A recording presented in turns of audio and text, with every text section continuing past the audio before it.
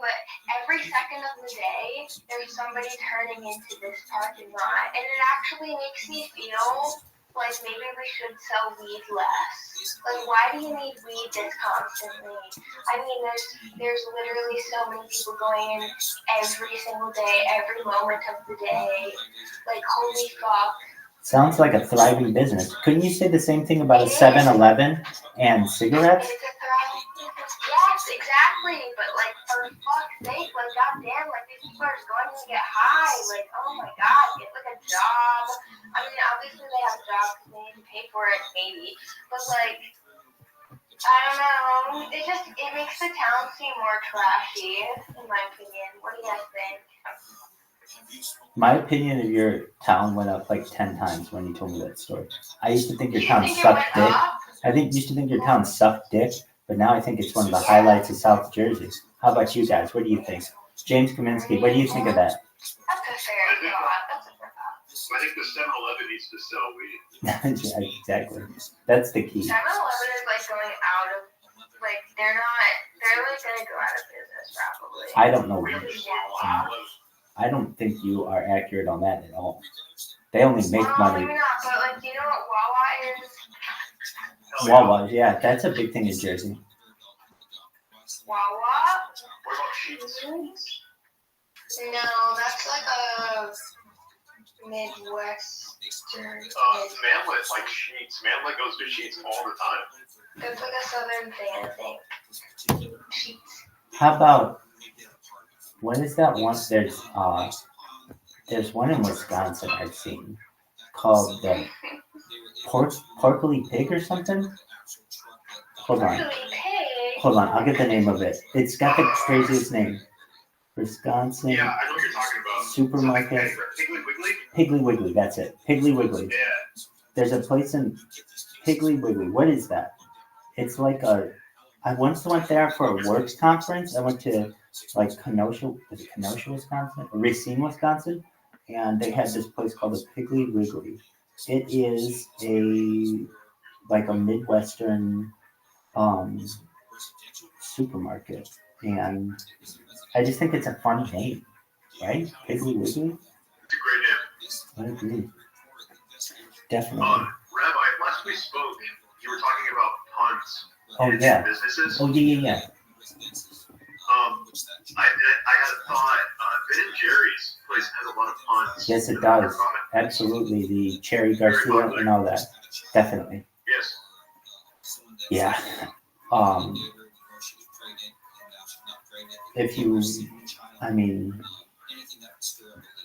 Truthfully, I think one of the go ahead. Back to gas stations and convenience stores. Oh, yeah, we got to go through that. Hold on, we have to go through that. Ducky will think that's fascinating, too. I'm sure other people will. Oh, my God. Hold on. Literally, you guys can talk about anything I would think it was great. But mostly, Rabbi, yeah. I love you. Like, you have to listen to me. I don't give a fuck about nobody in this group chat. I mean, I wish I could just hang out with you. No, you can. Anytime you want. I'm no, here I for you. can't. Like, where are you from? You're from California. Yeah, don't worry. We'll fly you out here. You're little LA, like, you're little freaking, like... Don't worry. One of these days, you can come visit. Don't worry. In the meantime, you can be here virtually. Now, one thing, I was showing my man, this is so cool. Okay, so we've got the 7 sisters. If you don't remember, Ducky, we have to get you aligned on something. Yeah. We were just talking about gas stations, right? Mm-hmm. Okay. Did you know that all the gas stations all used to be basically one company? No, I didn't know that. Yes, they were all known as Standard. But I can believe it. They were all known as Standard Oil. Ducky, have you ever heard of the Rockefeller family? Yeah. Okay, so the Rockefeller family made their money through a company called Standard Oil. And all of the oil companies that you know about now are all still basically owned by the Rockefeller family. I'm so mad at you. Why is that, man? Because, like, who are your parents? They're wild, wild people.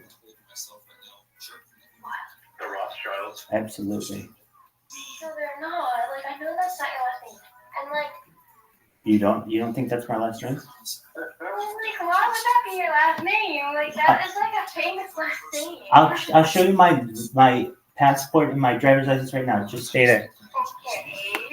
Alright, fine. Here's my, I mean, like, you can see me. I'm taking this out of my wallet. This isn't like a fake. Here's my license. First man to wear a hat with a driver's license. Is that right, Rabbi? That's correct. No, Rabbi, wrong camera. You should. Oh, you're right. Wrong camera. I'm sorry. You're right. God, you're so Rabbi, wait a second.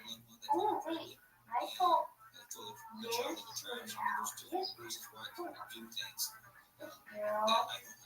Screenshot that. Hold on. Screenshot all you want. You get the whole thing. There's just no way that's your last name. Like, it's like Israel is your last name. No, that's my middle name. It's Israel. Your middle name's Israel and your last name's Rothschild. Sure. Talking. Here, let me get you. Did you know the loss of Jacob? Pardon me? Lord Jacob Rothschild? Yeah. Did I mourn his? Did he give you funding? Absolutely. He's the one who funds all of this. Yeah. So if you didn't know, he is the scion of a family who died recently, and in my own opinion, I don't believe he died.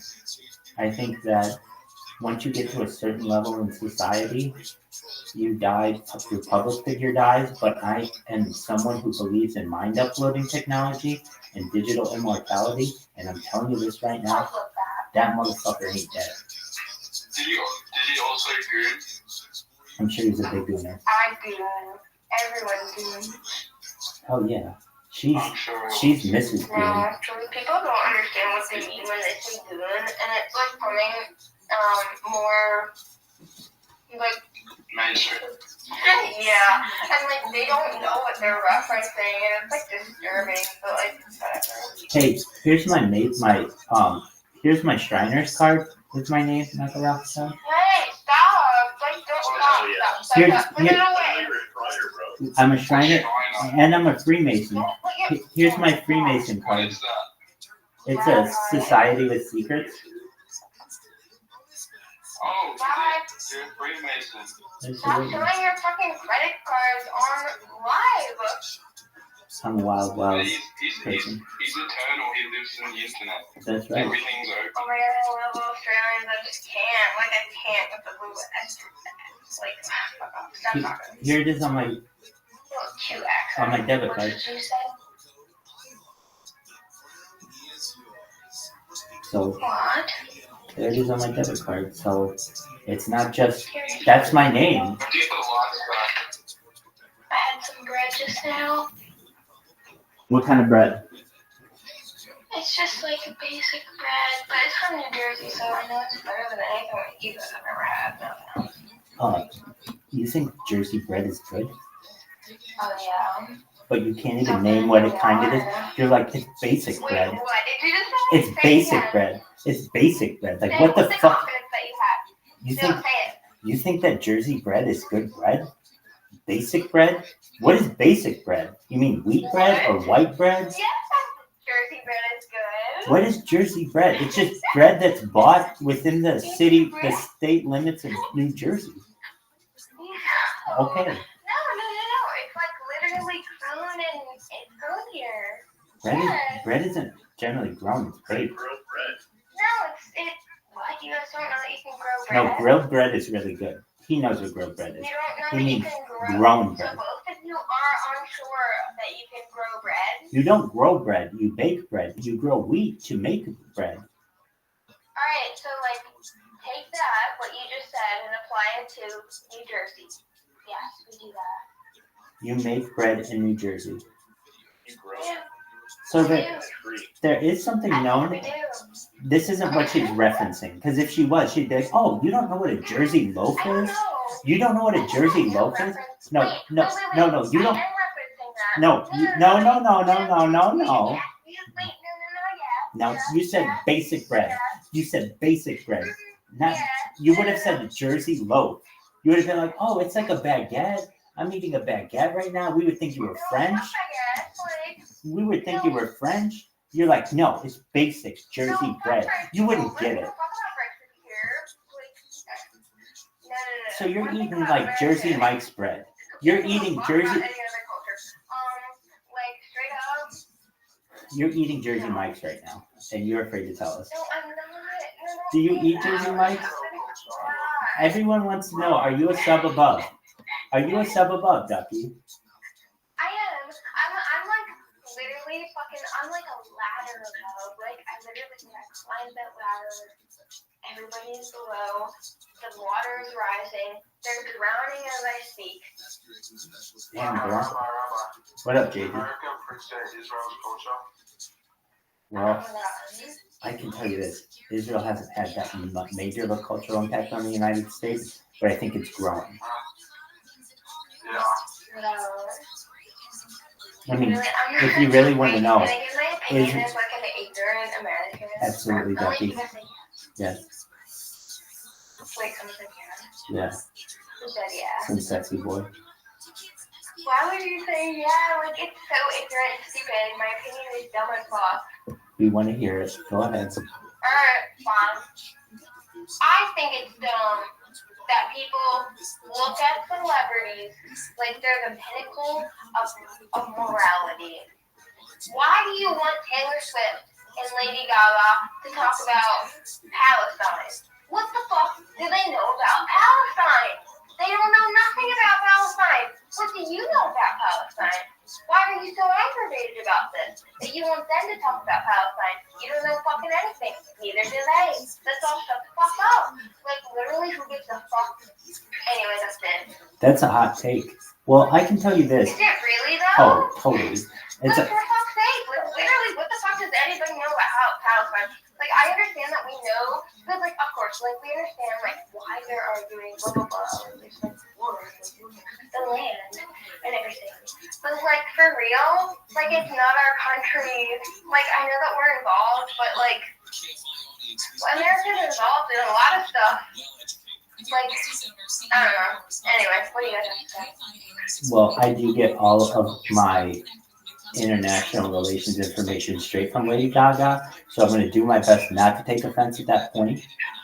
And also, if Lady Gaga is ever preoccupied, then my secondary source is Taylor Swift. So I know you've been looking through my search engine history to know where I get all of my political information internationally, but apparently you figured out my secret.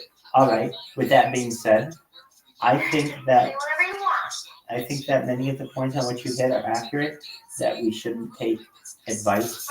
Rabbi, don't fucking disagree with me. Well, I'm not. I'm saying some aspects of what you said are correct. I'm not necessarily at this point going to discuss the points at which I disagree. I can. What I can say is that I think it's good that we don't take our opinions from celebrities and we make our minds up. Some things about which I disagree, if you don't want just all roses, I can say that I think that a lot of Americans know an in-depth history on the ancient Near East and even into modern day Israel, and that Americans certainly have an opinion on the matter. Whether it's relevant, that's all definitely to be discussed. But so I don't 100% agree with absolutely everything you say, Duffy. But overall, I certainly agree with the sentiment. I like that. See, I don't want you to agree with everything I say, because that's boring. Agreed. You want a little bit of perspective. Like, fuck off. Like, for fuck's sake. Rabbi. I just disagree with you. Absolutely. Hey. Okay, so we were talking about Standard Oil. And if you didn't know about Standard Oil, Operation Mockingbird. so if you don't know what Operation Mockingbird is, it's essentially the I didn't say that. Is Lady Gaga part of Operation Mockingbird? Oh my god, like, don't even bring it up. Fuck. See, like, you know what would trigger me. Like, there was this, alright, hold on, Rabbi, can I explain to you for a second? Yeah. Okay. In top culture. Absolutely. Alright, so there was this thing in pop culture that sort of got popular, and it was this video of Lady Gaga. And honestly, this video made this. Alright, so it wasn't the video; it was the reaction to the video. What happened in the video, girl? Describe the video. Describe the video. What happened in the video? Alright, so in the video itself, it was like years and years ago. It was of Lady Gaga being in Moscow, and she was like, arrest me, Moscow, and it was fucking awesome. The video was great, and she was in Moscow and she was performing, and the whole point of her saying that, it was relevant because she has something to do with the LGBTQ community. Like, that's part of her thing, you know? So, it made sense. And then recently it resurfaced because people were like, why isn't she reacting this way with the whole Palestine situation? And it's like, well, in my opinion, and it's because she has nothing to fucking do with the Palestine-Israel situation. For fuck's sake, like, why do we have to only rely on people who are famous? Like, it's kind of bleak. If we only have to rely on people who are famous for things to, like, talk about them, like, that's kind of bleak, is it not? Like, oh my god. I don't know. I feel like they're missing the point, and also, it's really bleak that we have to rely on celebrities to represent our, I don't know, I guess, like, I mean, it's gonna be there either way, like physical. Hey, are you guys listening? I am. I'm sorry, I absolutely am. you. I know what you're trying to do is you're trying to find a word on which to end, and you can't find the word, so you keep talking. I'm listening to you, but you can't find closure for your sentence. I understand what you're saying. Yeah, what do you think? I told you what I think. I think that you're right, that we shouldn't take our opinions from celebrities, and perhaps in the case of Lady Gaga, she was more outspoken on the LGBTQ issue. I mean, we can just look. Seduce her. 20% of her fan base is LGBTQ at least. She has the monsters. That's a huge amount of revenue for her, so she needs to protect it. At the end of the day, it's all about money. It's all about money. It's all about money. Speaking of which, Mr. James You're Kaminsky. probably right, but it's so sad when you put it like that. That's the way the world. Mr. James Kaminsky asked me about Operation Mockingbird, and I knew something was off about this. So there's an Operation Mockingbird. There's Project Mockingbird. And so Operation Mockingbird is an alleged large-scale program of the CIA that began in the early years of the Cold War and attempted to manipulate domestic American news media organizations for propaganda purposes. Now, Project Mockingbird, which is the wiretapping operation initiated by John F. Kennedy to identify the sources of government leaks by eavesdropping on communications. So we are currently, I think, in Operation Mockingbird, and I think it still continues to this day, particularly in your pop culture icons. They are told what to do. Absolutely, it's a perfect example. She's told what to do, same with Taylor Swift. I mean, really, I feel sorry for Taylor Swift in a lot of ways. They purchased her music album. If you know who purchased her music album, it was Scooter, Justin Bieber's Scooter Braun, Scooter Braun, and under George Soros's holding company. So basically, George Soros bought all of Taylor Swift's music, and now Taylor Swift has to go around singing songs that once belonged to her for other people. That's what I've heard is a reason why. If you ever look at Taylor Swift's songs, a lot of times afterward, in parentheses, it'll say Taylor's version, and people don't know. What'd you say? I said, That's true. And the reason why people think that she's doing that is it's some long-term play so that those songs are considered a different collection than the normal Taylor Swift discography. No, it is her straight up being like, motherfucker, listen to my fucking brand. No. Agreed. She's been saying that to boys who've broken her heart for many years. Now she's saying it to corporate world.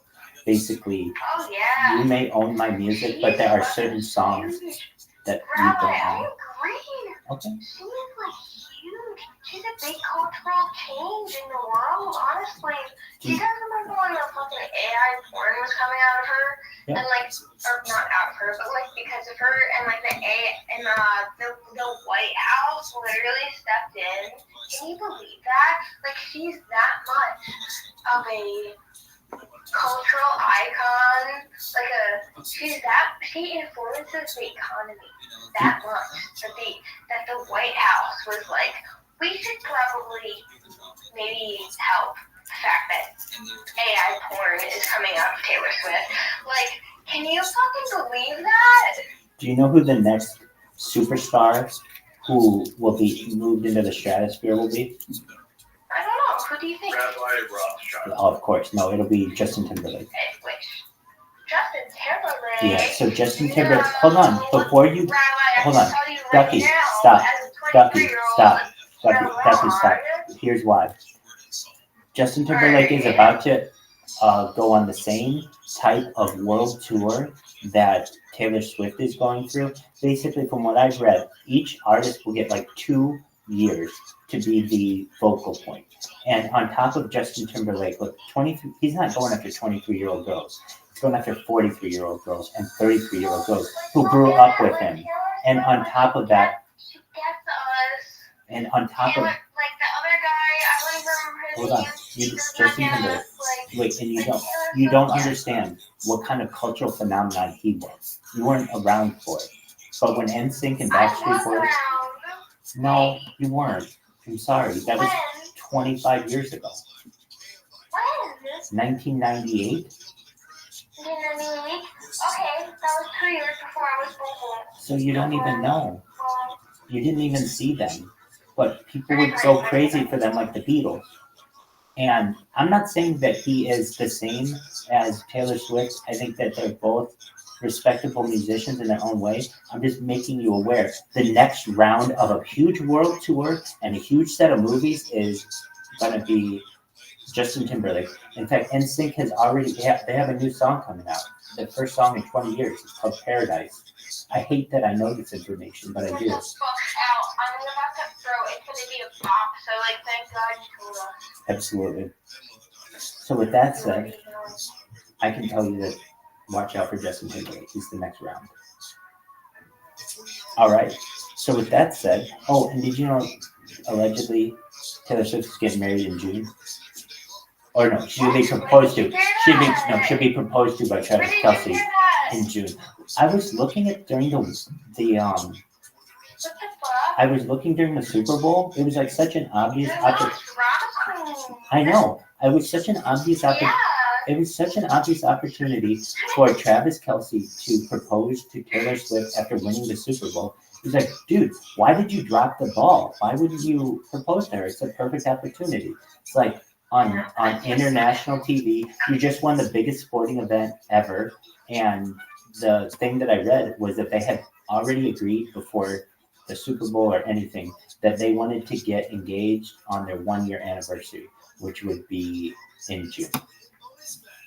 So apparently Taylor Swift wants to at least have dated a guy for a year before marrying or like agreeing to. So that's cool. Their marriage is so fake. Like, first off, like, can you imagine? That was so fake.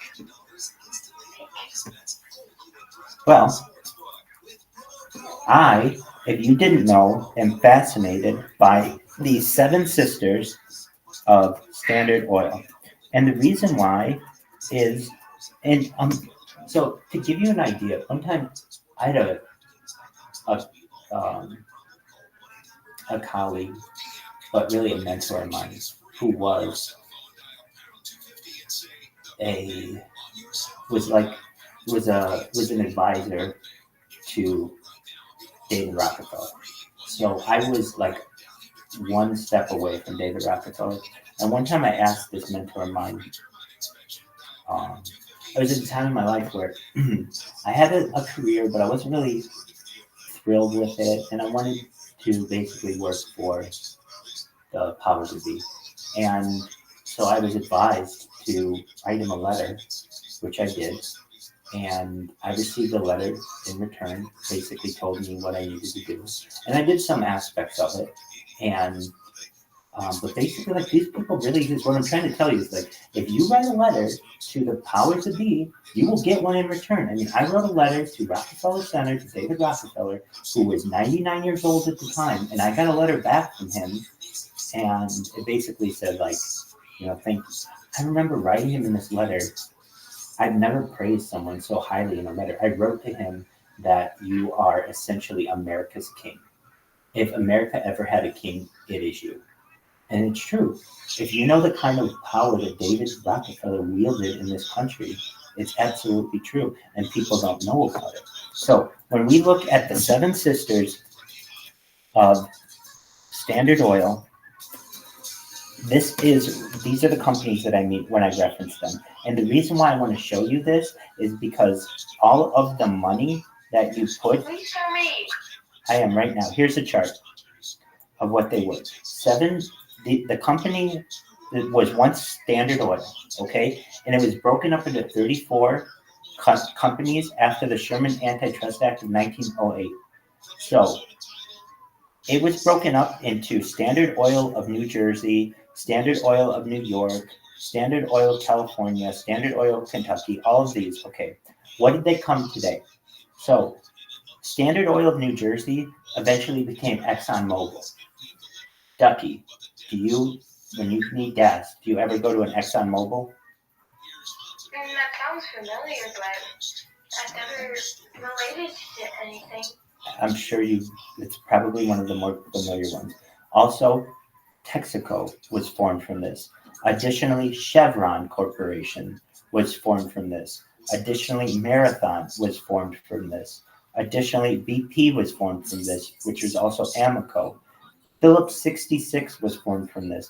ConocoPhillips was formed from this.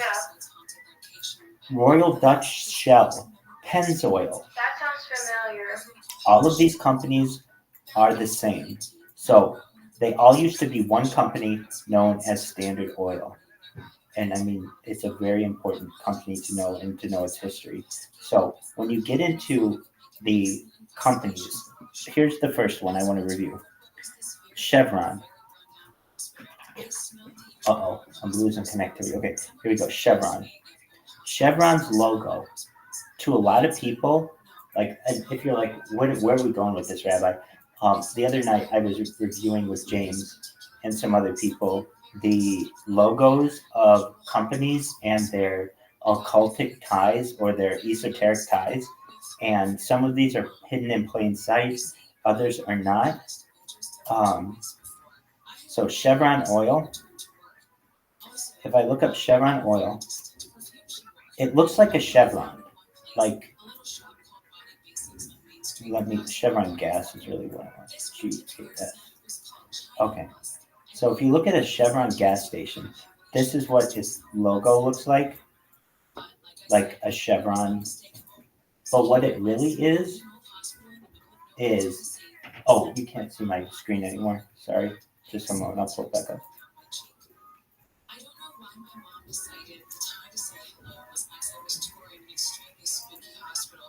It's just one of the many strange and unpredictable experiences I've had at the old South Pittsburgh Hospital, South Pittsburgh.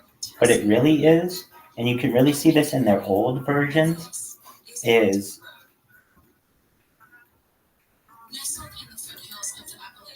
two blocks on each other. Now you can't really see it from this version as well. Let me look at their older version.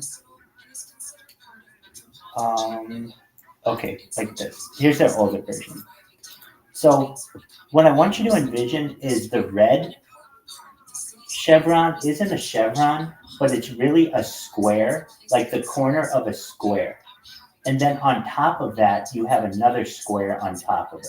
So it's basically two blocks that are on top of each other, or two bricks that are on top of each other. And one of them you'd be seeing like the face of it, and the other you'd be seeing the side. Essentially what the idea is that it's us over you. Basically, there are two classes of society. There's a lower class and an upper class. And if you don't think that is true, you'll see these on many of these different logos. The next one that we can look at is Shell Oil. I talked about this one the other day. We were talking about puns with oil companies.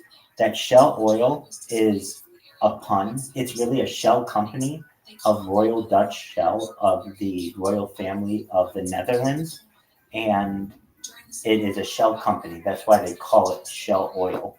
But people think of it as like a shell, like a brand. But it's a joke to them. Another one here is Arco Gas, Arcogas. So it's named for Atlantic Richfield, but in reality, it's Arco, meaning ARCO is the phonetic spelling of Rockefeller Corporation, like R for Rockefeller Corporation, Arco.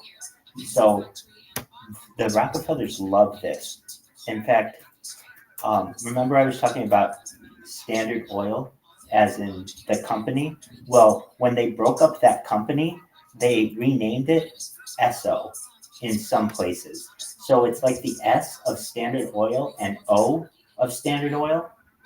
Basically, just to say, okay, you want to fuck us and break up our company? That's fine.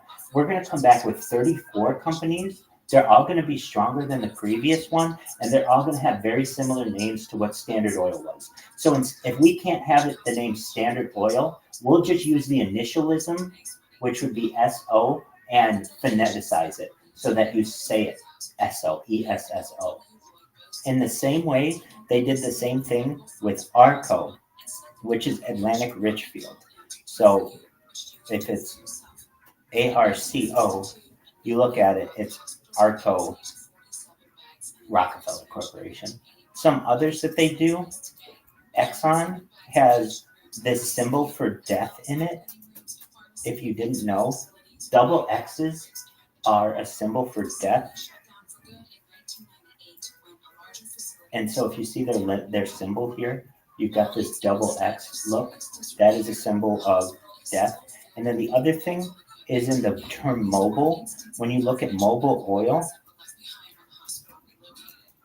or mobile gas, they make it red. Do you see that there's a red O in mobile? People don't know, but the reason why they have a red circle there is because when the human mind reads that and you make the O red, it changes the way that most English speakers pronounce it. So instead of saying mobile, which was an issue in which they were running for a long time, where people would say mobile oil, like Mobile, Alabama, they changed the O to red, which causes a reader to pause on it and focus on it, and thus it becomes mobile, because of that red O. There are also discussions that one of the reasons why they use that red O is it's a symbol of Saturn. We talked about this symbol a little bit when we were reviewing the Target logo as the symbol of Saturn. When you look at the Target logo, basically a circle around a circle itself. Moving on to other corporations that you may see that have these logos. Let me just pull them up here. There's this really famous flag, corporate flag. It's like an American flag with, here it is. I had a roommate who had this flag up once. Okay, let's see what it is. If it's close. One other one that you may see, Marathon Oil.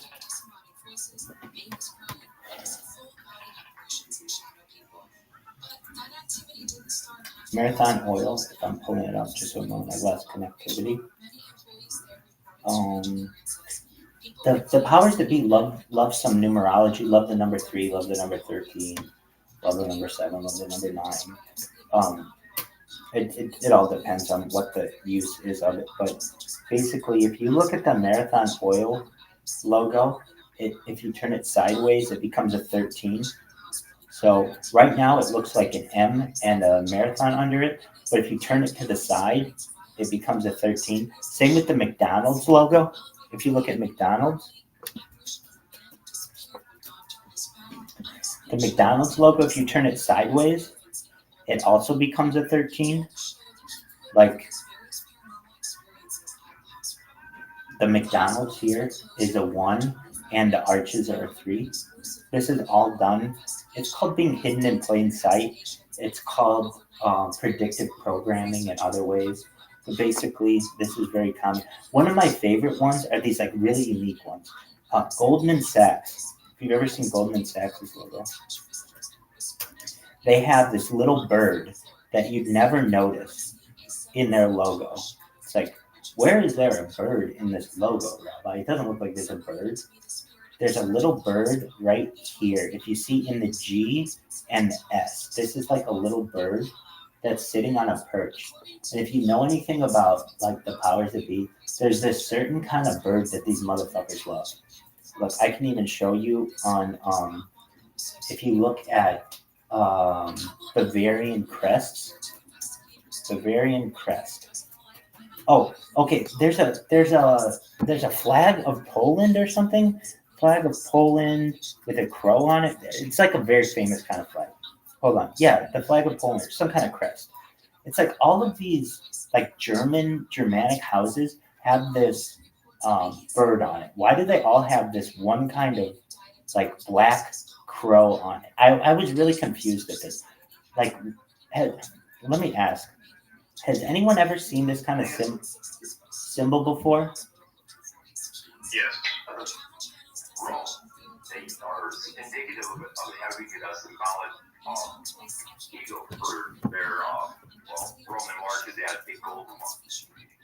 So there's that thought, but this is actually a crow. It's not an eagle. So if we look, crow on coat of arms. Well, hold on. Family crest like had that. Let me go back. I don't know what one the Polish one is. What I'm talking about is this one. It's more accurate of what I'm trying to reference.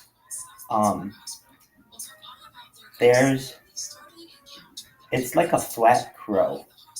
It's on the Rothschild coat of arms, and that's what always stuck out in my mind. What is this fucking this? What is this fucking crow or whatever the fuck this is at the top of the coat of arms? Do you see it at the top here? It's like a black bird.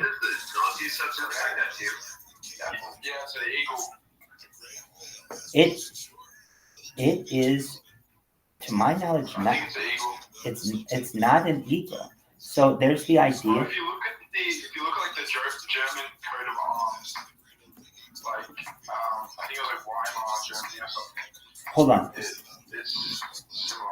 Hold on. You actually may be right. It may be an eagle, but we're gonna get to this one kind of crow, and you're gonna see it eat, and it's fucking unreal. So there's this idea of a double-headed eagle. Have you seen this symbol as well?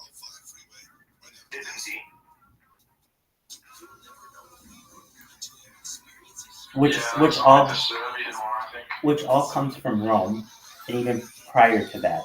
Now, there's this bird. It's okay.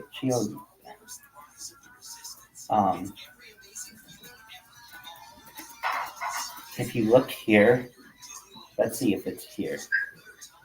Okay, great coat of the Rothschild family. It has a certain, let's see here, Alpine chalk. It's like this bird. Okay, this bird is a very special bird. Okay, when it comes to heraldry. Okay, Alpine chalk.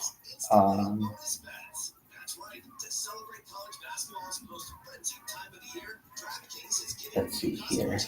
Coat of arms.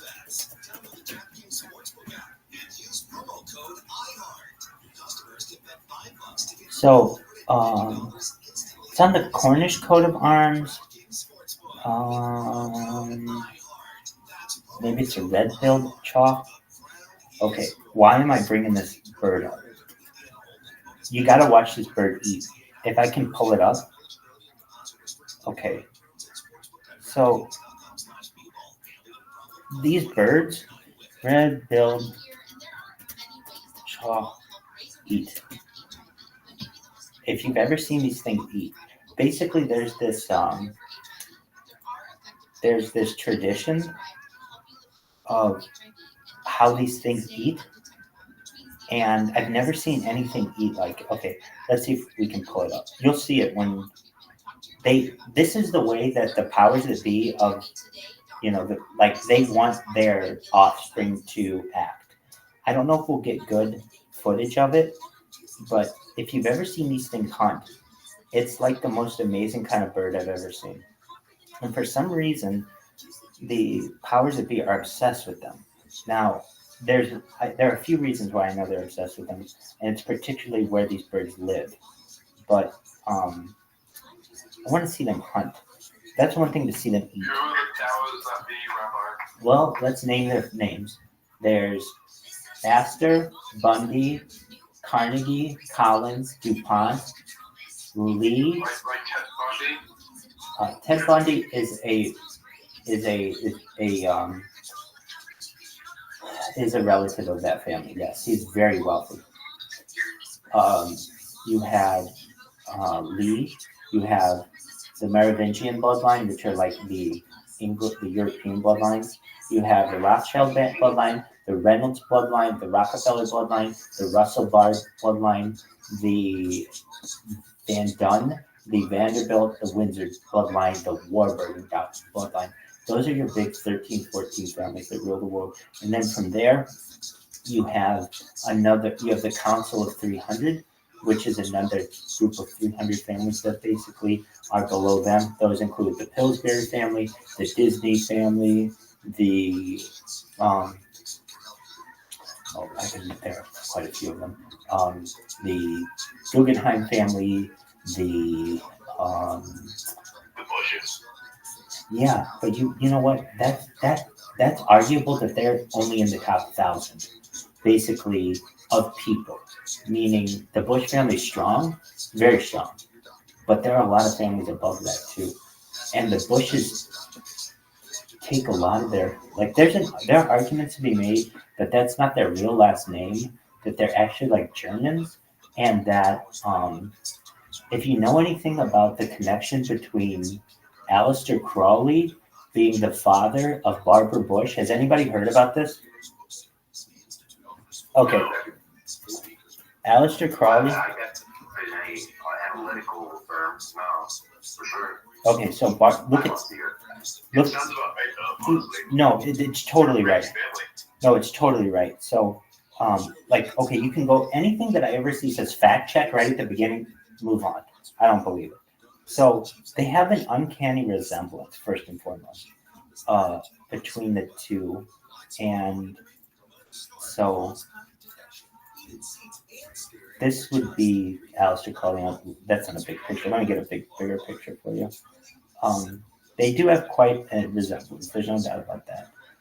Whether it's necessarily the same or not, who knows? But there is a story that Barbara Bush's mom kind of slept around. And that's how we get this story. So what is it? If you don't know who Aleister Crowley is the wickedest man on earth, essentially, at one point. They said, all right, so let's see here. I mean, you have to dig through a lot of shit to be able to find this stuff. But Aleister Crowley, the Bush connection. There's something to this. Perhaps. Okay, so, I mean, they do look alike. There's no doubt about that. Few people understand that one of the most notorious individuals of British history may have contributed to the lineage of our current, now past president. Evidence points to the disturbing possibility that Crowley was the true father of Barbara Bush, the former First Lady and mother of George W. Bush. If you look at the below picture, you can see the resemblance of Crowley and Bush are too apparent to dismiss. Anyone who remotely knows the genetics would see these two people are related. Now, I don't know for a fact, but there's a story about it. The story may be difficult to believe, but here's what it does. Until one learns more about the social interrelations that are tied to these unlikely parties. And this is where it becomes like more interesting. Specifically, the most focused on a fascinating woman named Pauline Pierce, born Pauline Robinson, whose third child was named Barbara. Most sources divulge little about this woman. We call more about her husband, Marvin Pierce, the president of the McCall Corporation, which published McCall's magazine and Red Book. He married Pauline, a beautiful young socialite, in 1990. The first child with Martha was born the next year. The second, James, was born in 1921. At this time, Aleister Crowley inhabited what must seem as a very different world, as he embarked upon a great communal experiment in the Abbey of Thelema in Italy. During the Abbey period, a Crowley follower had accidentally died during a magical Crowley spelling ceremony. The incident created a firestorm of unwanted publicity. The sensationalist British press labeled Crowley the wickedest man in the world, which prompted Mussolini's government to expel Crowley and his followers from Italian soil. When Crowley was 50 years old, he was residing in his home with Frank and Nellie O'Hara in Paris, France. In early 1924, Nellie was visited by an American friend, Pauline Pierce, the wife of Marvin Pierce, president of McCall Corporation, which published McCall's and Red Book magazine. During Pauline's visit, Crowley underwent what he termed as supreme ordeal, an initiation into Masonic Ipsimus grade, the highest magical achievement in his order. The initiation rite included choosing one or more experienced attendants charged with arousing and exhausting him sexually by every means possible, employing every artifice and stimulant. In that place and time, Nellie and Pauline were the most suited for the task. Pauline returned to America, and on June 8, 1925, 8 months after Crowley's supreme ordeal, Pauline gave birth to a daughter she named Barbara. Barbara grew up to marry George Herbert Walker Bush, who later became president of the United States. Whether it's true or not, I don't know. I just know these motherfuckers look a lot alike. And that certainly could have happened. Now, when it came to these fucking birds, you just gotta see them fucking... Okay. Red-billed trout return to sun. Hunting.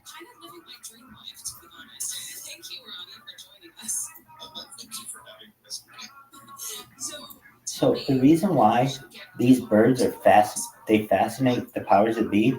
These birds are the birds that fly higher than any other birds. So that's why they're so fascinated with these things. Basically, if you go, all the birds fly at different altitudes.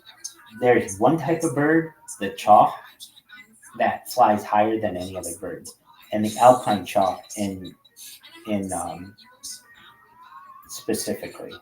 Now, I gotta see these things fucking hunt. The way that they hunt is unlike any other kind of bird that I've ever seen. And when they hunt in a group, they basically like raptors, like little raptors, is the way that I would describe them. Like if you've ever seen raptors in Jurassic Park, that's how these things eat. But they do it. I only see one bird in this one. I want to see these things, like a group of them, eat, because it's fascinating. And there's something about this that's also fascinating in Germanic culture as well. Okay, eating. Let's just look at eating.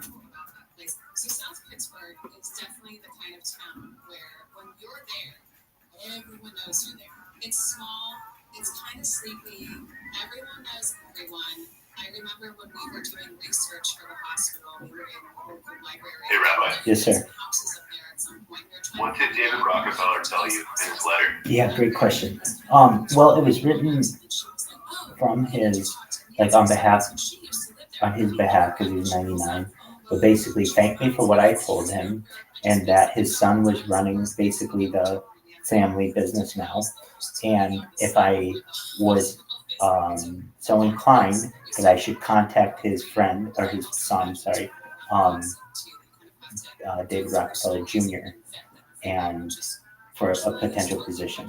And at least my mentor told me, if anything, they can get you a position at Rockefeller University. And at the time, I had a good career at another university, so I wasn't necessarily looking to leave. I mean, I just was kind of interested, like what happens when you contact one of these people.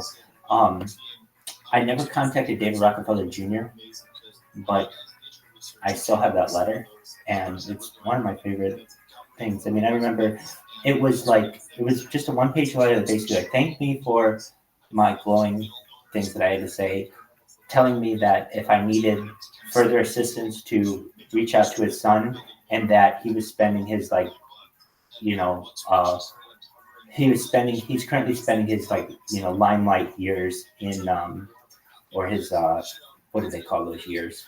Twilight years, twilight or sunset years, twilight sunset years. Yes, spending time in his gardens and with his grandchildren and things like that, which I understand. I get that. Okay, so you may say these birds are just hunting like normal birds, but there's something about the way that these birds hunt in a group. You'll only see two of them right now, but basically they're very, very aggressive and they fly higher than any other birds. Anyway, it's something fascinating because, oh, I remember it has something to do with this, with those death masks. You know those death masks that they would wear during the Black Plague? So those Black Plague death masks. Yeah, and they used to put all kinds of like flowers in the front. Um, there's something about there's some kind of connection to that. I forget exactly what it was. Why did they let him beat the mask? Well, the sniffing salts or something, they put like incense in them. Right. The noses were along it. Right.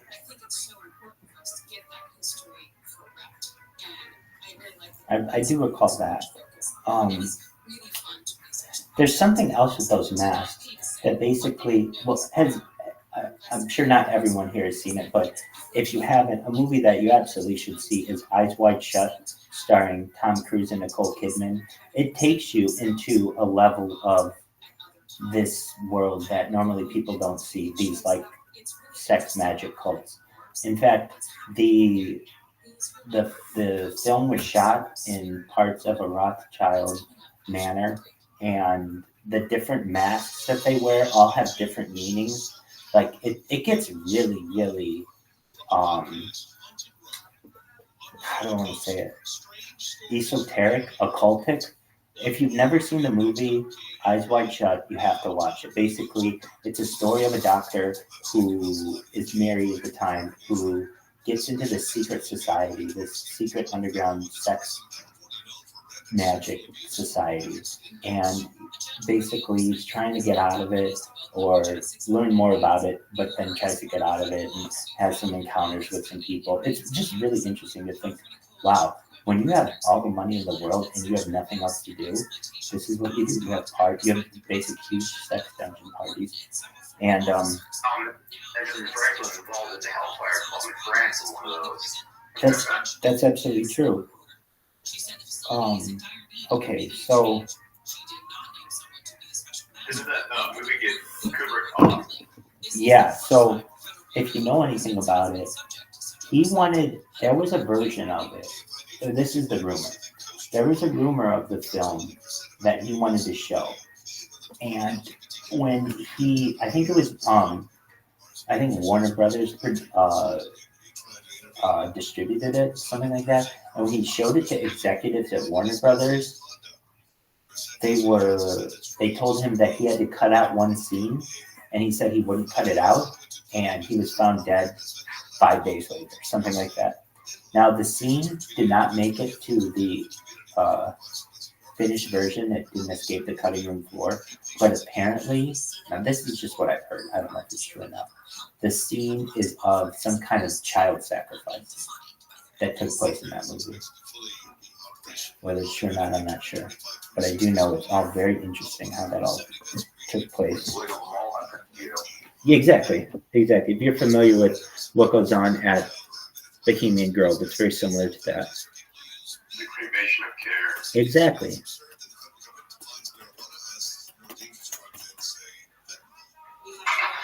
you guys see that dude that snuck in fairly recently?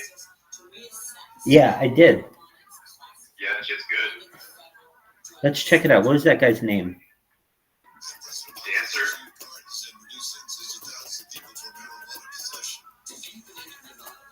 Yeah, I didn't see that one. We're Yeah, pu- it's good. He has like 2 parts. He has like it's like all dilapidated and shit. we're pulling it up right now. We're gonna watch it. Okay, is it this one? Yeah, that's it. Dancer, yeah. All right, let's turn up the sound.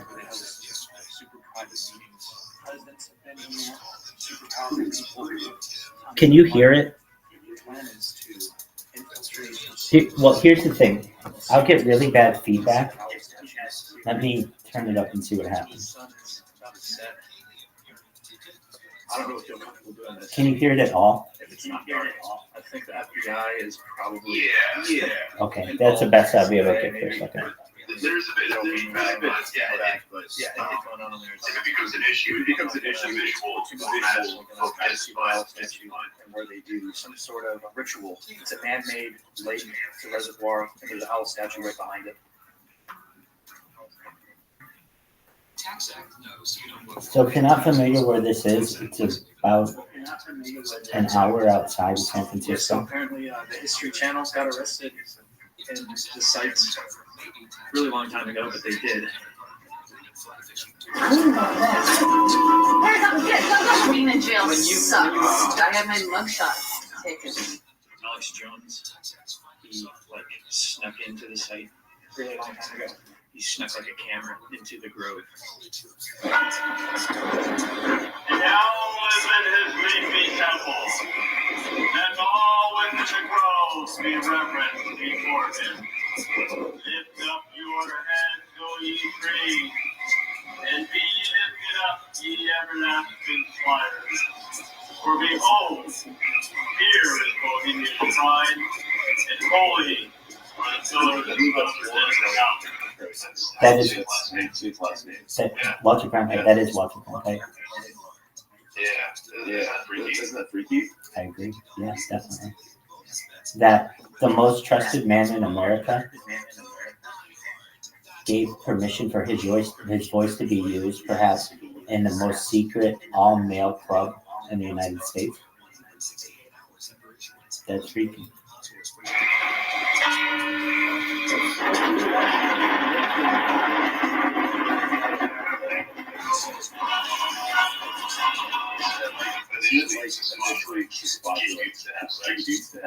In fact, Richard Nixon said he'd never seen. Look, I don't want to offend anyone. I'm going to use his exact quote. This is what he said.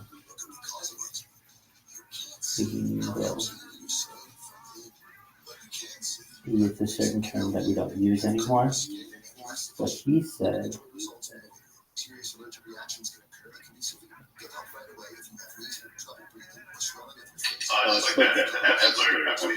that's exactly right. He says that the Bohemian Girl was disgusting cesspool of savagery. It is the most faggy goddamn thing we've ever seen. He says his exact quote is, "It is the most faggy goddamn thing you could ever imagine." And apparently there aren't women there, and the only men who are there are dressed up as women. And then there was also there was a fighter recently. Did you hear about this fighter who said he was a Bohemian Grove and had to watch a child sacrifice? I think he was having a big episode. Is that true? I don't know. It's all pretty speculative, which it is.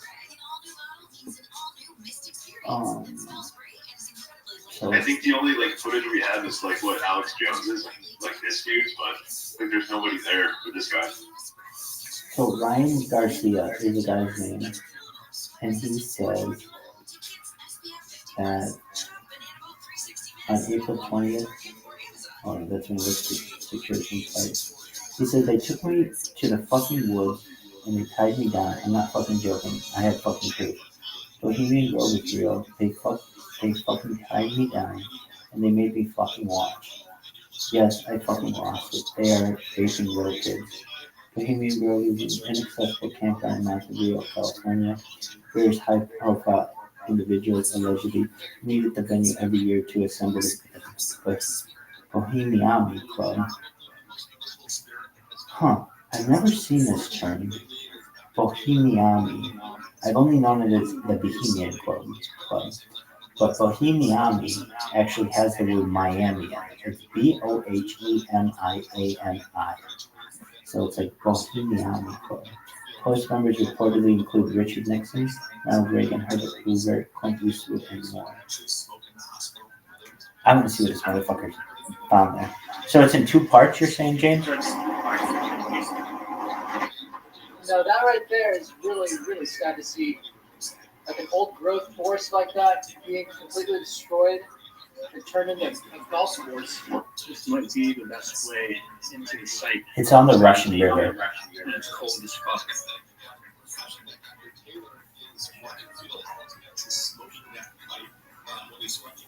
Golden sun. Woohoo!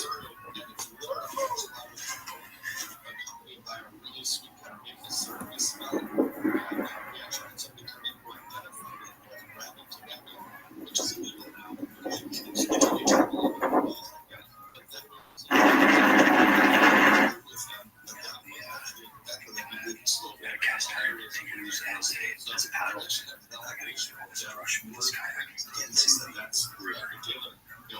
Hard shit.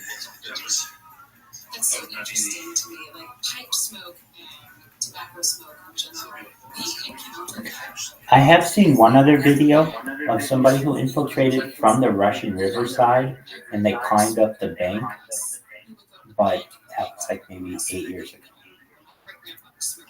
That smell was hit. It was such a part of Actually, even though it's guest house. such an identifying marker to a person, that I can see why it would kind of become. Rabbi, when you become super viral, Oh, we're going here. Absolutely. You're gonna go. Here's the thing, being a Mason in California, you're only one person away from that. And basically, like, there were people who would go, well, I gotta be gone in June this year. And it's like, oh, okay, where are you going? Going up to the Grove, you know, kind of one of those things. Every summer as well, we had the swearing in of Masonic officers in at Grand Lodge, and so every year a couple guys would go up there from Southern California. They're very connected. So, and to answer your question, yeah, I would definitely go up there, and I would want to live stream it, the whole thing. Basically, it's already on camera, guys. Now let's get some good footage of it. When you were in college, were you a brat? No, my college didn't offer fraternities. I see. So maybe you like school or something. I would have if I had the opportunity. I would have wanted to be in Skull and Bones or the Scrolling Key or the what's the other one called? There's this pudding one. Fussy Pudding? Is it Harvard? Fussy Pudding Club or something? Yeah. It's all like CIA, right? For the most part. Skull and Bones is Hasty Pudding Club. I would have wanted to do all that shit, definitely. So, I thought that was just we designed for Yale University to Skull and Bones. it is, that's what we're saying. So when we came there for Kindred, there were some people that Have you ever seen the footage of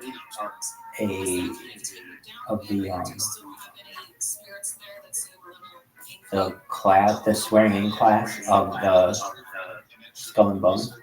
Somebody got it on camera a few years ago, not a few years, but like maybe 10 years ago now. You can hear the guy screaming inside. Basically, allegedly, what takes place. The what? Yeah, they have to sit in a coffin and masturbate and say what their greatest fears are. And then allegedly at some point, I think they get peed on. Something like that. Yeah, I know there's like feces involved too, I think in some cases. Yeah. It's wild. So we got this cat. He's keeping himself quiet. This is a 30-minute video. We don't necessarily need to watch it all. A lot of it's dark, so we're going to move forward in it a little bit. He's just trying to find his way inside.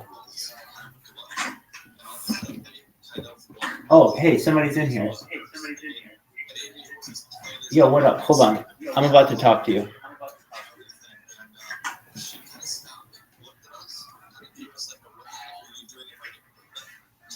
What's up, pimp? What up, doggy? Hey, dude, I'm kicking ass, taking names. Do you know what Telegram is? Never heard of it. Come on, man. Well, it's this communication platform, and if you'd like, we've got a ton of people in here, 11 people, and we're watching videos of Bohemian Grove. Oh shit! I used to live right next to Bohemian Grove. I know a lot about it. I picked up people that ran away from. Dog, we need you. I'm humble county. Dude, you're right there. Dude, jump into this Telegram. I had Homeland Security at my daughter's school picked up a petty fucking. Bro, I sent people back to Jesus. Dude, do you see this Telegram? No, you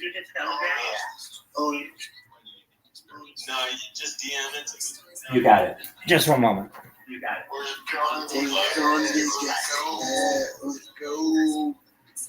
Hold on. You gotta follow me back though. Make sure you follow me back. I only see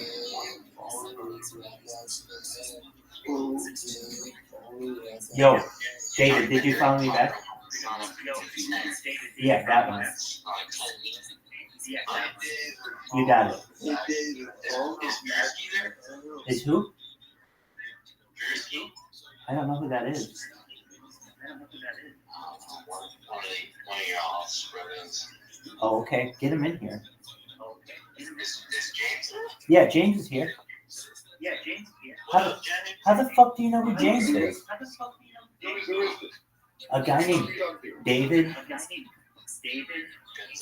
David Gonzalez? James, do you know David Gonzalez? What up? He's saying what up? Okay, David Gonzalez, I just sent you the link.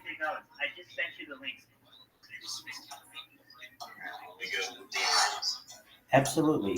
We want to hear all about Bohemian Grove. We're gonna have firsthand Bohemian Grove.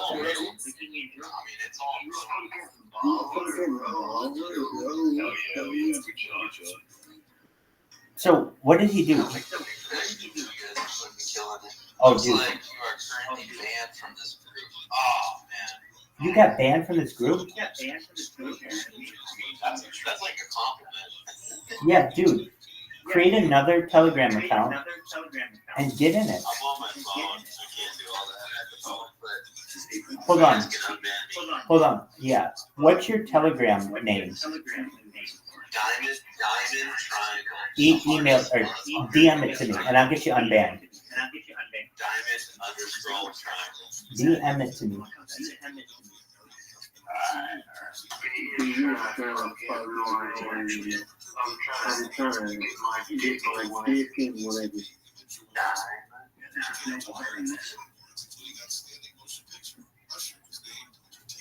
She is like Elon upgraded the system.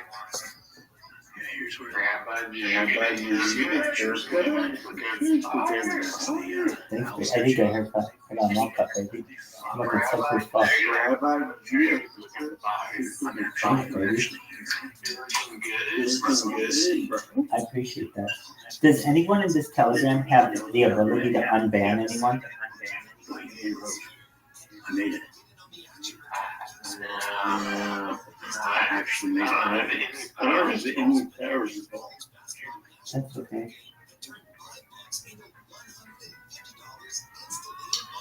Well, here you can Google this. You can Google Shane Miller. Shane was a friend of mine. He was accused of killing his entire family, and he actually was. He owned over 50,000 acres. His dad had sold the land for Bohemian Grove in like the 50s. And yeah, they killed Shane's whole family, and miraculously he was able to travel from his home in Reading after committing such atrocities, killing his 2 daughters in their sleep and his wife in her sleep, and traveled 500 miles without even committing one crime, and killed himself in his family bunker, all by himself. You know, we have marshals, everything up all on our farm. It's all about land, man.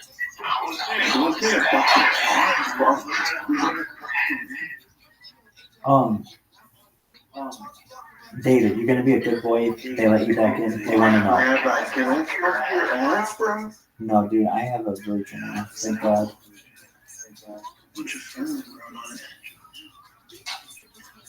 I mean, Just the only thing you shouldn't do is post another Telegram link. okay. If you don't post another Telegram link, you should be good. Awesome sauce. Just one moment, I'm getting you permission. Oh, dude. You can only show this to your bro. Hey, this is what I wanted to see. Rabbi, two ass like a go inside. John Dick.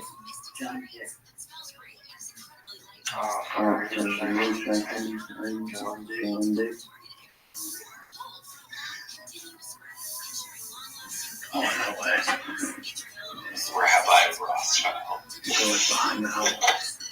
Dude, my last name is Rothschild. That's my name, dog. I'm a rabbi. It's so funny. I know a couple of Rothschilds. You know John Rothschild? Hell yeah, we're all related, baby. You know? We are trying to get you connected here. We're getting an admin. Can admin? No, dog, you think it's like John Rothschild, right? Or John Dick, that. Hey, dude. Oh, you got unbanned. Come back.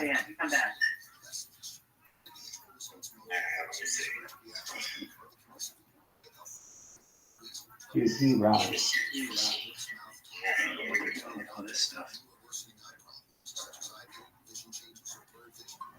Hell yeah. Welcome, Dying Triangle. SAF building the world's largest dildo. Won't DM first. Get in here. Hell yeah, he's in here. Alright, tell us everything that you know about Bohemian Grove.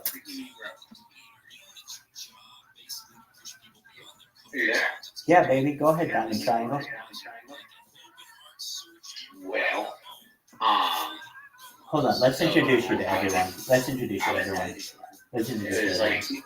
2015 or 2016. Okay. And I was heading back to solo little weed, so whatever you call it. They all wanted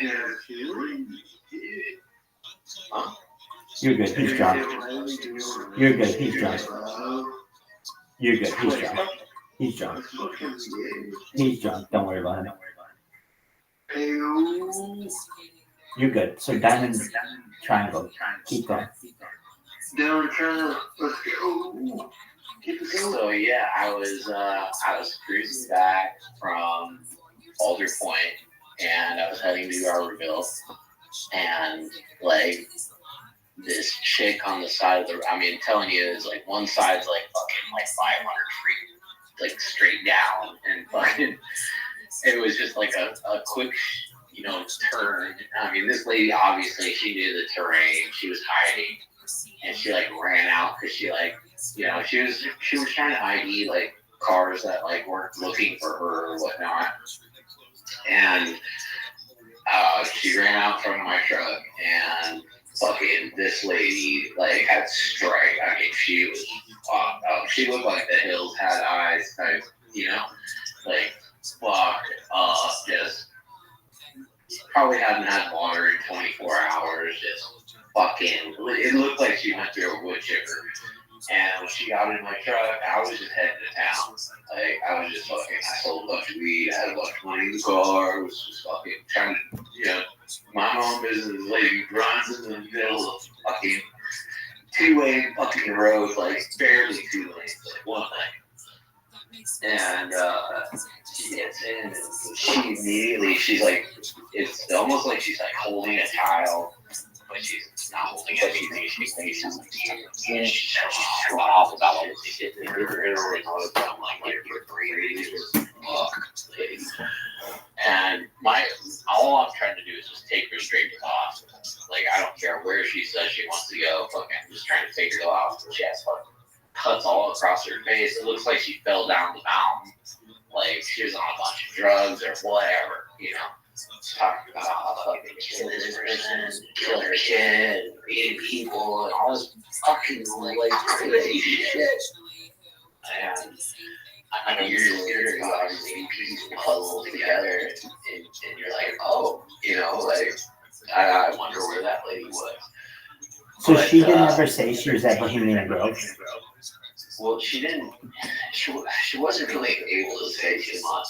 I mean, she just kept on talking about her kid and like holding in, like, you know, really hugging really tight on herself, and you know, like almost like wanting to. Like, she wasn't crazy because you can tell crazy people hit themselves and hurt themselves. She wasn't like doing that. She was like just making erratic shit. She didn't want to upset me too much. She wanted to get to safety type stuff. But my main goal was just get her to the hospital. But that's the only thing. And like, you know, again, like I know of the girl because Shane Miller. If you Google Shane Miller, Humboldt County. Alright, you'll start to see the ABC, NBC, CNN article where Survivalists accused. his daughter. Survivalists accused. Yeah, I see that. Shane's dad sold that land to them. I bought my original piece of land up there from Bob McKee. And Bob McKee was like, see, Humboldt, like, people own massive pieces of land in the 70s. That's when they started to parcel them down and start selling the small pieces. But the 2,700 acres was sold from Shane Miller's dad to the current owner, which, give me a little bit, I'll figure out who they sold it to. They sold, but yeah, I mean, it's all real, man. Like, it's fucking, like, look, when you go to any small prison city, right? Or like, there's like a big prison, especially federal prisons, that hold all the sheriffs, the local sheriffs, all the different organizations. It's all the same families. It's all small amounts of families that like have those positions that own the grocery stores, the gas stations, everything. Okay, that's starting to piece them all together. And you'll start to see who actually owns what. Who actually owns what, but you know who's involved in what. But Humboldt County, there was this dude, crazy dude. He got let out of prison. He got let out of jail, or not prison, jail 3 times. I think 3 times in one day. He got let out 4 2 a.m. And he went straight to the, I think it was Christian or killed the priest. The priest was alive for like 4 or 5 hours. And I mean, he tortured that to death. Like, they say last year it was a car all over that dude's body. He's drunk. Don't worry. He's drunk. Don't worry. No. We don't think you are. He's just drunk. No, I mean, these are all just like news where these are all things that are like national things. If you look into Humboldt County, Tri-County, it's more people. When I say people, it's more or less what is it called? Children and young girls, teenage girls, any other county association. I mean, there's like today, like there's still more like news, press, the amount of shit that people like are doing to kids, like fucking crazy. My daughter was out of school in Tempe, Arizona. Mr. Eric was arrested by Homeland Security, and him and his wife was working. His wife was arrested. They were both Chinese nationals. And Homeland Security came. There was like 60 parents that they were talking about. It's really disturbing when you see an agent or multiple agents. There's like 6 or 7 of them, like up on this like little stage at my daughter's talking to the whole school about like and incidents. They refer to them about collections because they've traded them for money or whatnot because there's so much money involved in the system already. But they trade them, like they trade collections of pictures. There's production. There's like there's all these levels of like what goes on in that world. It's really fucking disgusting. That is wild. No, it's real as fuck. People want to like, because it's like it blows your mind so much. It's just like, wow, this can't be real. It has to be like, no, it's fucking real as fuck. Yeah, like even beyond this shit, like there's so much shit on the internet that's like way too far. Like the shit in the room. Bro, I'm sorry. You talk about shit on the internet. One thing, I've seen the frazzle dress fucking. Have you seen, dude, you haven't seen the whole thing, have you? Hold on. You haven't seen the whole thing, have you? I saw it really fucked up. Like, really fucked up. Like, When they cut off the little girl's face and put it on the iPad? I mean, more or less that. It's more or less that. One thing, though, I will tell you. Wait. Hold on. Can you see Hillary Clinton and Hugo Aberdeen's face clearly? You can't see it as clearly as you want it to be. It's not. I understand. So you were saying about John Podesta? But I know audio, right? Skippy? And Skippy? the audio that they were able to say John Podesta and the one where he lights the bathtub on fire, the bathtub on fire, he orders his kid John by name, orders his kid John by name, and then John bro, he's like my real name, crazy on the kid, And he's screaming, he said, what is my real name? And it says Skippy.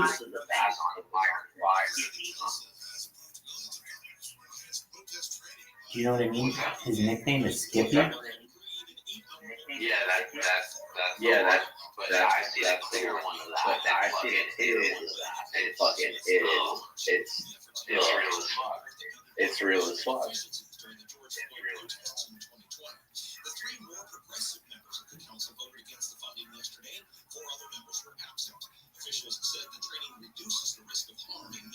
So where? Needless to say, there's a bunch of reapers out there that are gonna like.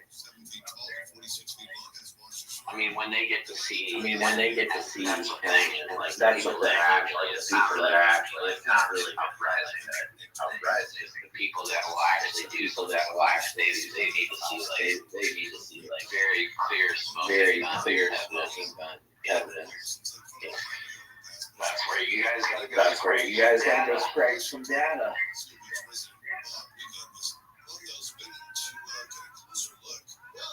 Did you see the one in the bathtub or the shower? The bathtub one where they light the fire, where they light the fires of the bathtub is on fire. The surface of it is horrible. It's fucking disgusting. It's on fire. You know what's crazy is that Apple around that time, when all that shit was coming out. You know what's crazy is that Apple around that time, when all that shit was coming out, Apple changed their policy to anything in regards to child pornography. Apple changed their policy to anything in regards to child pornography would be deleted from your iCloud, right? I remember that when what was it called? The falconing? One of their updates, but I don't know, it was one of their updates, but that's what was the actual purpose of it. types of like Types of like links, that's you know, what that software that's what that software deleted did. everything and anything. Deleted everything and anything. It could get the videos, like You have all these like videos. fucked up versions. You have all these like When I see the fucking back clear, when I see the fucking you know, back where he clear, what's my name? you know, where he What's my name? and fucking he's like, God, Sorry, I was again like these are not. sorry, I'm not again like these are not the greatest memories. You're right. It calls But, Skippy. You're right. They Fucking call him Skippy.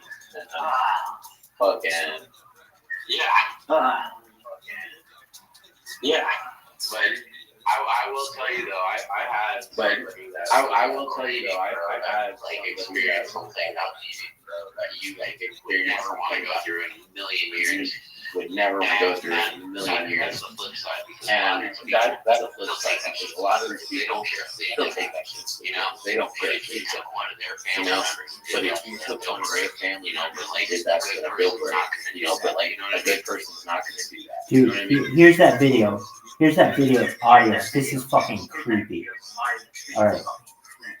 I'm warning you beforehand. I feel bad for that guy, Ryan Garcia. I feel bad for that guy, Ryan Garcia. He actually I haven't been there. I haven't been there. I've been within. Here we go. I mean, if you want to pull the real, if you want to pull the, I'll go there. But Here we go. you guys, Here we go. This audio. All right, here we go. This audio is allegedly of this person abusing a child while scalding them inside a shower with hot water running. Oh my God, this is terrible.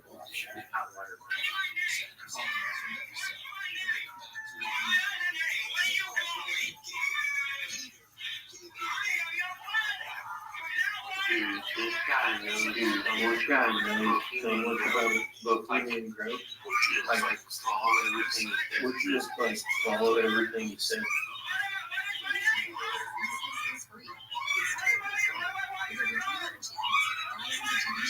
I might actually have a distorted version. Like, Yeah, no, I know. I've seen a video. This was from that's He, this is a leak.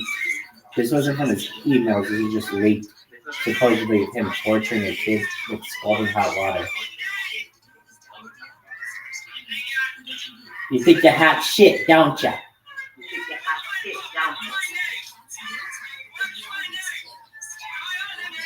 Oh, you should see the blue. oh, you should see the blue fire for alcohol. It's literally, you can see like fire. Literally, you can see the fire coming off the kid in the tub.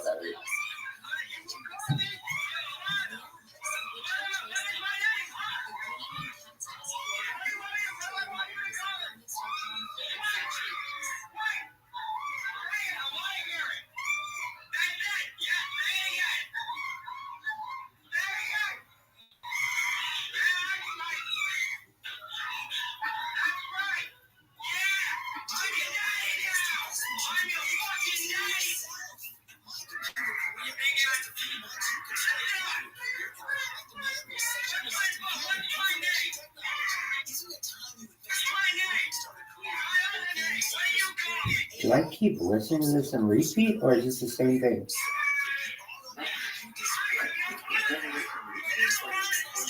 It's fucked up shit. It's fucked up fucked up big shit. time.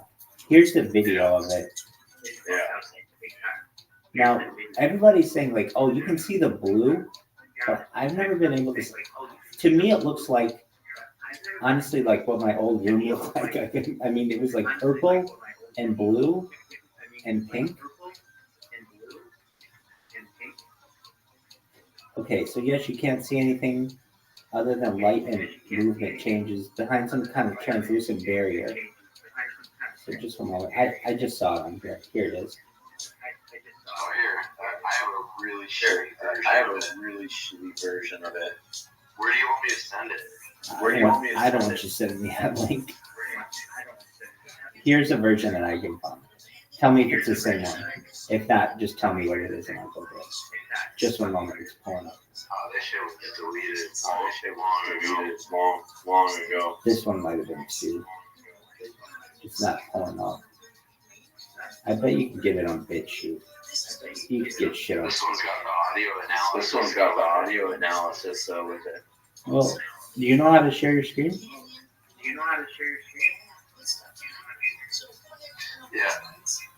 Yeah. All right.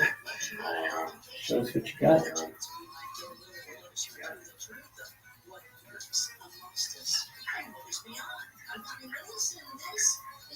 You think you're hot shit, don't you?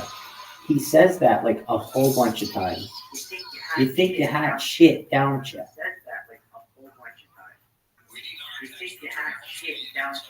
Okay, I have to look at that. That's sticking out in my mind for some reason.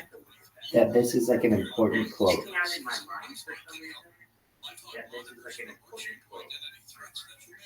Podesta, you think you're hot shit, don't you? He keeps saying it to this child. Okay, you think you're hot shit, don't you? Yep, this is him. Oh, who's sharing it?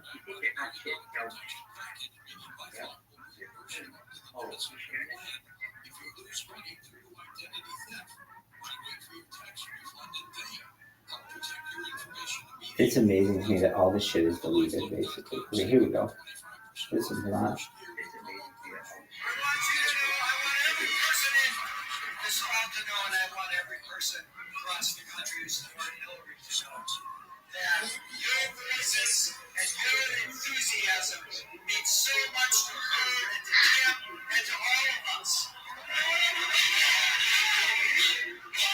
So what exactly am I seeing here on So this is. So what exactly am I seeing Yeah, what is that? here on the diamond triangle screen? Diamond triangle, can you hear us? It's the same video. Diamond triangle, we can't hear you though. It's the same video. All right, this is what he's trying to show you. It's this video of this shower. It's a shower that has a kid in it, and Podesta allegedly keeps taking the hot water and like scalding the kid, forcing him to call him his father, and forcing him to call him Skippy, like his alter ego.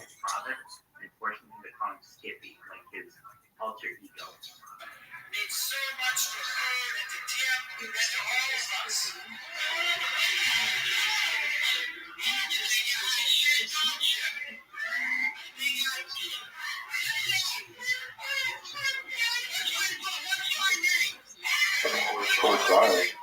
Agreed.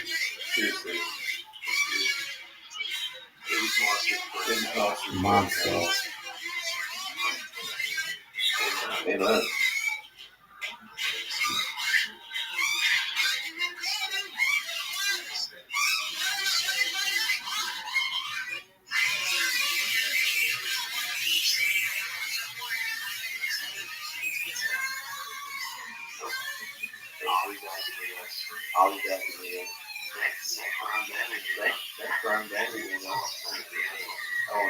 Here's good. Welcome back. Yeah, man.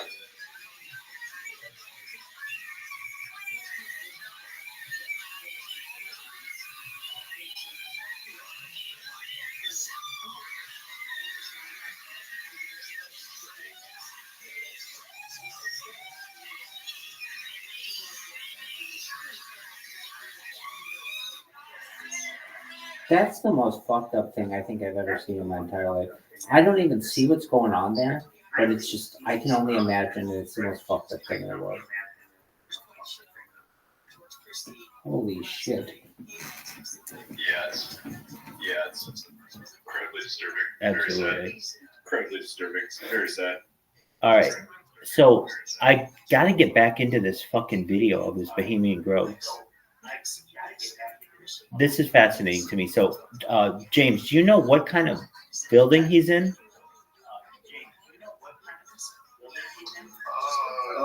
It's like in one moment in the video. I don't know. I'll show you in a second. One thing I just learned about YouTube, though, I didn't know, and I use YouTube, I'm definitely sure, than every single person in here combined, basically. When you're trying to pull up something on YouTube, watch what I do with my mouse. If I hold it over the little, like, ball where my current status is, it says pull up for precise seeking.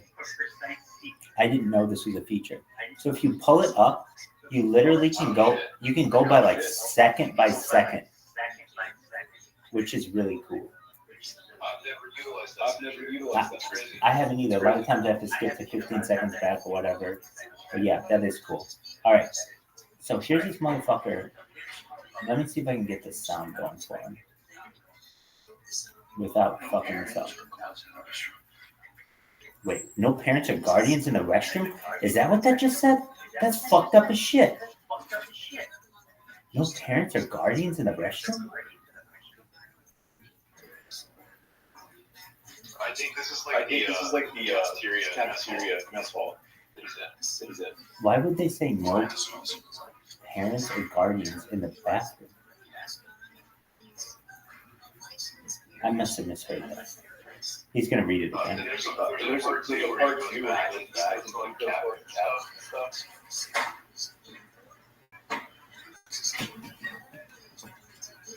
It really is. Okay, here's that. Absolutely no aprons or gloves in the restroom. I thought he said parents or guardians. Anyway, aprons or gloves, parents or guardians. I don't know how I got that. He reads what? No errands? Yeah, that's how he reads it. It's kind of funny. No errands? Oh, errands, not aprons? Oh, that's why I thought he said parents. No errands or clothes in the restroom. You're right. That's why.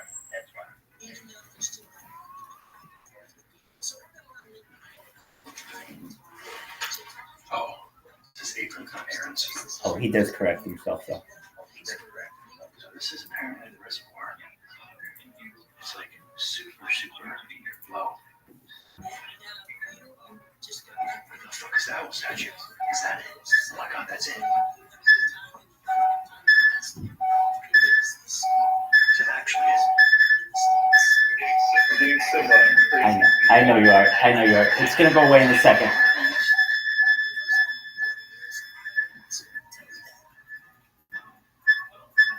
Oh, I'm so sorry. I'm so sorry. I am so sorry.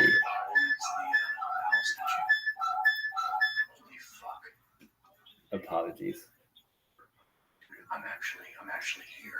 All right, here he This is. is insane. So there's the owl statue. He really gets up to it. Bohemian Grove. Isn't it like hollow or something, or like a rock? Yeah, like inside. Yeah. Which he's really disappointed with, because a lot of people are. Bohemian Grove, bitches. I'm here. I'm doing it. What's a big surprise? Kind of how like run down like things look. You would expect for people who are multi-billionaires that everything would be pristine.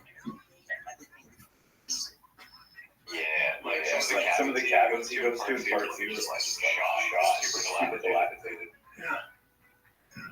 It's not a statue. What the fuck? No way. Is that the care thing? That's it. Yeah, This is fucking cool.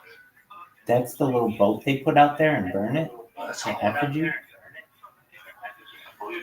believe so. Kind of looks like it. They need to fill this pot. The owl thing? Well, there's a big owl, and then they put this little boat in front of it that's like the cremation of care, and they burn like a little fake infant on it. Yeah. That's the owl. The mock sacrifice. Right. A bunch of ferns have grown on it.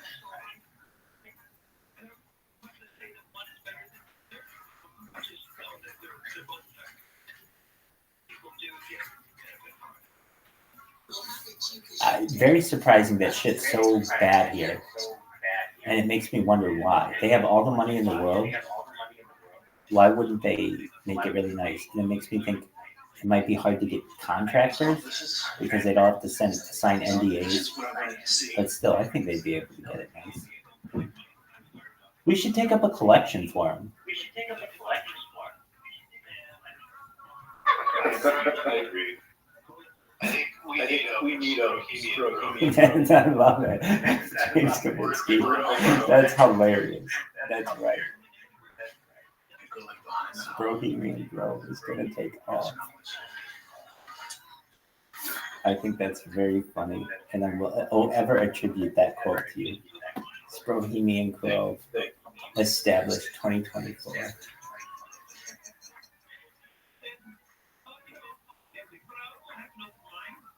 You can be the rock and rock, right? I would love to, definitely.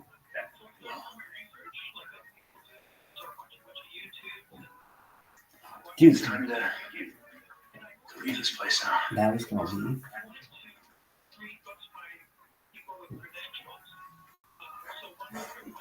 I highly recommend the 16th part 2 as well. Oh, we're watching part 2 all day long. I love it. Thank you.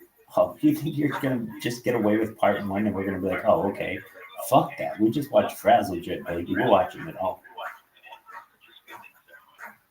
What took you so long, Tom?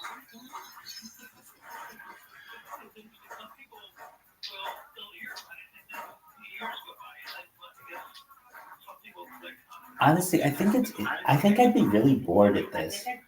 If do I get to use my cell phone? I'm sure they're not like. They don't let you use your cell phone at this kind of shit. Sorry, take it away. Yeah, so I don't know. I think I'd be pretty bored. I'd be like, man, I want this weekend to be over. Like they just do plays and things and dress up as women.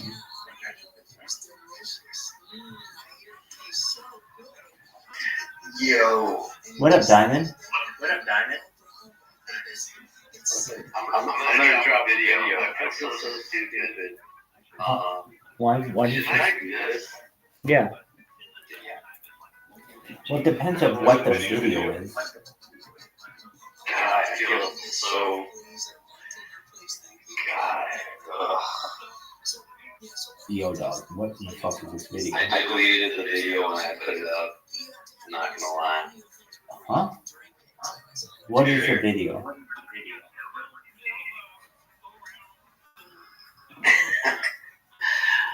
I went to Starbucks and I recorded the video because I felt shameful for eating it. All right, now you have to show us the video. I just put it in the chat. All right.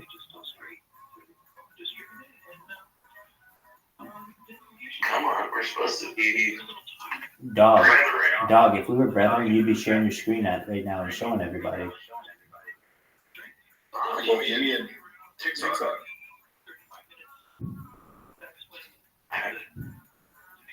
Oh, dude, I want this girl in the fucking chat.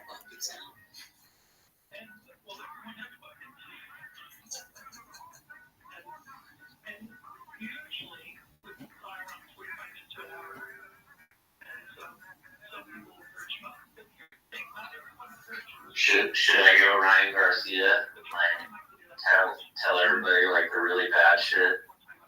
Yeah, tell us everything. Huh? Yeah, tell us everything.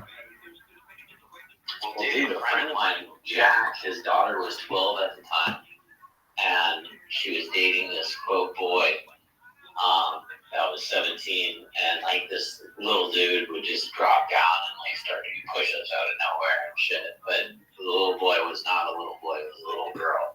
Ran away from her really bad dad, and yeah, I mean, there's a lot that goes down in Humboldt County, you know, but. Dad was taken care of. All right, fellas.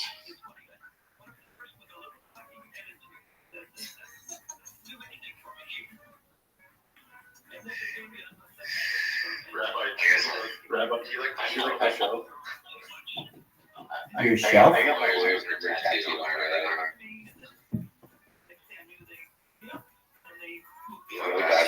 So you live by Community Road?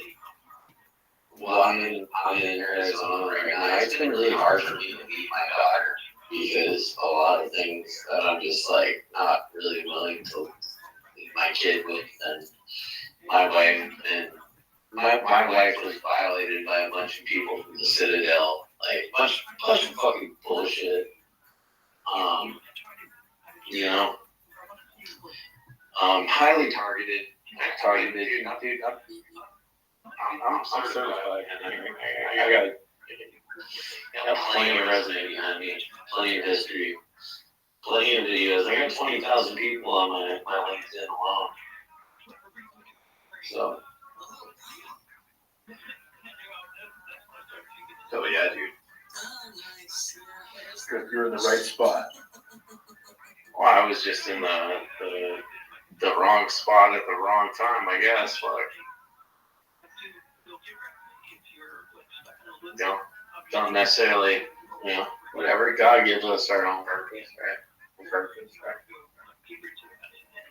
I mean, you're talking to somebody that would send a Care Bear back to Jesus, fucking give me the right reason. I don't care. I'll look at Care Bear in the eyes, and I'm right back. Sleep just fine. But yeah, man.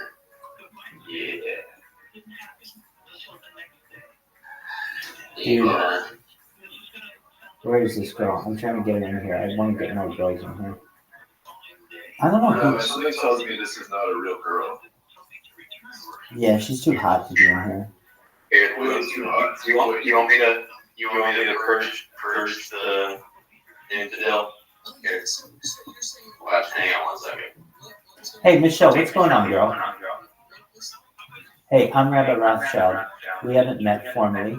I run this VC. I've been running it straight for 9 months. I've been live on YouTube for 3 straight years. I have more data on the internet than any person in global history. How are you today, Michelle?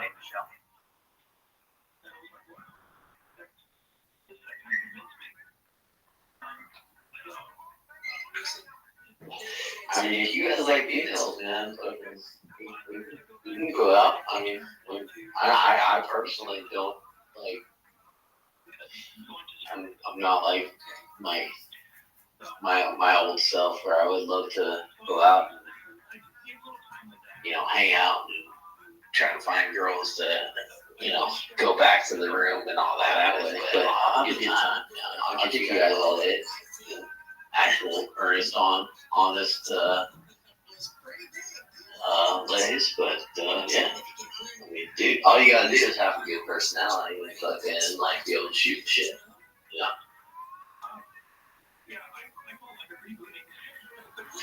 And stay sick.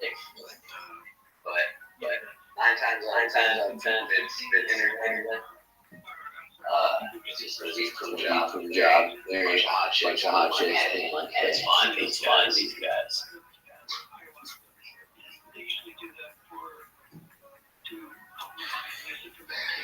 Occasionally there will be, but usually it's by some guy that knows these things and making the girl do what you want to do, That's not something you wanna. It's like you hey, this scam to make the scammer rich. So the scammer gets rich. So the scammer gets more sense. Same thing with the pimp. Pimp more sophisticated by feeding the money. Do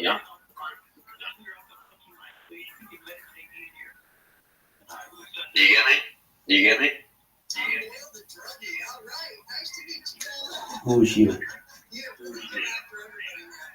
I understand what you're saying. Does everybody else? I get it.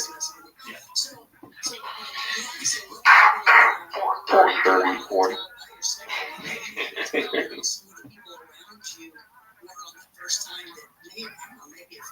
Dude, this Michelle has quite an attitude. I can't wait till she gets in here. If it's a real girl, I'll be thoroughly surprised. Like, no way. Where's Drewski? You guys don't know Drewski? I haven't seen Drewski in a long time. What about Red Kit? Red Kit? Red Kit's around, yeah. And Drewski used to be on here all the time. I follow you, dude. He's so close.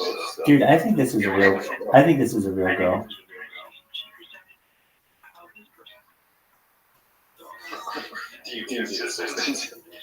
Tech support Rabbi. Absolutely. Yeah. I'll help anybody who looks like this. Maybe she's AI. Like, there's better chance that she's AI at this point. Yeah, I agree. Like, if I were like, dude, make me an AI avatar woman, it would look like her pictures. Be like, is this a real person or not? I can't tell at this point. Put the VC in summary, or what does that mean? Put the now, VC in the real summary. talk is, I guess, like, What the fuck is that? What does that mean? What does put this VC in summary mean? This is for sure AI. I mean, did they understand that we enjoy big green villas more than Indian produce?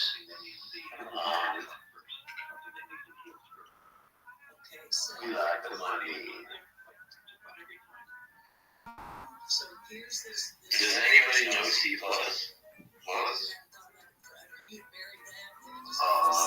Very little. Yeah. When I was in high school, I took a class.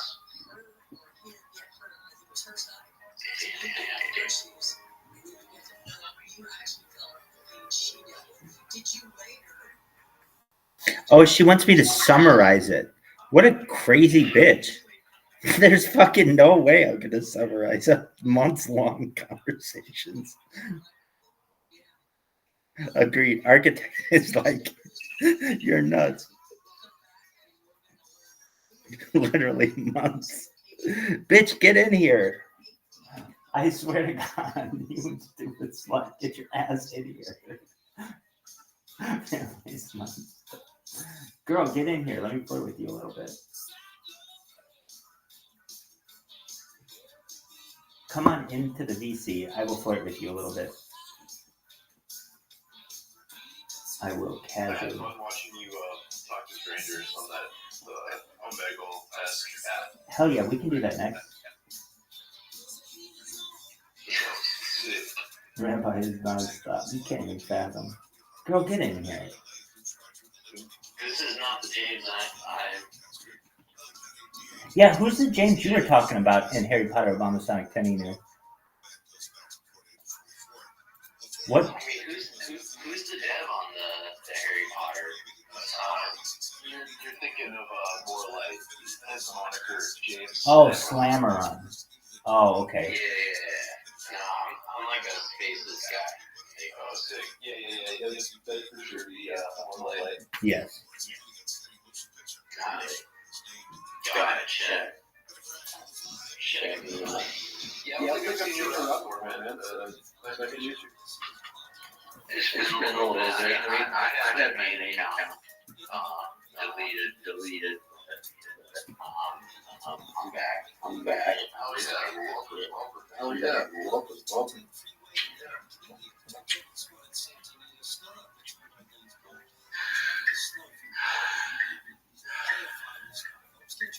You know what's crazy?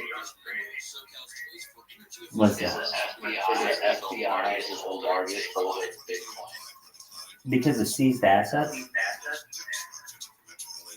Does that really matter? Yeah, it fucking matters. It's a difference between the head of the FBI going on Coinbase and buying a shitload of Bitcoin versus them just getting it from criminals. So when drug seizures happen, you know what happens to the drug seizures, right? Exactly what I just said. It essentially is confiscated. It goes to the local PD that did the bus.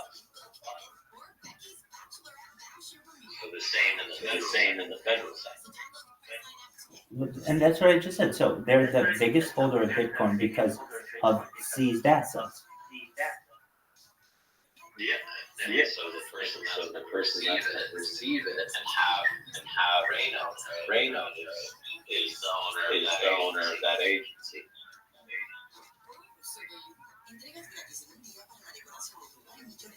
I'm done with this chick. And that money generated that bus given to the agency.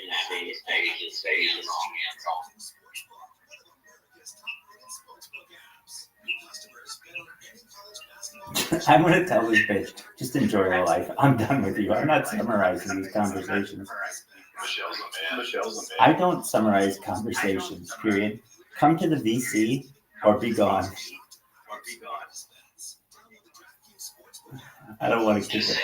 Just say unless you can provide dildo on the chart, we have no need for you.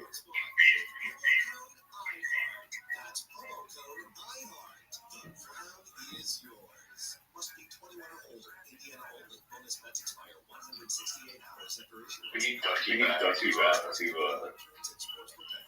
Work on a resume. Yeah, she passed out.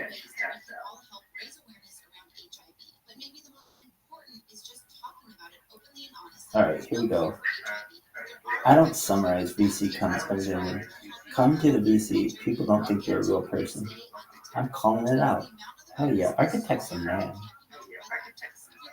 Once she gets in here, she just goes immediately on camera, starts sharing her screen on all these charts. She's exceptionally well versed in crypto, and we're Her pimp is a holder. That's it.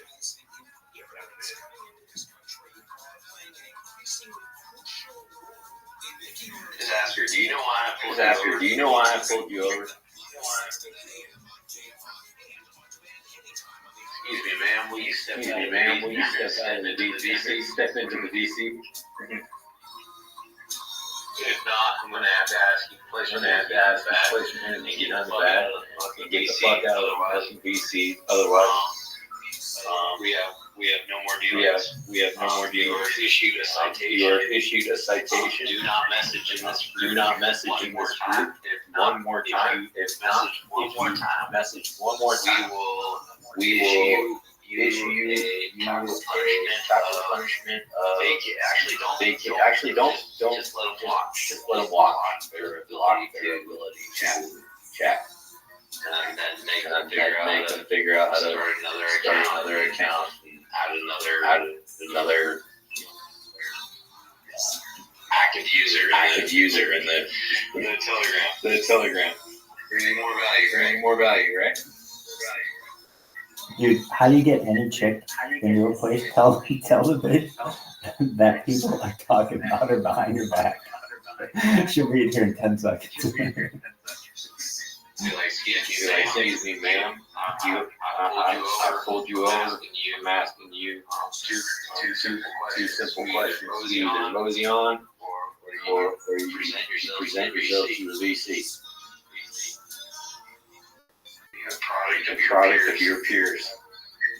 And if we sense that you are in any type of harm, we're gonna find a local reaper and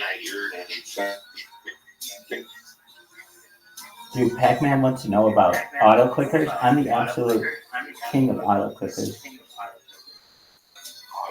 auto clickers,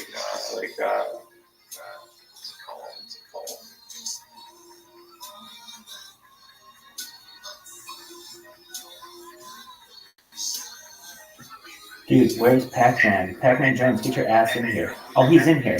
Hey, is this the same Pac-Man? I don't talk. Send me the link to the one you used, my bro. Okay, so Pac-Man, is this the same Pac-Man? Yeah, it is. Okay, so there are multiple. Do you have Android or iOS device? What up, slut? Hey, Pac-Man, do you? I'll type to you. Okay. We're talking to Rabbi. He is. So I'm using one right now. It's you're good. It's called Click Assistant, and it's for Android devices, and it works very well. I've used both the paid and the free version. You can save up to 20 steps on the paid version, and something like unlimited on the free version.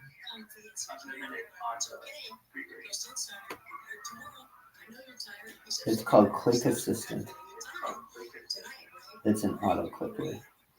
Auto clicker, Click Assistant. You're okay. Yeah, what's good? I like your shoulder custom fit, bro. Custom fit. T-shirt, right? T-shirt, right? Yeah, sick. Yeah, sick. Yeah, that guy's the goat. He really is. He really He's is. the best. Yeah, he's the best. He's not like annoying like the other people don't be like shit. It's kind of like a little courteous about it.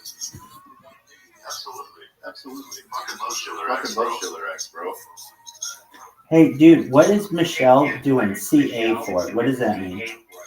Oh, wait. What's everybody shut up. Can we get Ducky back on the mic? The ASMR Ducky. I think she's asleep.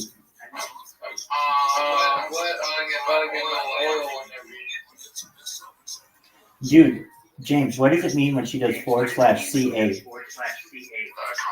Contract address. Why is that the realest thing I ever saw a woman do?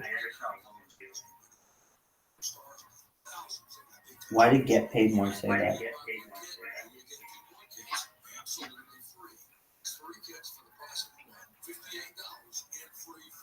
Hey, James. What up? You fuck with the art people? Nah, man. Not really? Are they Joe? I like joining their spaces. I like joining their like, spaces because they have like music and whatnot. But besides that, I think it was because they had donated to one of the wells. Besides that, Oh, I think so I it was used because they it had to donated to destroy Timber. Timber I just would like and got some days with it. Yeah. I always like their Yeah, I honestly didn't love it. Yeah, I honestly didn't Girl on me just just because like girl on me just because like they're fun.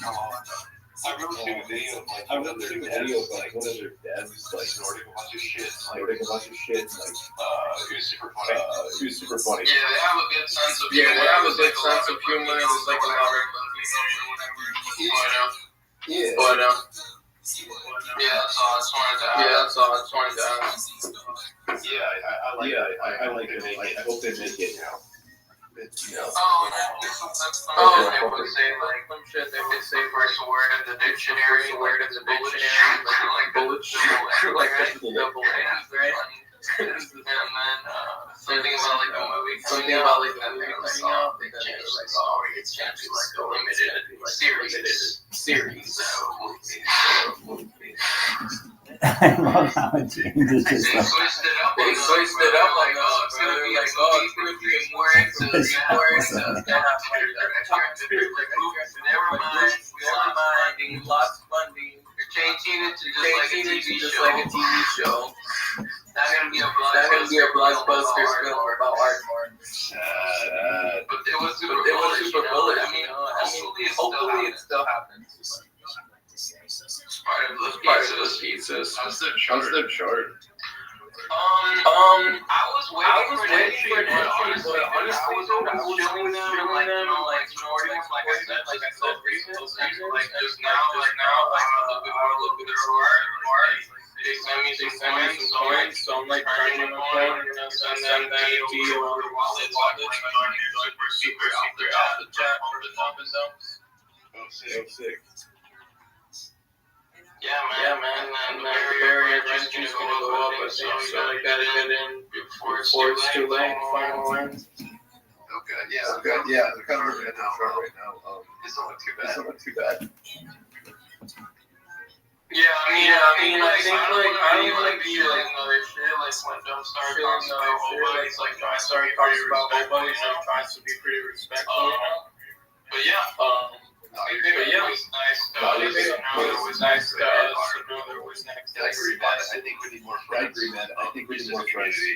Just as a community. The allies, yeah. Exactly. Like Exactly. Especially like we got to stick together. I'm fucking. Can you please come to the greasy questions?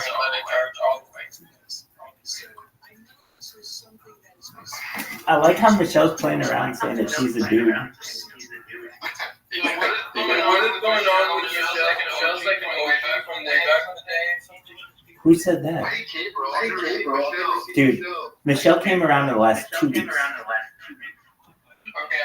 I also asked about earlier. What happened with the lady? Anybody know?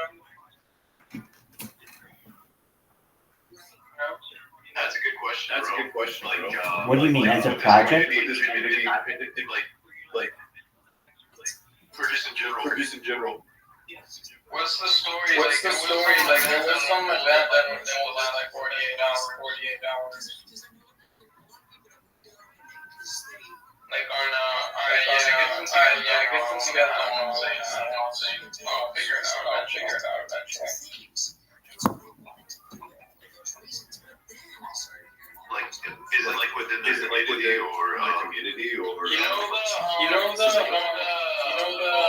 vaults that Photo Ladies have with NFTX? Yes. So like there was like something that occurred involving that, but some section of the community where what I'm telling myself at this point is that somebody that had like a pool of money there when lost their money, and then other people got fucked because it's like a thing, you know? Oh shit. So there's a rug. I don't know, man. I'm trying to ask. Yeah. I just did a quick search on Twitter. Yeah. It's like shit got the rain. Like ever since this morning, you know, since I woke up today and saw the mom down, I was like, Yeah. Looks like an NFT collection got fucking dumped. So there are like tokens associated with the ladies and bunch of NFT collections. So it's like sad, man.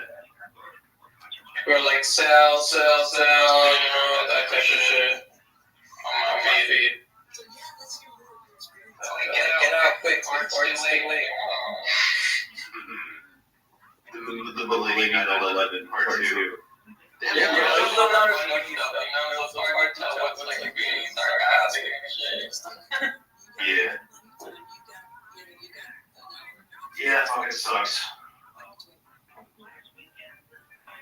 You feel me? I feel you, man. I feel you. It Dude, was an isolated event. It's where? not to do like the whole platform, I hope. Dude, Michelle's a man. There's no doubt. Michelle, get your ass in here.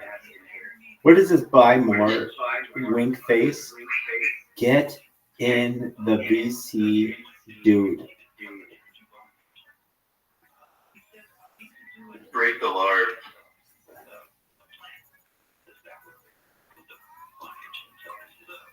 Dude, this bitch is never gonna get in here. Big, fat, juicy.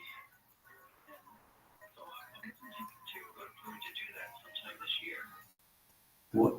Honestly, she reacts like an AI. But people say that about me, so I don't really. That sounded like a chick.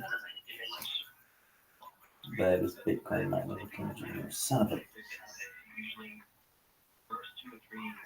Yo, dog. The official Bitcoin airdrop on the TrustPad platform has just begun. Yeah, this is some more dog shit. What is this shit? Report that motherfucker. What is this? What is this? Dog, the official Bitcoin airdrop. Dude, I'm clicking that link. Rare, dude. That big link drains you so quickly. Dude, where's my girl Michelle? Big Mike. Exactly. That's my girl. Yeah, let's see them shoulders, girl. Let's see what you can bench. Get in VC. Get in the VC. Dude, let's all ask her. Everybody ask her at once. Yo, MLK, you found that song, bro. Yeah, but this one's kind of shitty, man. It looks like someone just like gave me a shitty version. Was it Travis Boone, right? Is that the prompt? I think you gotta go to the website and get it from the website. That's what they did. I see. Yeah, I can fucking remember it was driving me crazy when you were looking for it. I was just like, what the fuck is that song?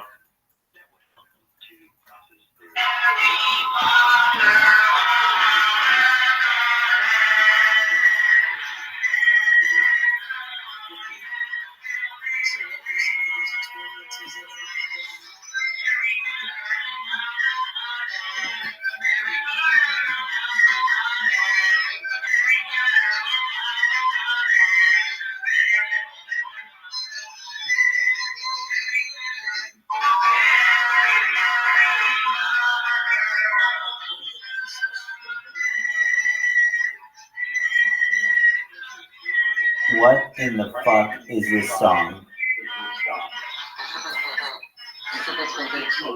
It's a theme song, bro. I like it.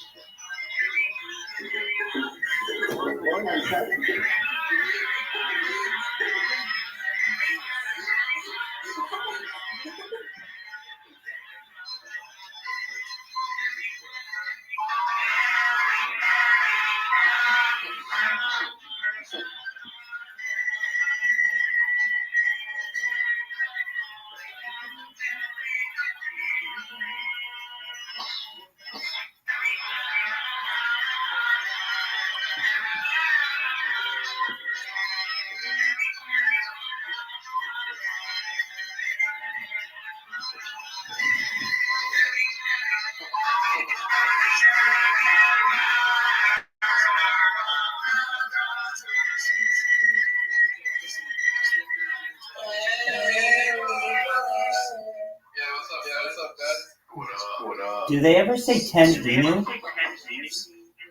I'm saying, how it like kind of cuts off. I want like an infinite, but it's like a little cleaner without that lag in between. Do they ever say 10 Inu in that song?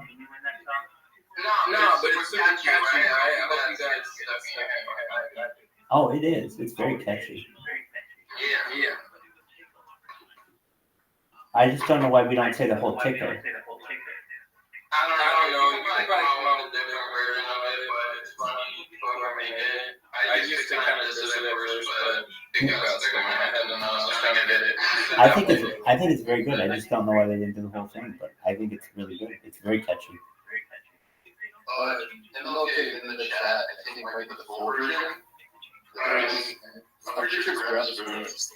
Oh, okay, yeah, the audio, nice. Yeah, and he's plays Yeah. Dude, what happened to Michelle? On the iPad, but whatever. On my iPad, save. Someone explain to me what happened to this person.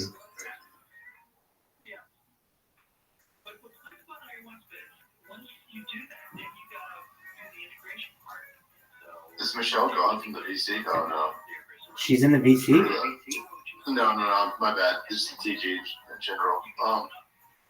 Please be respectful. Spicing up the blockchain. Yeah, what the fuck? This Like, place is fake as hell, dude. like literally, who the fuck is like, please be respectful of my nudes? And there's no links and nothing. If someone tried to sell content, it wouldn't be as nebulous. You mean they would have like an OnlyFans link or something? Oh, totally. But she came into the VC. And she wants people to buy more. This is AI. Bitch, you AI. Is this shirt? Okay, this is my question. She has a shirt on in her pictures that looks like a Harry Potter Obama Sonic shirt. Is it? Yeah, kind of close. Is it though? Or is No, it's just some like German shirt? It's a basketball shirt. It says, You're right. this might be a heavy context clue. Boston? I want to reverse image search, who this person actually is. This is a fake person. Well, it's a basketball. It's almost like it's like AI, where they want it to say a word, but it doesn't say the whole word. You know, so you just get the context of it. It looks Well, I like can tell you this, Rabbi. The image where it shows her wearing normal clothes on the street, it's like Europe. It's European. Exactly. Dog, I'm gonna call the this license bitch. plates. I'm calling this bitch. So you're not able to call because of their privacy settings? It's stupid bitch. All right, add a contact. So you're not able to add her. She sucks. Whatever. Okay. Which picture? When she's been wearing normal clothes. That's why I said look. This is definitely not an American chick. This, Yeah. So under posts, it's like she's on the street somewhere. she's outside. She's outside. In post, I'm not seeing that. Oh, I didn't even see these pictures. Oh, this will tell us if she's real or not. I didn't even see this shit. Yeah, it looks like the architecture. It looks like It might be real. She's got videos. Paris. Is this Paris? Damn, she got a body on her. Yeah, it looks like. Wait, is that? It's a Prius. Yeah, it's definitely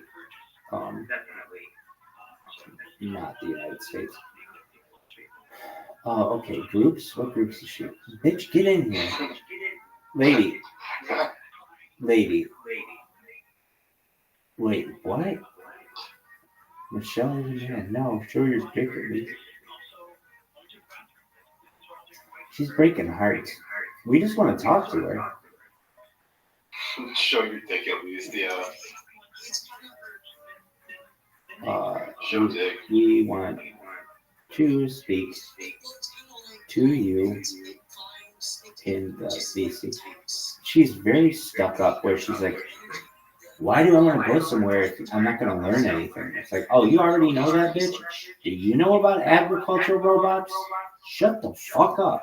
Tell me about your space elevator, you cunt. Hey, bitch. Remember your cultured meat? Remember when you were talking about cultured meat in the TG? Oh, no, I don't. Bitch. Anyway, Michelle, we want to speak to you in the Oh, VC. Michelle's typing, Rabbi. Dude, I'm ready. I'm excited. I've never been so excited in my whole goddamn life. The dodgeball on the ground story with Joe.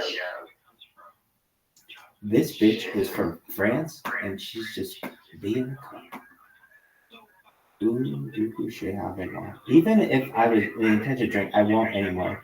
Do not stress me any further. Oh, you're boring.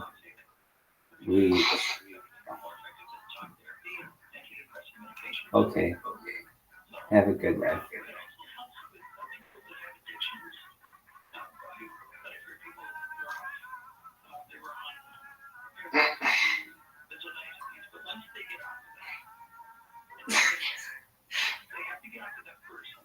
Some high stakes negotiation. Exactly. Focus on your investment, not me. Bitch, you are my investment. Thank you for your advice. Even if I had the intention of joining, I won't anymore. Do not stress me any further. Why are you so mean today? Agreed. Agreed. This bitch sucks.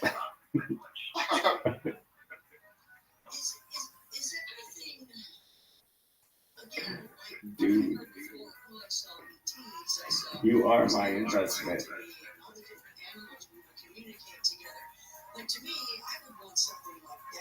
Oh shit, I really mistyped it. Now I look at dumb. You're my best. Fuck you. Everyone enters the BC and says hello to our rabbi. That's exactly right. It's like a respect thing. It's a tradition.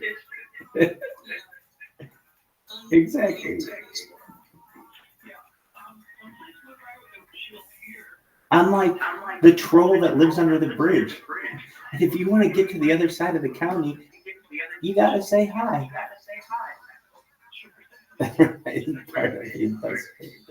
Focus on your investment. Baby, I'm TIAA crack here. If you buy Tinker Bitcoin, like you were literally buying Rabbi. That's like, yeah. Oh, definitely. I come along with it. If you're like, You are the dividend. absolutely, I'm like the NFT at the end. Somebody's like, what the fuck are you? I'm like, I'm the NFT. You bought enough Bitcoin. I'm all yours, baby.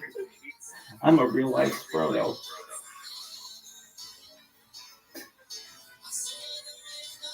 I'm gonna make fun of Michelle somehow. How am I gonna do it? She's just a cock tease, that's all I know. Focus on your investment, not me. Yeah, we just wanna make fun of him. Anyway, hey, we got S in this bitch. S, how are you? S, we've been waiting for you. S. Hi, S.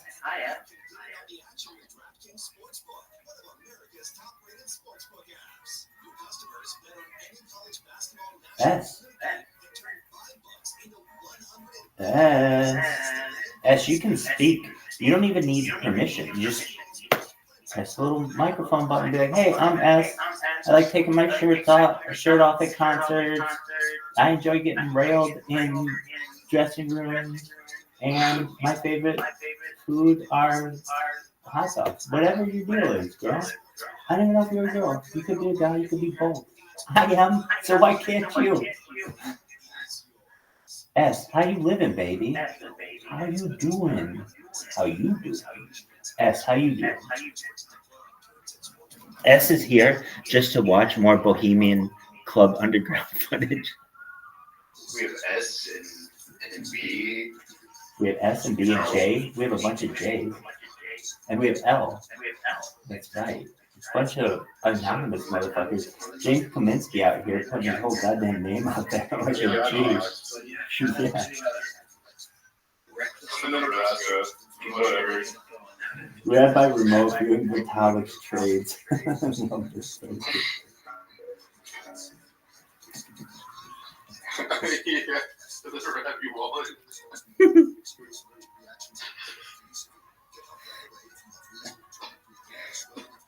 Michelle has no idea what it's funny. Dude, this is like a chick who is standing next to a hornet's nest.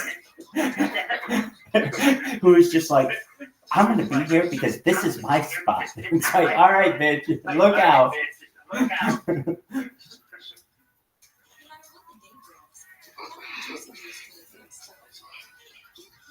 Focus on your investment.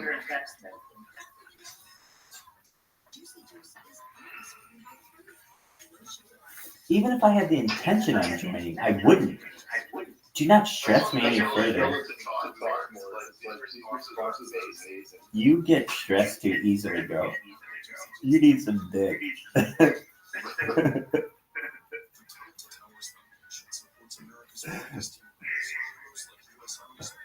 In my humble opinion, you need to get dick down for real. Hey, you take care, man. Hey, thanks for coming by. Nice talking with you. I'm gonna catch you. Come back tomorrow. Yeah, man. Connie here, and there aren't many Okay, how about this as a response? You get stressed too easily, girl. In my humble opinion, you need a one-way ticket to Pound Town. Just amazing. I agree.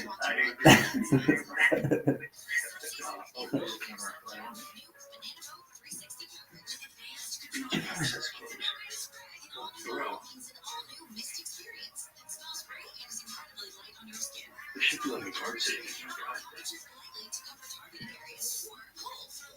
It might be closed, but I need to get back to my kayak. Oh,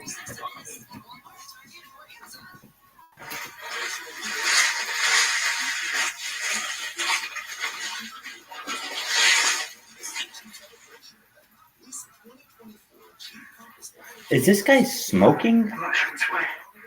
I should go. It's one hell of a bridge.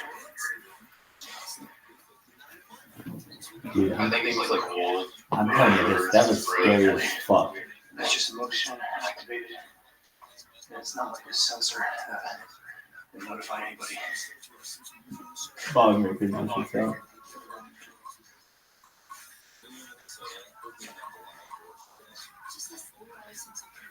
What's her thing? Go easy, please be respectful. Spicing up the blockchain. What kind of multiple As you can see, because you're leaving. signals are you sending me, girl? Like what would you have said like 50 years ago? Like, hold your tone of my penthouse centerfold? Like,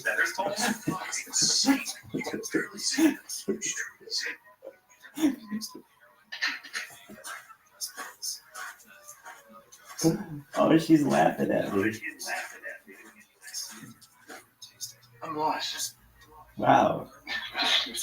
Oh my god, she's got some personality. I don't know where my freaking kayak is. I'm stuck on Bohemian Grove property. This is not good. So I walked by this, but I don't think this is where it came from. There's like so many logs. Yeah, I gotta be further down. There's gotta be. Okay, there's the truck. Now where the fuck is the kayak? This isn't fucking funny anymore. I need to find that kayak.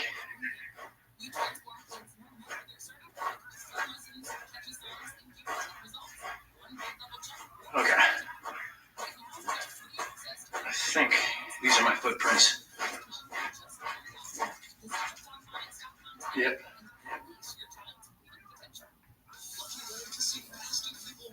Dude, I can't see jack shit. This fog is so dense. Oh my god. Bong Breaker doesn't fuck around.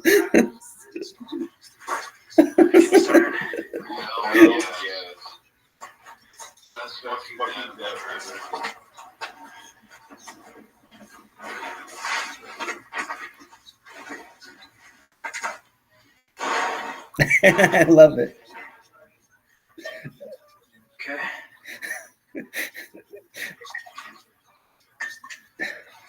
Now I can be That's hilarious. not a Good stealth. luck. Wow, Bong Breaker's lighting them I'm officially off Grove property.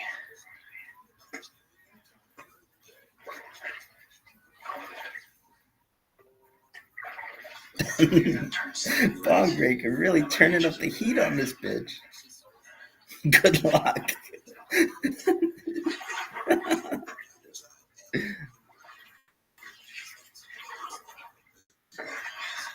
Can't believe I'm using a cast iron as a paddle. Oh, okay. Just like that, the fog has nearly disappeared. Oh shit, oh shit. Dude, why do I feel like I'm like way too big for this, and the water's like right fucking on me. This looks Oh, God, I scary just gotta as cut my absolute fuck. Like, hey dude, you wanna go to Bohemian Grove with this kayak and cast iron skillet Oh shit! as your paddle and start Coming in.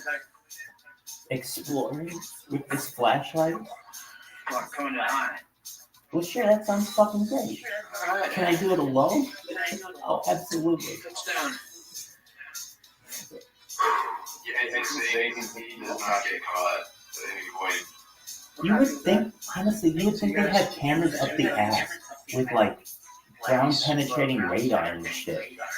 It literally is just like a place for old men. Not saying they can't kill people there, and that's probably why they don't want cameras. But it's just weird. Yeah, I feel like he's one of like some of the most fun people ever.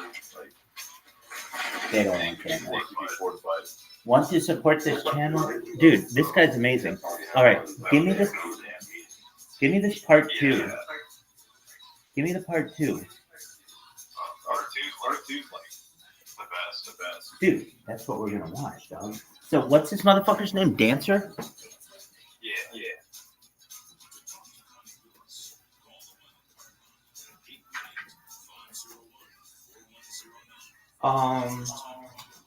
James Kaminsky. Would 7 p.m. Pacific, 10 p.m. Eastern Time work for you on a nightly basis for trivia?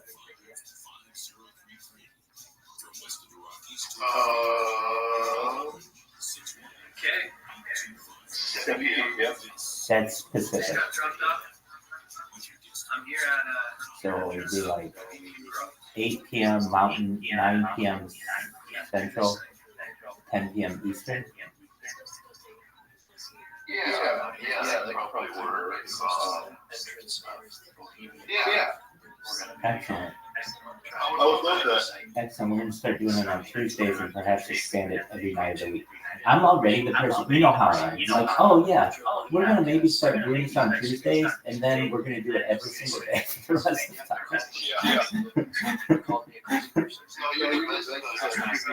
I appreciate that. I'm giving my man Alex Trebek a run for his money. Generator.com, absolutely. It's the best we've got.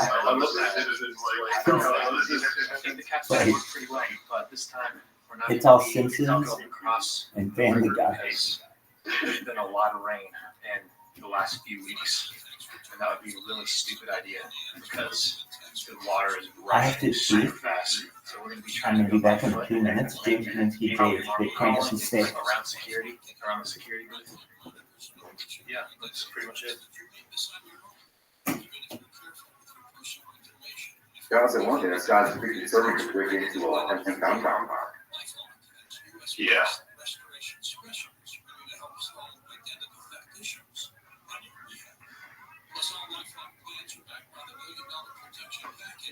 Okay.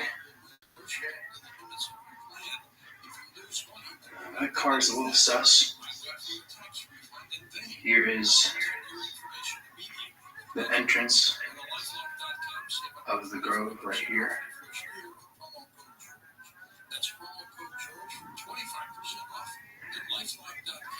Bohemian Avenue and Railroad Avenue.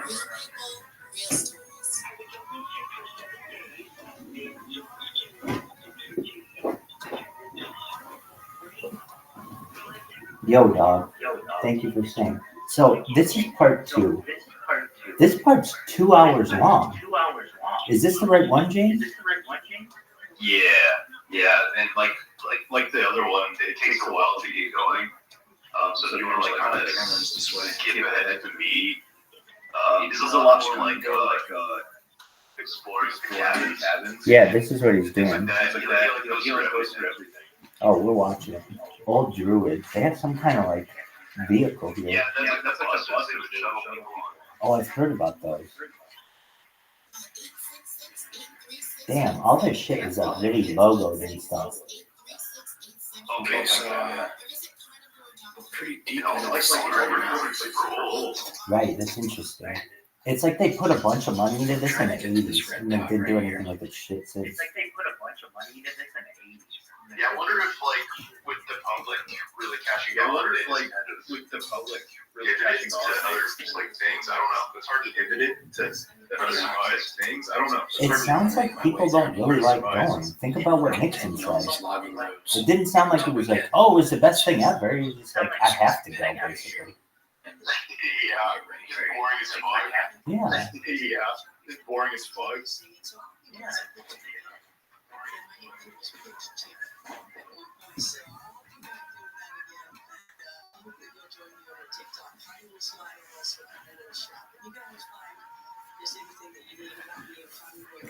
This is wild.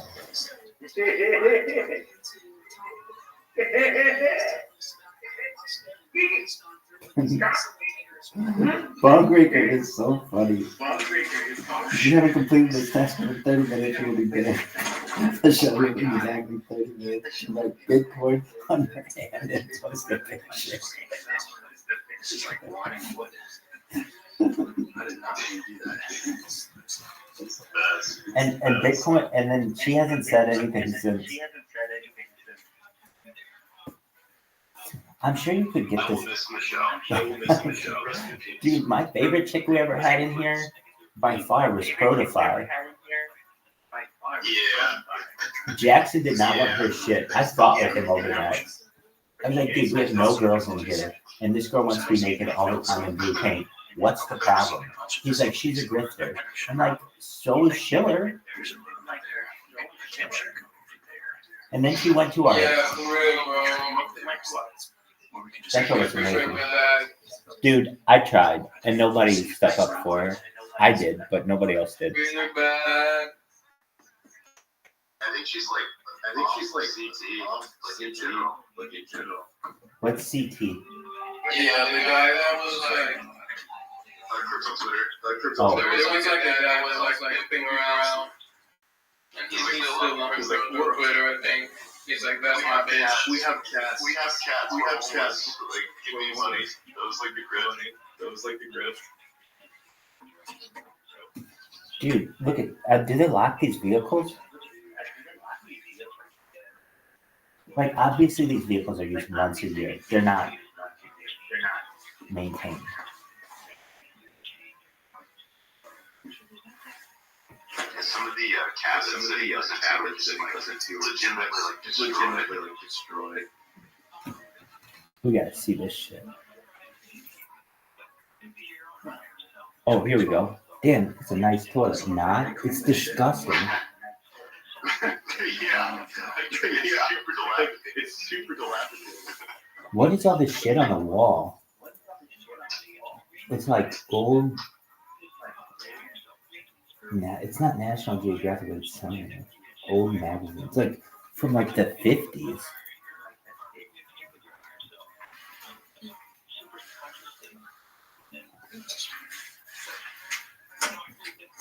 The light doesn't work. Like, they're not cleaning up after themselves. Literally, I would think billionaires would like take care of this place. It's almost fascinating that they don't. Like, who the fuck is showering at Bohemian Grove in that? And they have, dude, I think they have the same soap that they do.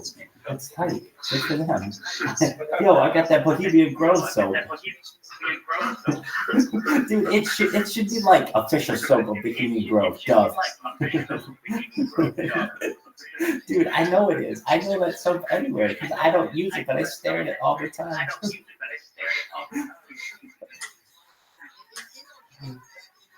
They did have toilet paper, so they don't use bidets. I would expect Bohemian Grove to have bidets. I would expect it to be like a Four Seasons. Oh, for sure. It looks like a Boy Scout camp. It looks like Boy Scout camp. Like, not even a good one. Boy Scouts would take much better care of the place than this. It looks like a Boy Scout camp where somebody broke into it and then started squatting in it.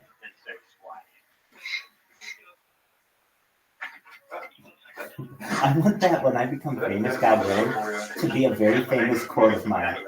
So, like, Nixon's will be the most faggoty thing I've ever seen. Mine will be, it looks like a Boy Scout camp where a squatter took over.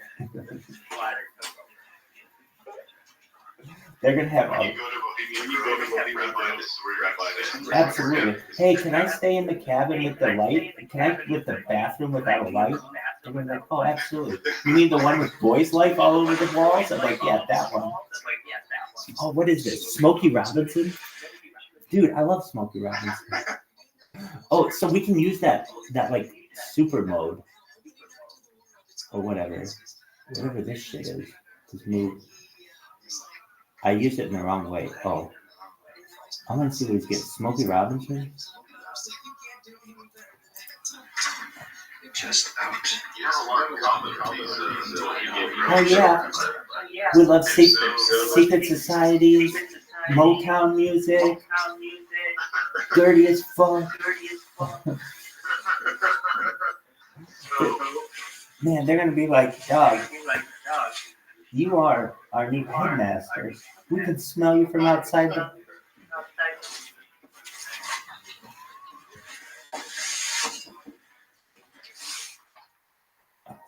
Dude, how is he not scared as shit? Because, like, at worst, or at best, if you get caught, you're getting like a misdemeanor, no trespass. At worst, they're gonna kill you.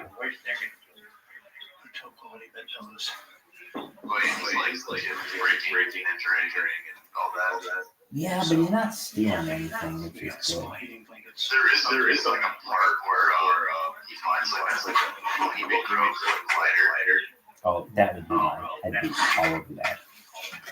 Like the video cuts. What happened there? Dude, look at these pictures he's going through. This is fascinating. It's like a 1995. Camp Hideaway. 1995. Ed Armfield, Bill Green, George Hoppiak, Bill Hayden. Just like super influential California. American. And that was 1995. This is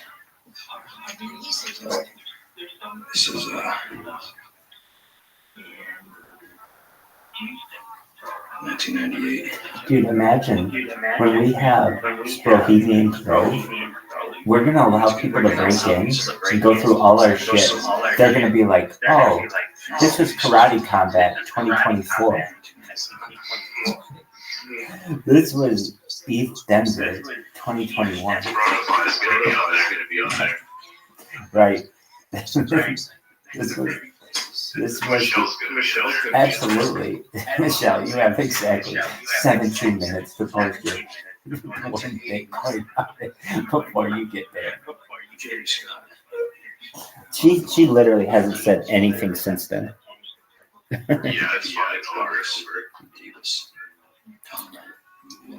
Yo, dog, where's this chick? Are you? She's. All right, here we go. Are you posting a pic of your hand? Are you?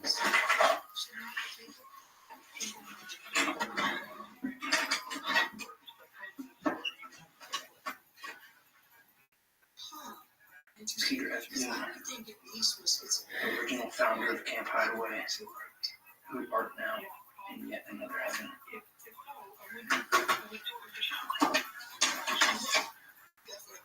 Hideaway Camp founders, Red Martin and Artie Doon.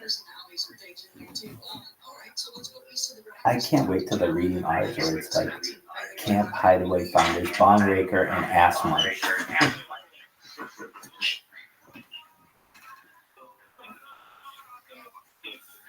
That looks like a really good picture. 1927. Especially if they had like all these old pictures, don't you think they'd be like, dude, you want to hang them up somewhere? They're just like, no one cares about this shit. I care about it. I want to go fucking clean it up.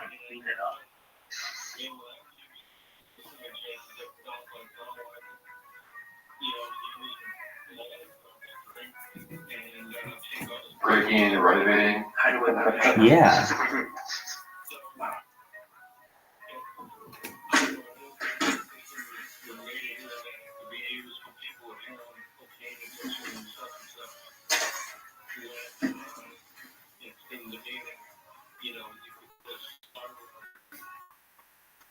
And get addicted to it, correct? And it might spiral with the other drugs or possibly even with the ayahuasca.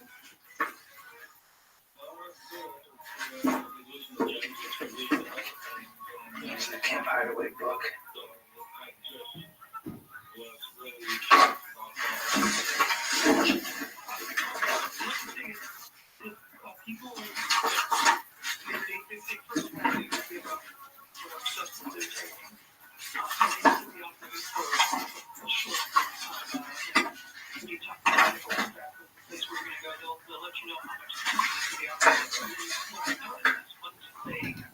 The last man who knew everything.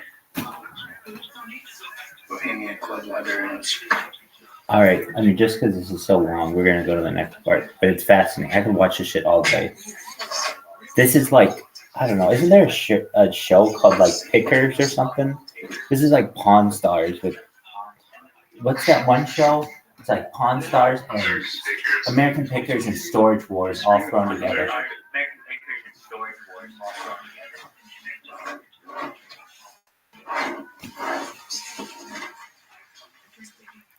Yeah, he finds some weird shit. Weird posters.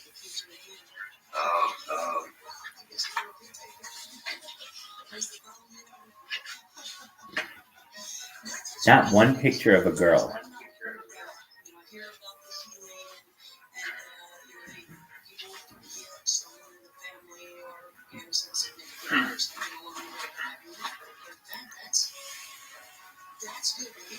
I don't know, man. This place gives me the creeps. Word, dog. All right. Here's the next thing he goes in. Oh, this is a nice little bedroom.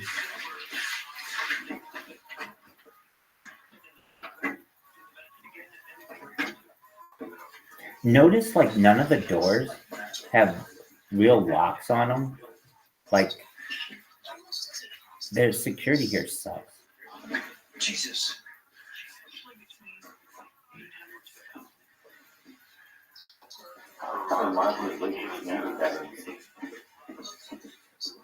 Lake Geneva?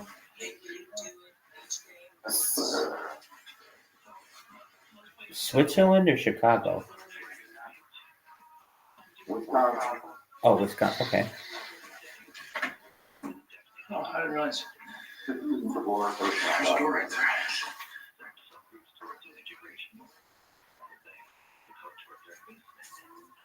Look at the door locks. They're just like a little piece of wood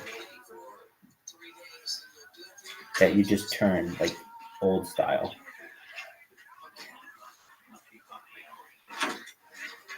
Alright, so you open up this bitch. This shit hasn't been painted in so long. I wouldn't want to go to this shit. There's like bugs all over. I can't believe people who literally stay in Ritz-Carlton's 51 weeks out of the year want to stay in this shithole. What the fuck? It's like an ornament. I'm telling you what, if I did this, I'd be walking out of there with all kinds of shit. I would have stolen all their shit. I would have their pictures. I would have made like 15 little canoe trips. Oh, there's the lighter. Yeah, he takes that for sure. It's still working, which tells you it's not that old anymore. It's not like 100 years old. Got some Red Bulls. They have Red Bull, so it's been the last 25 years or so. Oh, wow. You know Monster Energy is the top performing stock of the last 30 years? Oh, why isn't it on? It's up like 800,000%. Not sure.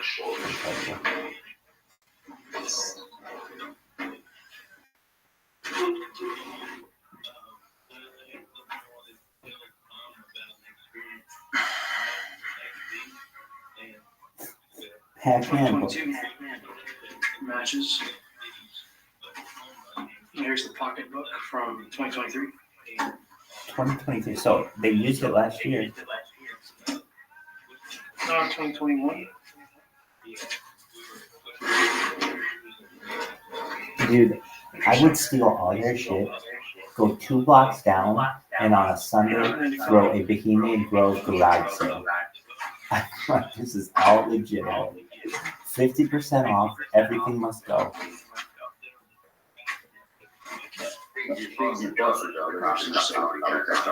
Dog, I'll give them 25% off extra, whatever it takes. This place,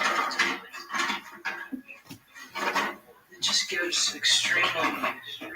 extremely weird vibes. Oh, yeah, dude, they're using plastic hangers, and like it's so weird.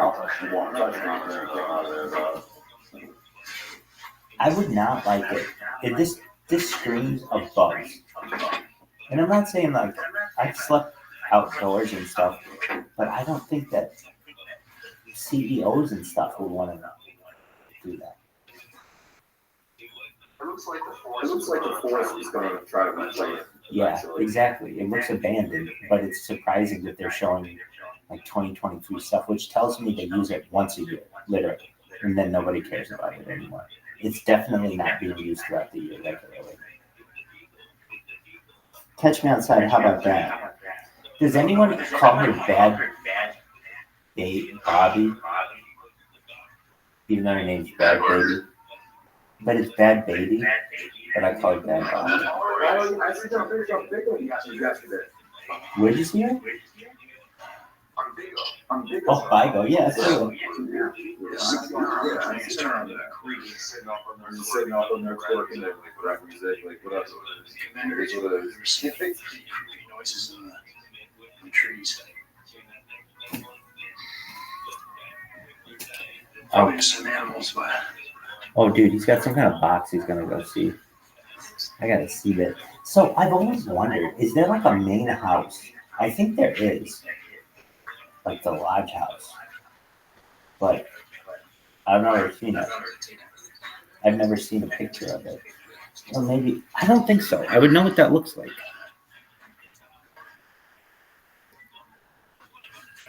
ton of excavators. Fucking telephone booth. That's nutty. It's crazy. How many people do you think attend this annually? That's a good question.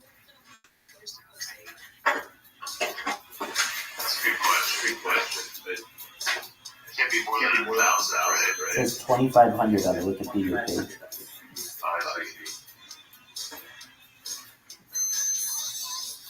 Yeah, it's like it would suck. Dude, for 2 weeks, if they're like, you can't have your phone or a girl, Dude, my I'd fucking be like, I don't want to go to that shit. maps hasn't updated in like Oh, 2 and you hours. have to sleep in like I don't know where the fuck I'm at. a serial killer wet dream. Like there's gonna be bugs crawling all over you. There's gonna be a bathroom that has like literally toilet paper from years past. Like, you know, you're gonna have like Gerald Ford's old shit on some tissue next to you.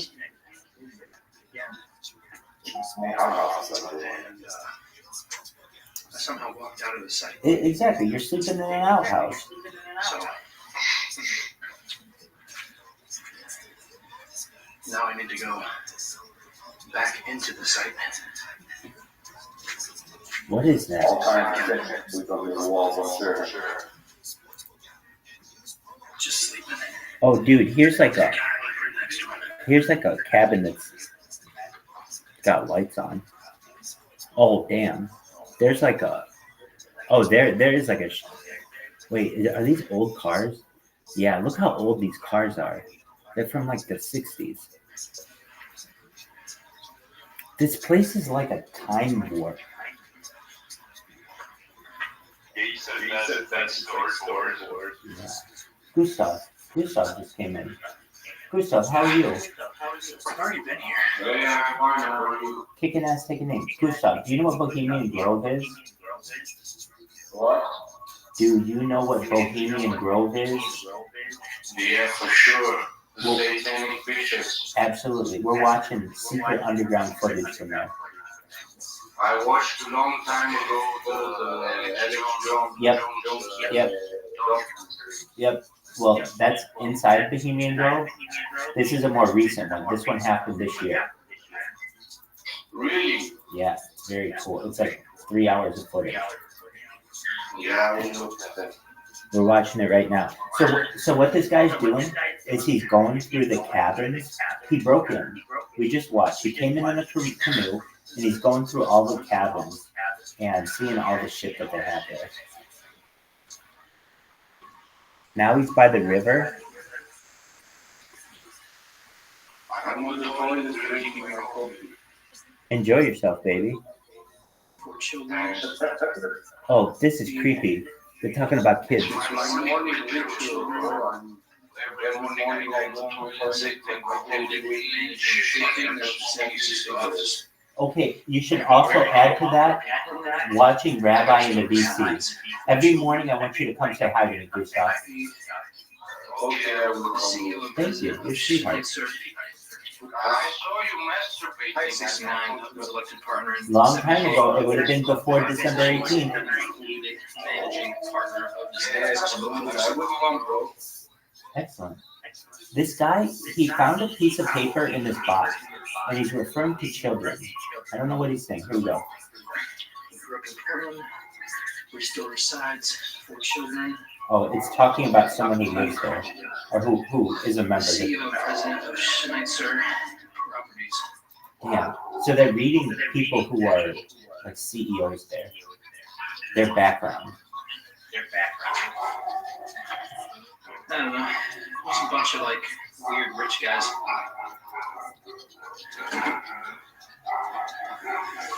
It's a pretty nice little power cord.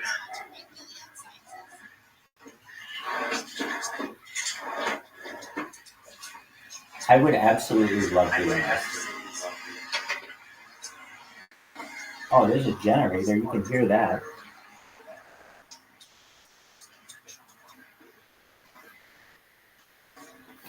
Dude, how is this guy so comfortable? With like a light, just flashing it all over the place. No one gives a oh, this is a nicer cabin. Yeah, it looks not abandoned. Right. Wow. Just pictures and pictures of rows of dudes. What is I'm not that? gonna lie. Rope. This is kind of sus. Weird rope.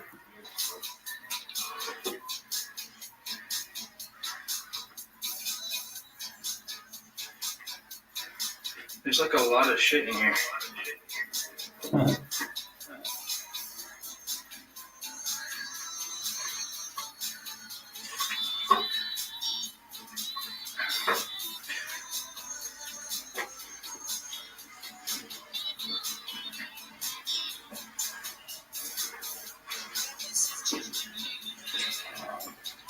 Oh wow. Alcohol? Cabernet Sauvignon.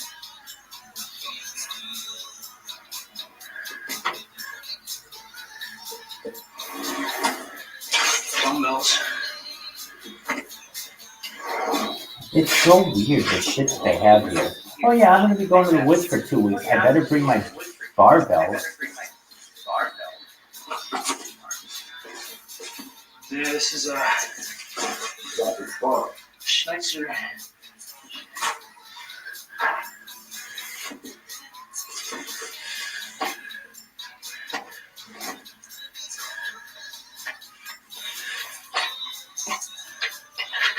And it's got dominoes. Yep. Dude, you know they're bored if they have dominoes there. Oh, is that a chessboard? And my chest, It like, is. dude, just give me a fucking iPhone That's at this crazy. point. That's nice. You saw the Joe Rogan It's fucking heavy as fuck. That's a nice Oh, chessboard. I did, and they talked about it a little bit. Yeah. Yeah, and Kid Rock was telling about devices and grow when they go where you smack that one guy there. 2019 encampment. You saw that, Rabbi? Yeah, we'll watch that right now for anyone who didn't get a chance to see it. Here's what Kid Rock said about Bohemian Grove with Joe Rogan. Yeah, Joe Rogan, Kid Rock. There should be a short one. No, I'm going to force you to watch all 2.5 hours of it. So you can hear about Bud Light and all that other shit. No, just one moment. Rabbi, where are you from? California, my friend. I'm from Armenia, bro. Dude, hold on. Lavas. Do you know what lavas means? What? Yeah, it's like, what's up? Yeah, it's like, how are you? Exactly. Lavas.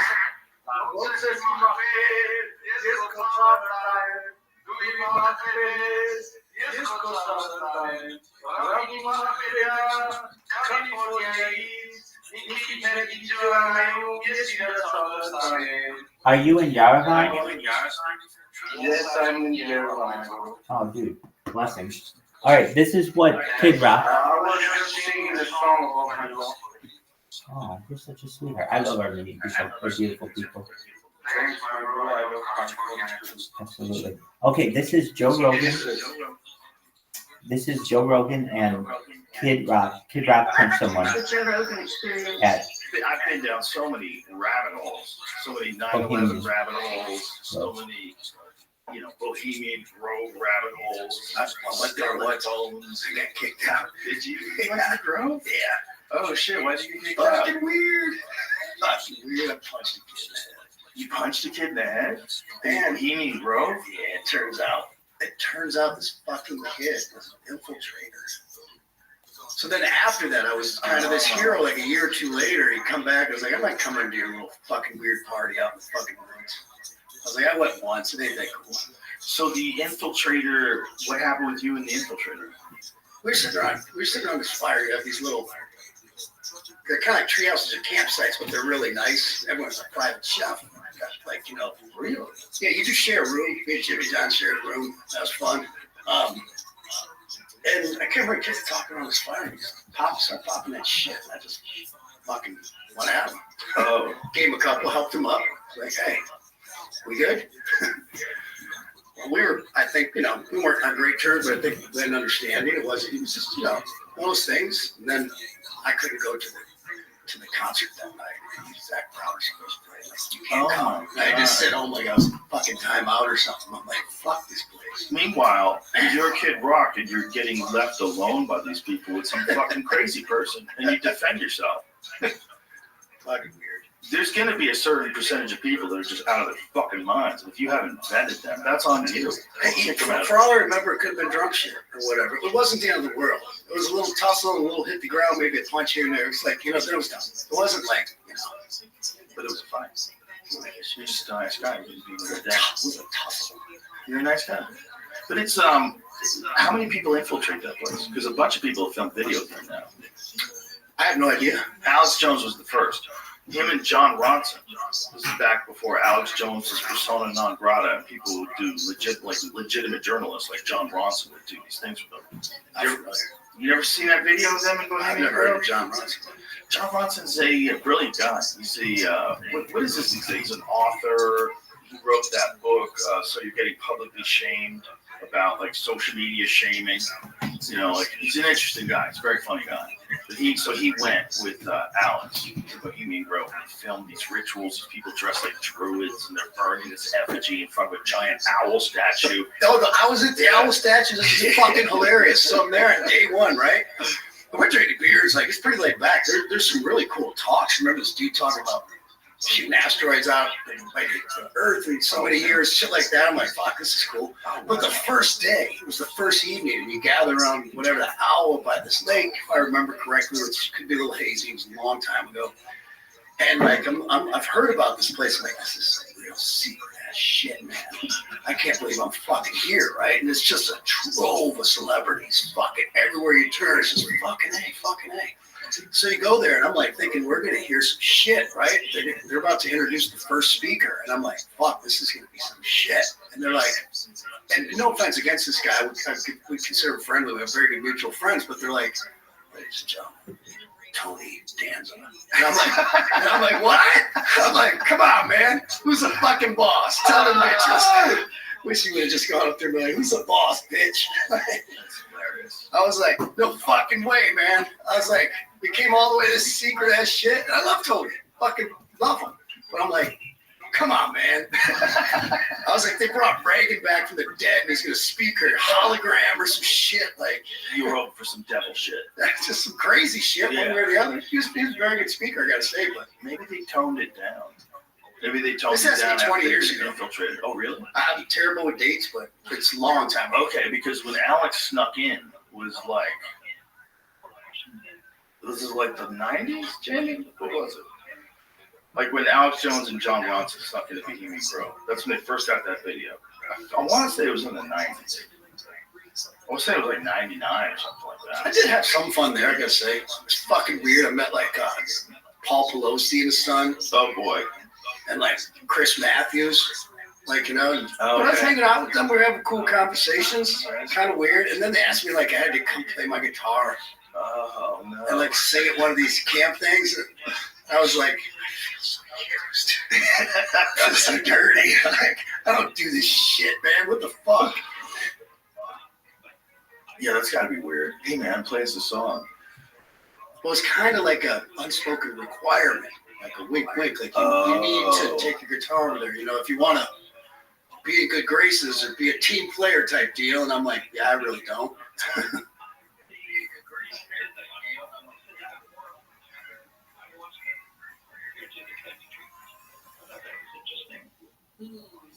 Dude, that is crazy. Dude, that is crazy. Did they just say Tony Danza They just say gave the big speech 20 years ago? the big speech 20 years ago. That's just that's the cherry on top. That's the cherry on top. That Tony Danza. That's Tony Danza. It's like you get to like Wizard of Oz and you look behind And you look behind the curtain and who's there? Tony Danza.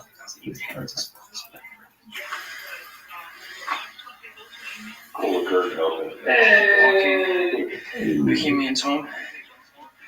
A guide to the Bohemian Grove backcountry.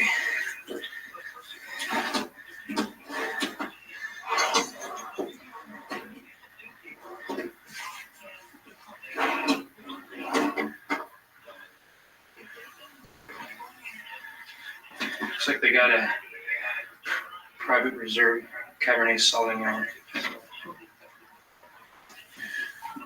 Robbie, I learned my love by nature, my room. I wish you a nice Hey, day. you too. Blessings to all the Armenians. Lavas to all of them, and to all of you. Blessings to Yerevan. And I want you to know that you're welcome here anytime, and I want to see you more often. Okay? I will stop by tomorrow morning. Excellent. When you take your shit and you have your cigarette, I want it to be with me. Take care, my friend. See you later. Blessings.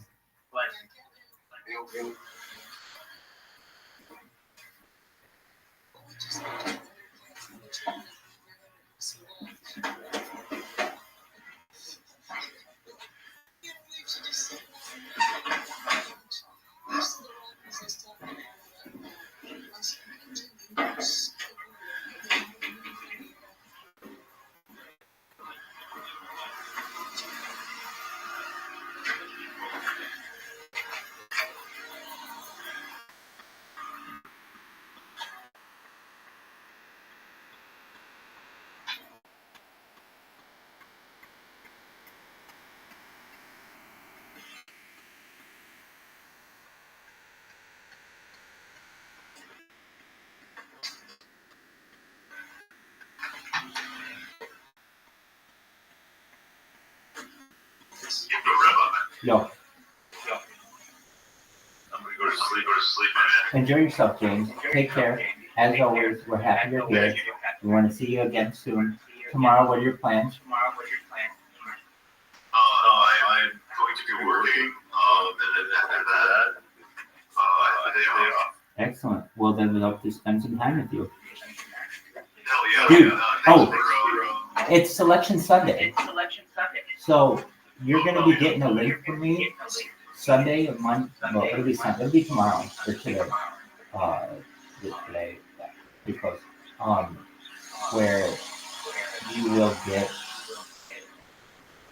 a link to a HPOF March Madness bracket, both men's and women's, and you got to fill it out. Of any person who I need to fill this thing out, aside from myself, is you. Like, you're like the biggest sports fan in this fucking thing, and you're not even a huge sports fan by any means. But you're like 10 times bigger than everybody else. It's a lot Dude, louder what the this time fuck is around. this generator? They've been doing some construction. Weird. Okay, with that, you can go. You answered my question. You take care.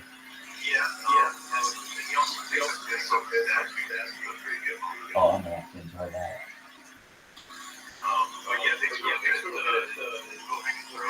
Dude, anytime, man. Absolutely. I love this shit. Remember, Enjoy your cultured meat and your biosphere. Richard? Peace, baby. Dude, what up, JD and B? How you doing? Dogs, you guys don't even know what we're doing. Oh, dude, hold on, JH, can you hear me?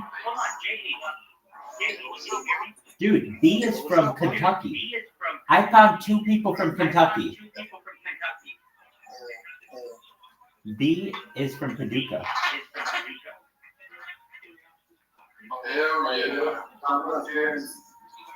Isn't JH, isn't that Western Kentucky?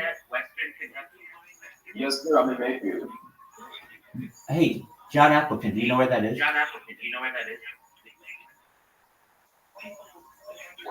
Where is it? Mayfield?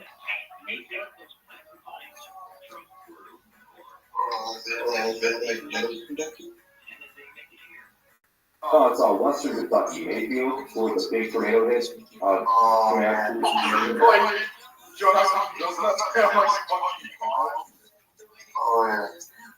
John Appleton, are you really from Kentucky? Oh, hell yeah. Like, I know you are. Upper Kentucky, right? Like, close to Southern Illinois, brother. How far are you from Evansville? How far from Memphis? Okay, like, Evansville. Evansville. oh, Evansville. Close, probably 40 kilometers. Oh, okay. That's pretty close. Rabbi, do you like cheesecake? He's like Australia's biggest rapper. He's amazing. Right? He's big.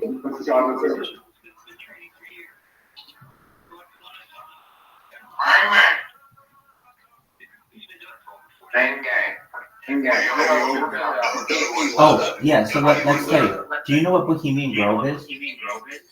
Yeah. Yeah, so we're watching underground footage from Bohemian Grove. Not the stuff that... No, you haven't. Probably not. This just came out this year. I think I met Ryan Garcia. That's what this is. The boxer, Ryan Garcia. Yeah, dancer. He's like saying all kinds of shit about. Oh, yeah. We just watched that too. I just read that. Yeah, we watched that, and then we just watched what Kid Rock had to say about it. We read what Richard Nixon said about it, and then we're watching the video of it. So this guy's just about to take a pee on the statue.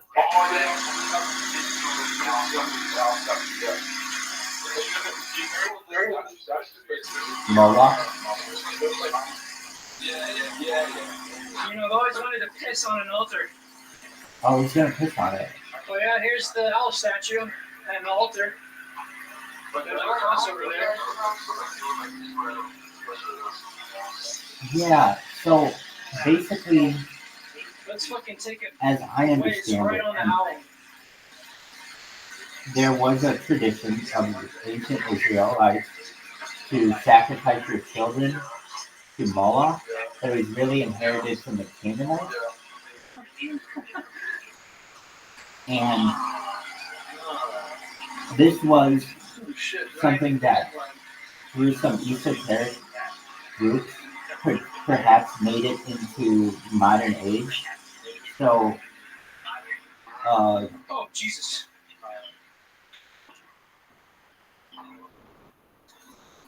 and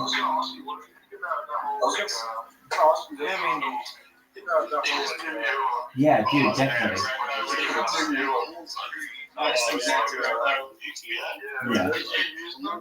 Yeah. Well, they would just be like any. Oh, like people that weren't even Jewish, like they let them use them. Like they didn't let them use them. Some people use them. Yeah. So as a Jew, we're supposed to pray in shul in a minyan 3 times daily, and during COVID mandates, we weren't allowed to meet in person. So many congregations like mine would meet virtually, which was allowed for certain periods of time. Well, the Haredim, the Hasidic, the Chabadniks of New York, at that address where they were is 770 Eastern Parkway in Crown Heights, Brooklyn, New York. And that is essentially the epicenter of one of the major rabbinical dynasties within Judaism.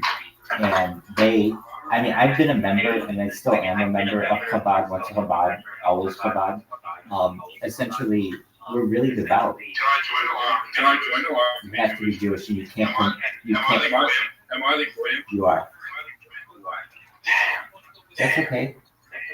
So, what ended up happening was that this group of people did not want to follow the mandates of the city of New York, and began, as I understand, to build a tunnel underneath 770 so that they'd be able to travel through other buildings. And then, Would you join the idea?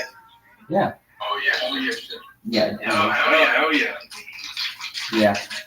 But you said you don't know. But I'm really a pacifist. Cool training, right? They like Krav Maga.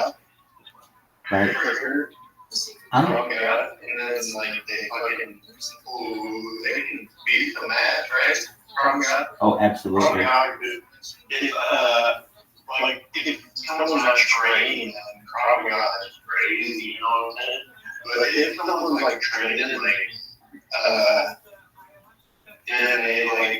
they can take people down and box, Krav Maga is it's not like the best, but you know how you have to do? They do like wheels, like maintenance, or cream.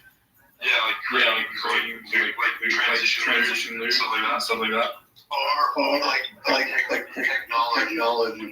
Yeah. They have like crazy tech. Krav Maga, that's like it's like Jewish karate, right? That's a way to put it. Like Jewish karate. Yeah, it's like karate. Rabbi, who's your favorite UFC fighter? Oh, good question. John Jones. John Jones is great. He's a beast. I think he's the greatest craft. Imagine like anyone in the world, like imagine him, John, like even the toughest dude, like in the world. You feel like John Jones What'd you say? Yeah, I'd say so. Dude, you know you got a really good Australian, like Ukrainian guy, Valenko? Is that who? No, I'm talking about. Is it- Yeah, he has a broken nose. Last name starts with a B. There's an, I think Jack. dude, there's another one. Volkanovski. Alexander Volkanovski. Oh, yeah, Volk. Volk is crazy. Volk's good. When he's done that, Volk's good. Dude, He got knocked out last time. have you ever seen this sport?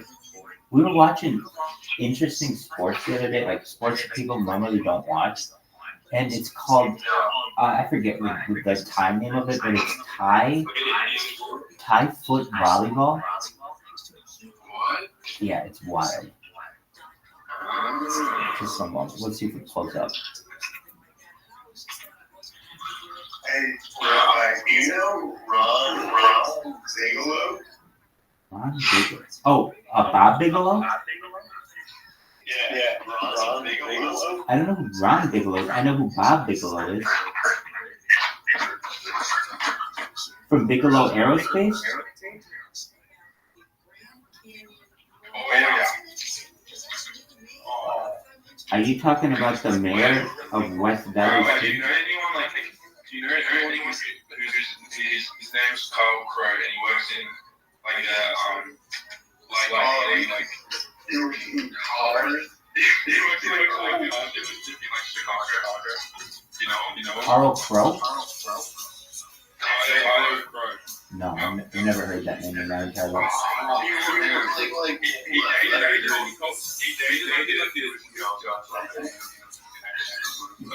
No. Yeah, he works in like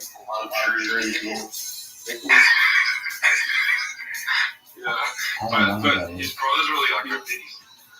I don't know. Brother's really like OP. Yeah. Oh, sure. Yes, Hey, Your mother. hey, John Appleton, what did you do with Priscilla Roberts? I was trying to ask her if she would come like talk to us, and she was What? Did you DM her, Brent? Did you DM her? Wow. Did you get back on Facebook? Wow. That's interesting. Priscilla's a bit hippie nowadays. Fuck. She's not. Yeah, Priscilla's a bit hippie nowadays. Did she move to Brazil? She's not as good as she used to be. Did she what? Didn't she move to Brazil? Did she what? I think so. No, I think so. Most likely. Yo, dog, have you ever seen Slam Ball? Oh yeah. Oh yeah. Who's the Rabbi? Who's the goat basketball guy? Of all time? Yeah. Yep. I know the answer to this. She tells Is me. it MJ? Is it MJ? MJ is good. Have you been watching Yeah, we're doing March Madness bracket. So be here tomorrow. Be here tomorrow. We're gonna watch March Madness. Absolutely, and we're gonna do brackets. So listen to me. What I'll do is I'll send you links. We've got a March Madness group going. Dude, in fact, while I got you guys here, I'll just send you the links. Just a moment. Hey, Rabbi, Just a moment. Let me see. I gotta see what account it was. Hell yeah. Do you think Illinois is going to win? Oh, they won. They won the other day. Oh, they won today. They beat Nebraska. Nebraska.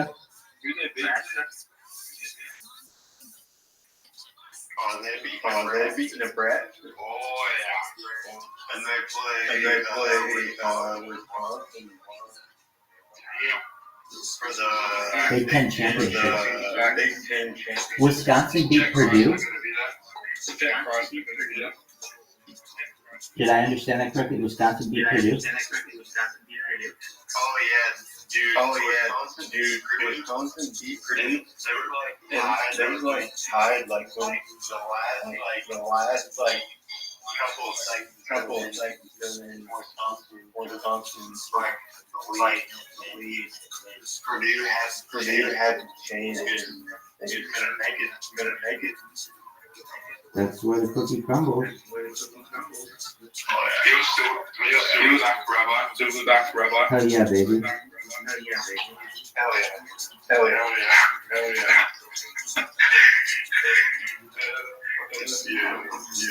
Yo, dog. Oh shit.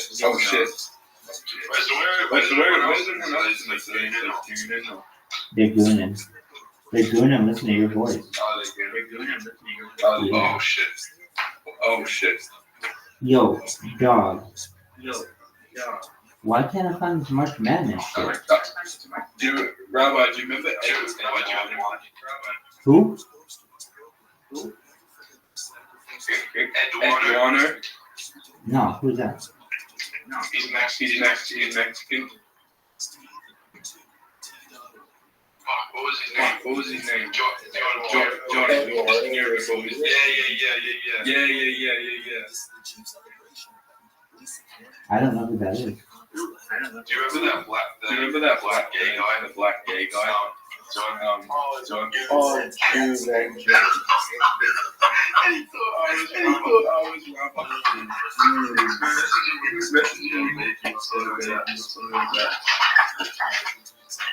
Were you impersonating me? No, he thought. Dog, you know you're impersonating me. No. It's This was like 2 years ago. This was like 2 years ago. back when I wasn't so famous. Can you believe how? I know. I can't believe we've known each other this long. Billionaires by August, too. But never say what Right. it could be August. That's the beautiful. That's the beautiful thing about it. No specific year. Exactly. We just say vague about the year.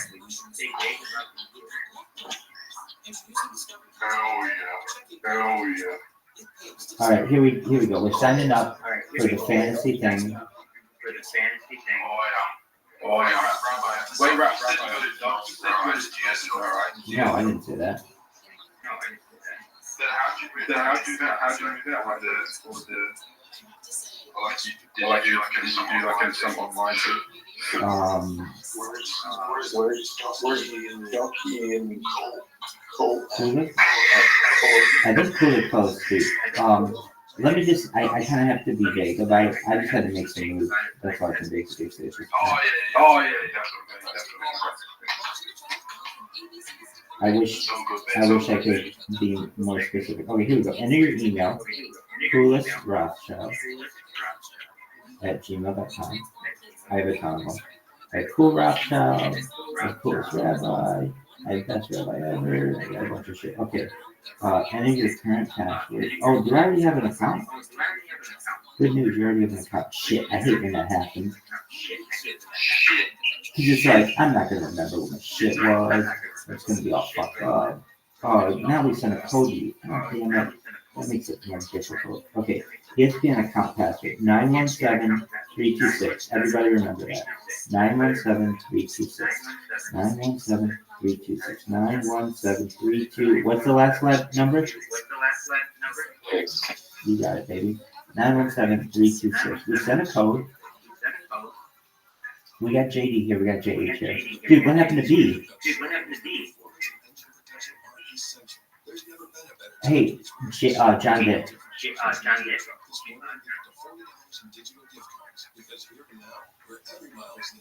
Create a bracket. Create up to 25 brackets. Okay, we're doing a group. Create a group. This is a public group. Entries per user 1. The group is known as Harry Potter Obama Sonic Thunder.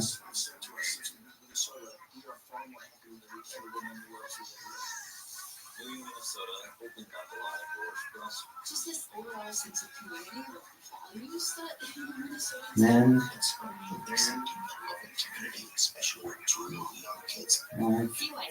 Well, I don't want them to think that it's men's versus women. No. Just March Madness. Better place to live. ExploreMinnesota.com/live. So I'm the type of guy who tends to forget things. Alright. The public group. Oh, where the fuck did they go? Create group. Group created. Copy link. Invite. So every time I need a cut, I can leave a look I want without having to remember a thing. Hey, JH. Go to that link, that fantasy link, and register for ESPN. You're going to want to do this. And the reason why I say that is we're going to get a bunch of people in here with brackets, and then we're going to follow the games. Have you ever done that before? You're in Kentucky. You should know about this. If you don't know what I'm talking about, it's March Madness for basketball.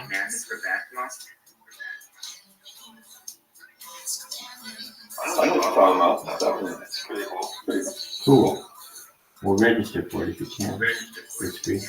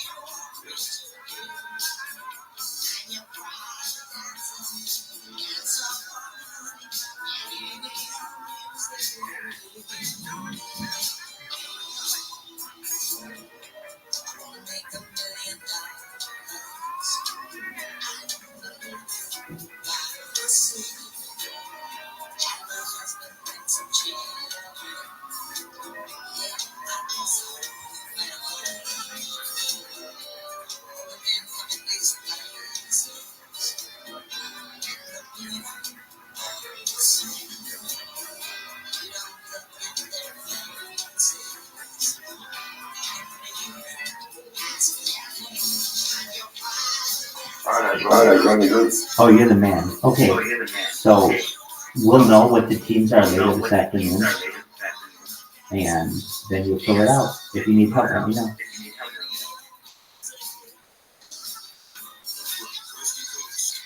Awesome. Shit, you're right on. Absolutely. You take care, man. Very good, Sean. Take care, my friend.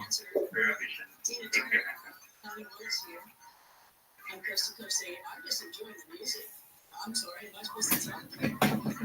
It's just totally enjoying that tune. It's been so long since I've heard it. Yeah, you can always check out our number music at our website. While you're there, make sure you sign up for our free Coast Zone e-newsletter to receive exclusive daily articles as well. That's coasttocoastam.com.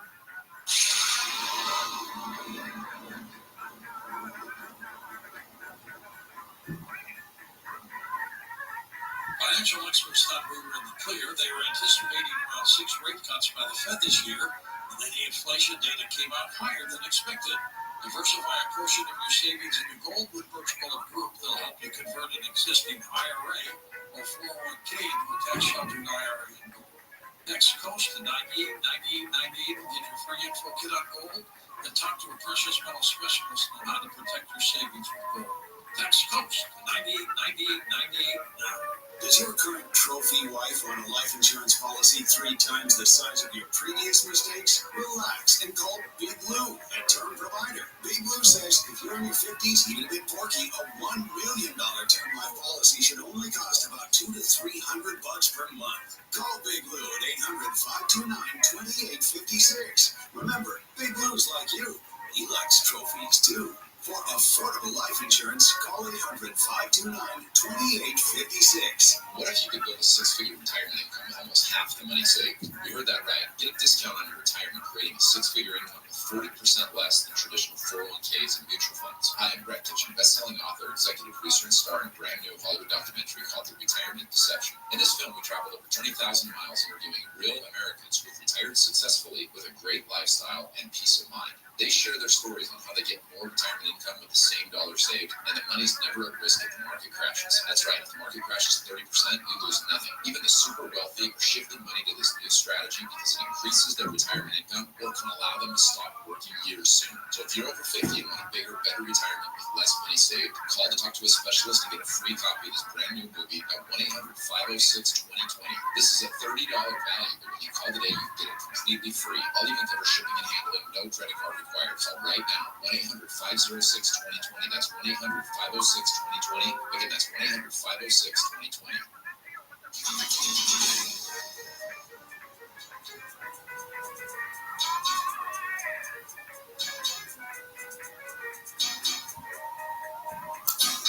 We're stations all over the U.S., North America, Puerto Rico, Guam, and my satellite. We are Coast to Coast AM. Hello there, Connie Willis with you. Thanks so much for all your great letters. I know a lot of you were writing about George Christie last night. Appreciate all the letters that are still getting there because, yeah, I know Coast Insider really goes a long way. So we'll be getting messages for the next week and a half. That's just the way it is on all the shows. And I know that you are looking forward to tonight's stuff as well.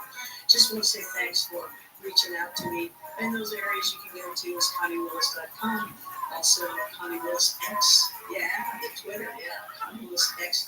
And also on TikTok, Connie Willis Live. I hope that you'll follow me in all those areas and we have a good time enjoying and researching the unknown. Always so much fun. All right. Happy, safe Patty's Day. Those of you that are just driving home now, be safe. Those of you that are driving to a new location, be careful, be safe. Hope you're in the Uber. Now, all the Ubers and Lyfts out there are guys tuned in. That's nice. Yeah, I never thought about that. Before, there's definitely a lot of truckers out there for sure. And hey, thanks you guys for being with us. But a lot of Uber and Lyft drivers too. It's funny when I fly in and it's late night and I can hear George Noriega or something. It's interesting when I'm in the back of Uber or Lyft and I'm hearing George. It's great. It's great. It's interesting. I don't say anything. I just enjoy and listen to it. Because obviously they're enjoying it too. All right. I am trying to post a link to our March Madness group on ESPN.com. Period. If I get banned for posting it, can you please let me back in? Question mark. She and I talked on the phone. I felt like I was talking to myself. It was amazing the perspectives and the things that she's done and I've done, and it's just great. She also has a background in television and film, and she's a screenwriter. She likes to blog as well. Now, I hate writing. I'm a broadcast journalist. Let me talk. Don't let me text. Don't let me write. Blah, blah, blah. But she's into that. She's a screenwriter and blogger. She likes that. GhostHuntingTheories.com is her website where you can learn more about her too there, as well as Groovy New Life. That one's an interesting one too. I think you're going to like finding her things, and you're definitely going to like talking to her or listening to her. She's a paranormal investigator, author of 24 books, and that includes Ghost of a Chance. That's the Seek Team investigation, right? Okay. Tall, Dark, and Elusive. I like that. Threshold. Growing Up with Ghosts. Yeah, I know that one from experience too. And Vacationing with Ghosts. Yeah, I know that one too. They don't leave you alone. I gotta shake them off for something. So she grew up in an actively haunted home that was a Civil War hospital for both the North and South during the war. And let's bring her up. She can talk more about it with you. And yeah, I know about growing up in the haunted house too, Sherry. Oh man, welcome to Coast to Coast. Thanks for having me on. Yeah, I mean, we're so much alike. It was just great talking to you the times that we spoke. And You're busy, you got things going on, you got things happening, and you're a joy to listen to as well. You're right. I think top on the list should be educator. Oh, yeah, I hadn't thought about that. I just, I like to just sort of blindside people with a new way of looking at it, honestly. Just let them walk away and kind of wonder. But on my blog, those kind of theories, I always leave lots of links. So people can go and come to their own conclusions. I don't need them to have my conclusion, but I like to share it. Yeah, that's a good way to look at it. Absolutely. So what else did I not say that you'd like to say about yourself before we get into the subject? Yeah, I think you covered it pretty well. Yeah. Well, one of the cool things you can do too is what is it called? Psychometry? Is that what it is? Psychometry, yes. Yeah, tell everybody what that is and how you are with that. All right. Well, growing up, since I was a baby, I grew up in a home that was a Civil War hospital, and it was built actually in the 1700s. And both sides ended up dying inside the house. The wood floors were still stained with their blood. From a young age, I would go metal detecting around the property, and we had showcases filled with artifacts. But every time I picked up an artifact, I would rush to my mom and I would show it to her. I would tell her about the person who last had contact with it. And sometimes it would be names and great details, personality traits, how they died. And my mom would just sort of, smile and then put it away in the cabinet. And I didn't quite understand why she wasn't getting this extra information, touching it. It wasn't, I think, until my 20s that I realized other people don't necessarily touch objects and get lots of information on everyone who had been in contact with that item. So psychometry is my number one skill, but I have skills in pretty much all the different psychic abilities. But that's my primary.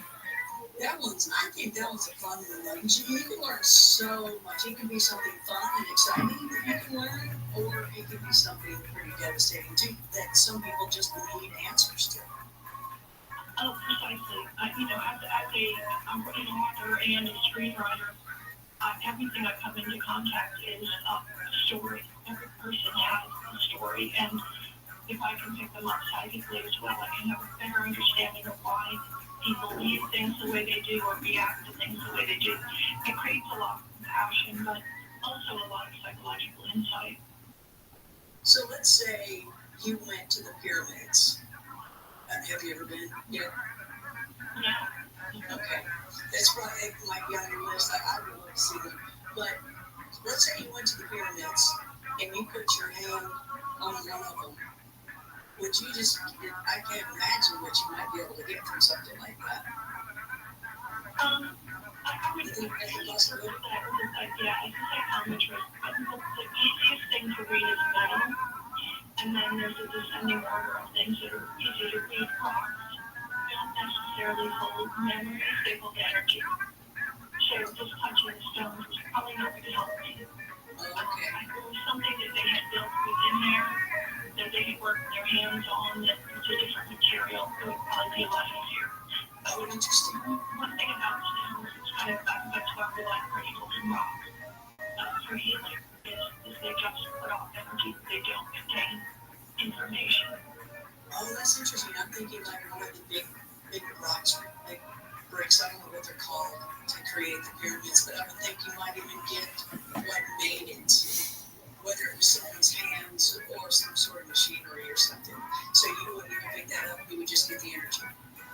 I do a lot of psychic tracking, so I could probably go off the land and get a sense, but it also would be a little bit muted by all the traffic that's been there. So that can make it a little bit harder to get a good read. But if they have an object, like if I were allowed to hold one King Tut's golden, carvings or whatever. Good for you. You have to do that.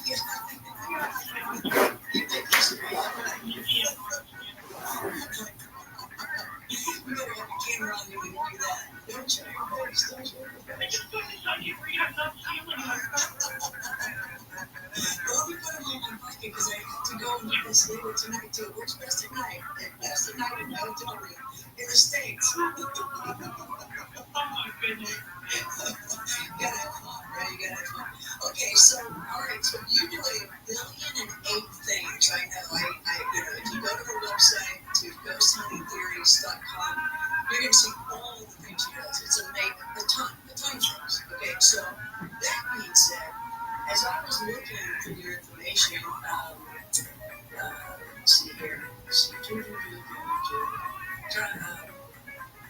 it Keith Bearden who told me about him? Okay, it's Keith. There's Keith. So Keith, thank you very much. So Keith said, "Oh, God, you got to meet Sherry. You got to meet Sherry. She's great." Because Keith was just on recently. He's like, I'm like, he loves you. He loves you. He does. Absolutely adores you. So my favorite researchers for Bigfoot. Yeah, he's great. He's great. He's down to earth. He's straight up. He's just the way he should be. Perfect. Absolutely perfect. The people that you want to be out there doing that with. So, and it's true. You do everything. So look at yourself and because you want to pick out something unique that you've never heard about or talked about, and that's where I got with you. As I was looking through it, I was like, what is this mummy thing in the Grand Canyon? Wow, that sounds cool. I want to know more about that. And I just wanted something specific, but it was very difficult going through your site. Excuse me, because there's just so much that was there. So I was glad that I found that. Got a hold of you, and we were like, yeah, I'll talk about that.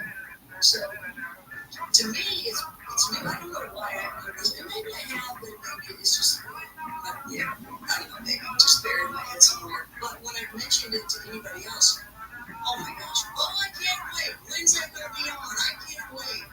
The mummies at the bottom of the basement of the Smithsonian. So please tell us about the Grand Canyon mummy. For mummies, is it one or more? It was more, yeah, many. This was actually released from the Phoenix Gazette in 1909. They reported about an explorer, G.E. Kincaid, that he was traveling down the Colorado River in search of minerals in the Grand Canyon. And he said about 42 miles up the river from El Tovar, Crystal Canyon, he saw some unusual mineralization about 2,000 feet up on the pond. And so he traversed his way up the cliffside. And when he did, he came upon about 30 yards from the cave entrance. He found about 30 yards worth of hard steps in the rock leading to the cave, which he assumed meant that at some point the water level there had risen, and it was used almost like a dock. This was a reason to have 30 yards of stairs to the cliffside.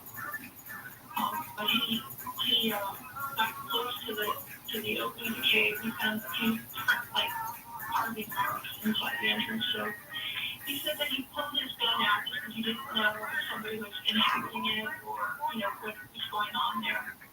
So he went into this main passage, and about 200 feet into it, he came into a crypt, and the crypt was filled with mummies. He had his flashlight on at this point, and these mummies were covered in some kind of clay, wrapped in some kind of cloth, some kind of bark or something like that, and they were in these little carving niches that were in the wall, each one in their own little niche. And they were only male warriors. He said that there were a lot of rooms within this area, and where the actual mummies were, they had been buried with broken copper implements and copper cups and things like that. A lot of them in the caverns showed that they had been working with copper mining and smelting, and all the implements involved in that. So, interestingly, and something that could support that is that there actually was copper mining in the Grand Canyon. There was a good deal of copper there. So that's a physical detail that he put in there. He said that in one of the big cavern rooms, there was a very, very, very tall idol that someone had carved. It looked like it was made out of gold.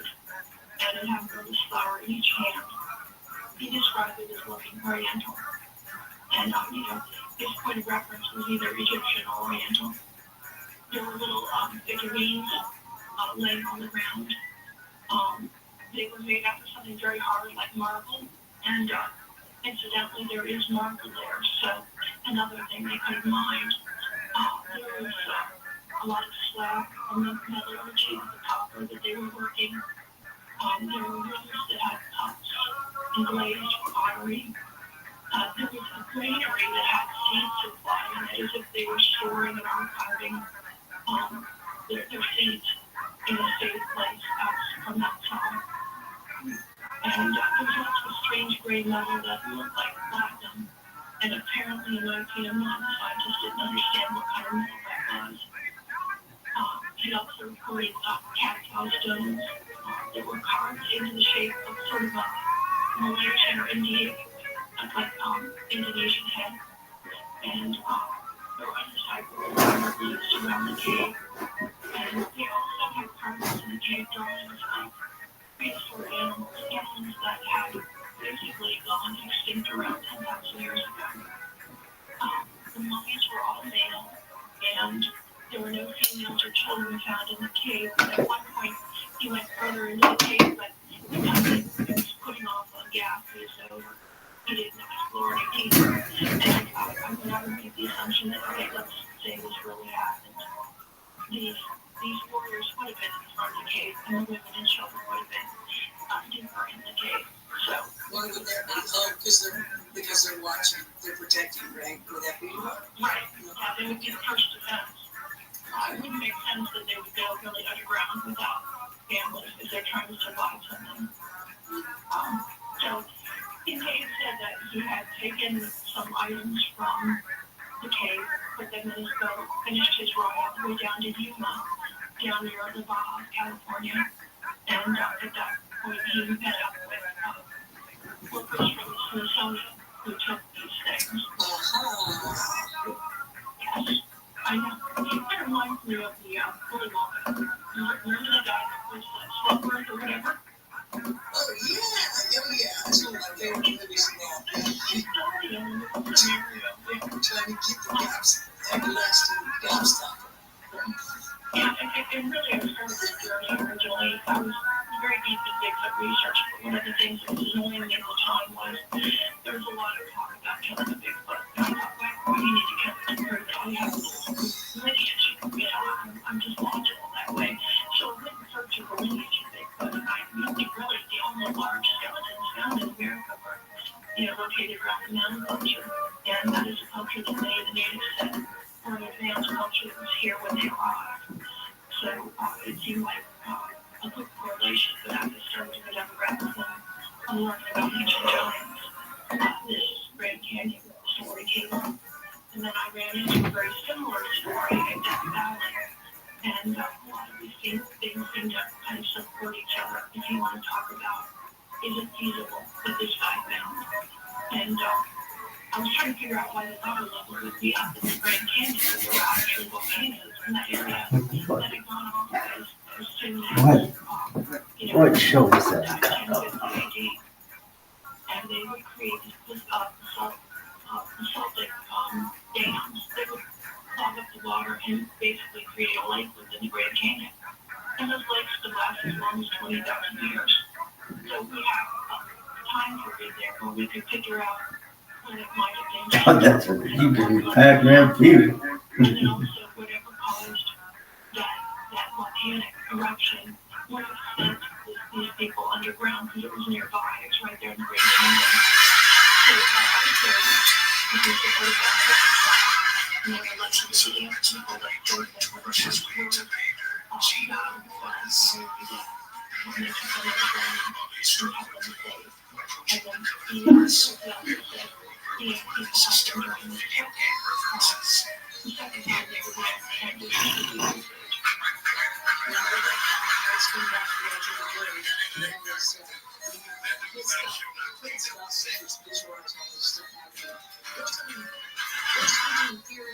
Girl, you give me Pac-Man fever. That's so funny. Hilarious. Girl, you give me Pac-Man fever. Oh, wow.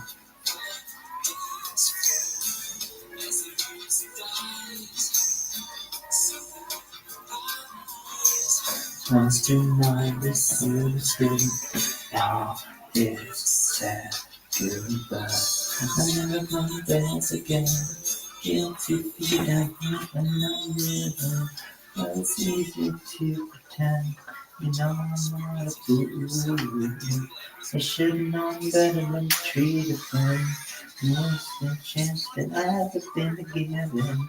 I never wanna dance again. The way I dance with you.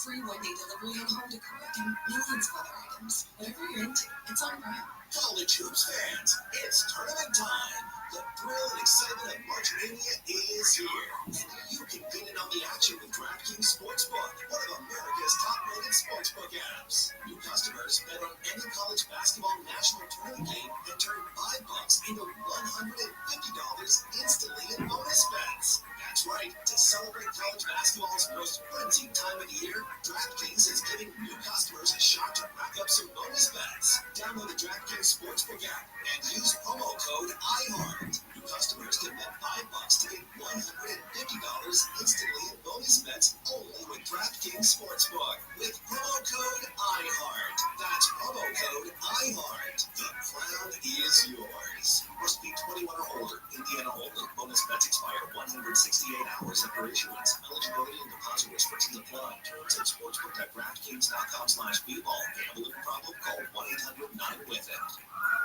This is a radio ad for Dixit. Dupilumab, a prescription medicine for people 6 months and up with moderate to severe eczema that is not well controlled with topical prescription therapies. But since this is radio, you can't see the effects of Dupixit.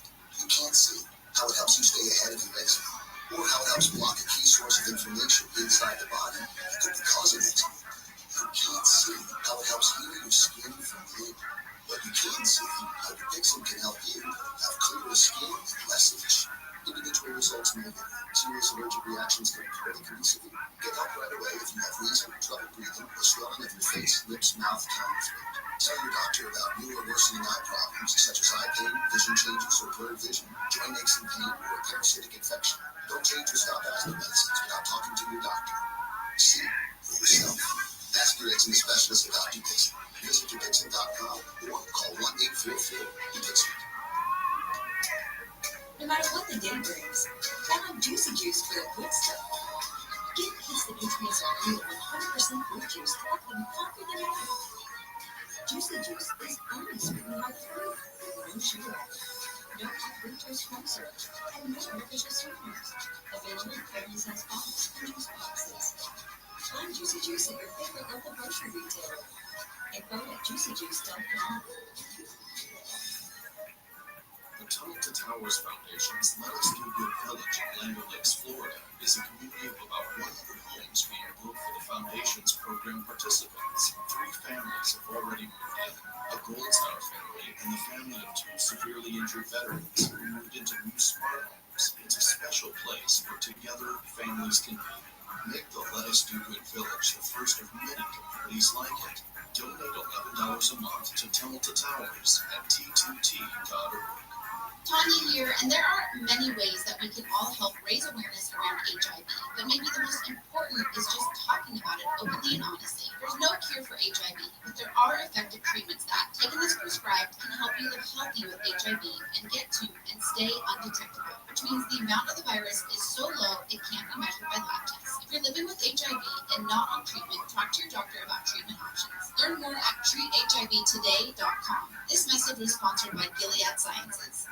This sun season, evolve your sun care with new Banana Boat 360 coverage. With advanced control mist, it's a new way to spray. An all-new bottle means an all-new mist experience that smells great and is incredibly light on your skin. Control coverage you can count on. Help determine lightly to cover targeted areas or hold for long, continuous spray. Ensuring long-lasting Banana Boat protection. Plus, it's refillable, sweat-resistant sport formula to kids SPF 50+. Shop Banana Boat 360 Mist at Walmart, Target, or Amazon.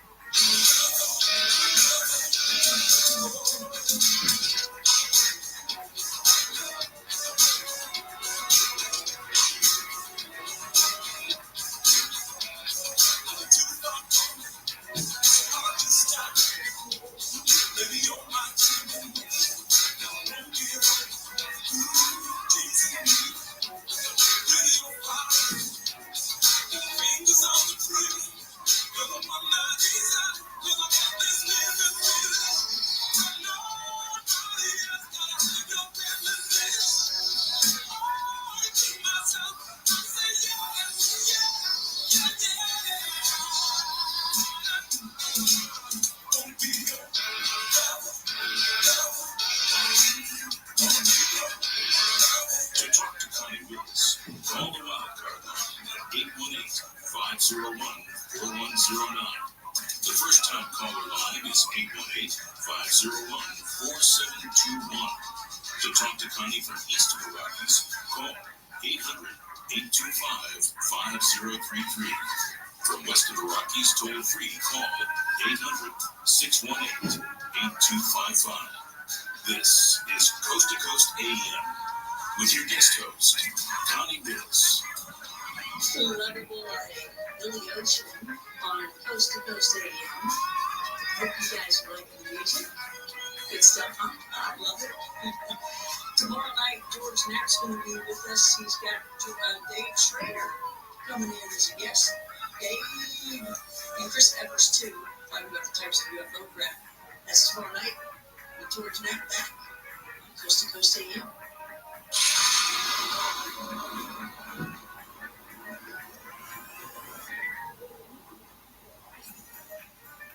Waiting on a tax return, hopefully it ends up in your hands. Fraudulent tax returns due to identity theft increased by 30% in 2023. If you're in a bind this tax season, LifeLock can help.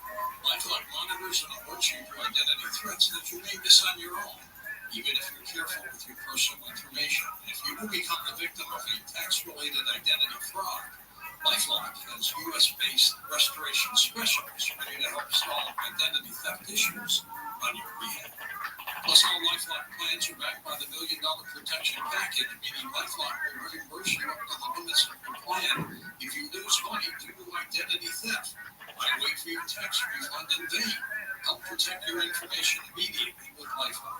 Go to LifeLock.com, save up to 25% off your first year with promo code George. That's promo code George for 25% off at LifeLock.com. Identity theft protection starts here. In a crisis, your number one need is food. Because when things go sideways, it's always one of the first things to slow out. If you wait to stock up, all you'll find at the grocery store are crowds of desperate people and empty shelves. That's why FEMA and the Red Cross say you need at least 72 hours of non-perishable food. But here's the good news. For Patriots, the trusted preparedness company is offering listeners of this station a special buy one, get two free deal on its best-selling 72-hour survival food kits. This wind-improved kit has 20 servings of delicious food for breakfast, lunch, and dinner, all designed to last for 25 years. It sells for $29 and has been rated 4.4 stars by thousands of happy customers. If you act quickly and buy one kit, you will get two more kits absolutely free. That's 3 kits for the price of one. $58 in free food. Go to freefood3.com. That's freefood3.com. This deal won't last. Go to freefood3.com now.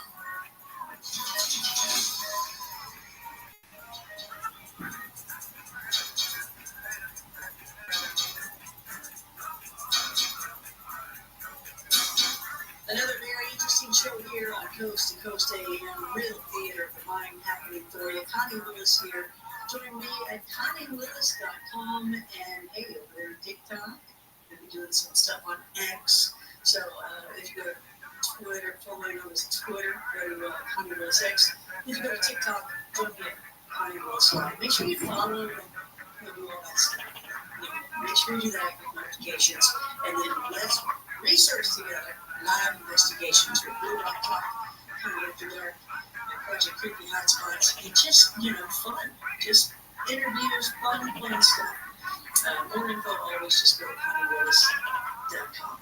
With us, we have Sharon Day, also taking the phone calls. If you'd like to call in and ask some questions, Sharon is talking to us. It's weird, Sharon. You're more of a Sharon Day, not a Sharon. You're Sharon Day. It's just you gotta be always Sharon Day. It's just too cool. You can't be Sharon. Yeah, it's too common. It's Sharon Day, right? Yeah, every day is Sharon Day. I love you've been seeing you talking to me all night. Even better. Actually, it's technically a bogus name because my dad came from Norway. His name was Thorvald, and he wanted American. His Flatcher's dad wanted to turn to an American name. So he went to the judge, and the judge said, well, what name do you want? And my grandpa said, I don't know, was I supposed to bring a name? And he said, yeah. And so my grandpa looked at the judge's name. It was O'Day. So he just said, I'll go with Day. Oh, perfect. Perfect. Oh, Thorvald. Oh man, you would never get that little bitty license plate on the back of your bike though. It just wouldn't have happened. But you can put Day on the back. That would work. So we're talking about the mummies and Smithsonian. We don't want to get into that, by the way. Where did we end? Do you remember? I was talking about Josephine, yeah, the Hopi's legend of the ant people that took their underground and saved them during a catastrophe when one of their worlds was ending and a new one was beginning. What I've looked at, and I tend to go with things, I look for support. There's support for this concept. And there is some interesting support to this actually being aligned in the Grand Canyon. And one of the reasons is the way that the mummies were described within the cave, being covered in like a tar-like coating and a bark-like covering. The mummies of the same era were found in Baja, Mexico, Spirit Cave in Nevada, and Lovelock Cave in Nevada also. These mummies were found in that same sort of condition. So there's another support that this explorer would have been savvy to. These were findings at very different times. In fact, the Lovelock Cave finding was after this finding in the Grand Canyon, so they didn't have any pre-knowledge of the similarities. So there's a genuineness to what this man reported. And this was in the 1909 Phoenix Gazette paper, right? Yeah. Did the guy write it direct to that, or did somebody there find it and then they put it into the Gazette? Yeah, these were his notes of what he had experienced, and so they were just copying all the ways he described the whole situation, picking what he had found. So I got it. Yeah. Oh, no, go ahead. I was going to say there's another thing that supports this also that came after that time, after 1909. In the 1930s, in Death Valley, supposedly a man that was a prospector fell through an ancient mine he was inspecting in Wingate Pass. And he said he found many miles of caverns underneath and had some amazing finds in there that also correlate with this as far as there being mummies and that there were pivoting rocks that were like doorways that like pivoted on an axis. There were wheelbarrows made of stone that were extremely heavy, but the wheel was centered in the barrel so that you could actually move it easily. There was the gas that were found down there were funneled into some sort of switch that he was able to knock and light, and then have light inside there. Yeah, he apparently found a lot of gold bars and jewels, and so he brought back one of his friends, and they investigated more before they would take some stuff out. They tried to offer them the Smithsonian. The Smithsonian didn't offer them enough money for it, so they decided not to work with them. And a few times I think they got ripped off with the things that they had taken out there. But they did describe that at one point they found an exit that was a row of what looked like a galley of windows about 5,000 feet up the Panamint Mountain. And they said that it looked to them like it used to be a docking area. So once again, we have this an era that lines up with the Pleistocene lakes that were there. So those people, whoever they were, that were using those caverns, apparently traversing the ancient lakes that were there. And then that also began the rabbit hole again. The Paiute tribes in Death Valley have their own legend of these people they call Having Sioux. And the Having Sioux, they said, were an advanced race that was there before them. And that this race of people they thought were traders because they came by sea. And they would build the waterways. This is back in Tri-City area, and the waterway would go up big California, more like a peninsula. So they could go right into the lakes in Death Valley. And then they lived underground, which is interesting. There's another correlation. And they have seas apparently could be seen now and then walking around with an axe. And they had some kind of weapon that was like a stick that could either stun you or kill you. And they said that they were seafarers, but then as the sea went away and it dried up in Death Valley, these underground people, apparently, according to the Paiutes, began to build silver ships that could fly. In an area where we see UFOs quite frequently. Right. Yeah, we have a very similar story going on here in two areas that are great mining areas, gold and silver and copper, mostly copper and gold, and people that are living underground. A very similar story going on. There's another story going on at Lovelock Cave in northwestern Nevada. And that cave apparently in a few years after this man found this in the Grand Canyon up at Lovelock Cave, there were some Guana farmers that were digging up the back guana, and they found a bunch of these mummies. And the mummies, they reportedly were very large, they were tall, and they had some advanced property and ducky toys and even duck collar and all kinds of things with them. And interestingly, the Paiutes in that area, near Lovelock Cave, said that they, long ago, their people, when there was a lake there during the Pleistocene, their people had to deal with these giant people, brown-haired giants, they called them, and that they were eating their people. They were even giving like prey to newly buried people and eating them. And so they couldn't get along. And so they trapped them in this Lovelock Cave and filled the opening of brush and burned it. And so that legend was kind of proven when these Guana farmers, found these bodies down there. So I think we need to heed just legends a lot more than we do. And I think the reason we discard them is there's a lot of magic and in a lot of the stories. But you have to remember, these are people that pass their stories down orally. And, I will tell you about my grandmother that she loved to make jam. I don't think that the generation's going to pass that story down. It just doesn't fly. But if I said that grandma made jam out of children, that story's going to go on forever. There's factors in their stories that are ways of ensuring they not only remember the story, but they pass it down. So we really have to listen because there's always truth in those legends. What are they farming guana for? For fertilizer or something? Well, they're fertilizer. I'm not sure which one, but yeah. Oh, man, that job's bad enough, and then you run into some mummies. I never hear the creep side of the story. Yeah. I mean, these things just keep lining up. I decided, hey, let's start looking at giants around the world and see what we can find. And the Aborigines have a story of two women that trapped an angry giant in a cave and filled the opening with brush and wood and burned it. So, two cultures that actually had no contact with each other were having similar experiences. In fact, on Easter Island, the Rabbi talked with the Long-Ears. And the Long-Ears, they supposedly reached a war with these people that were there prior, probably the ones that made the Green Line. And then the Rabbi couldn't deal with them, so they dug a ditch and filled it with fire and got rid of them.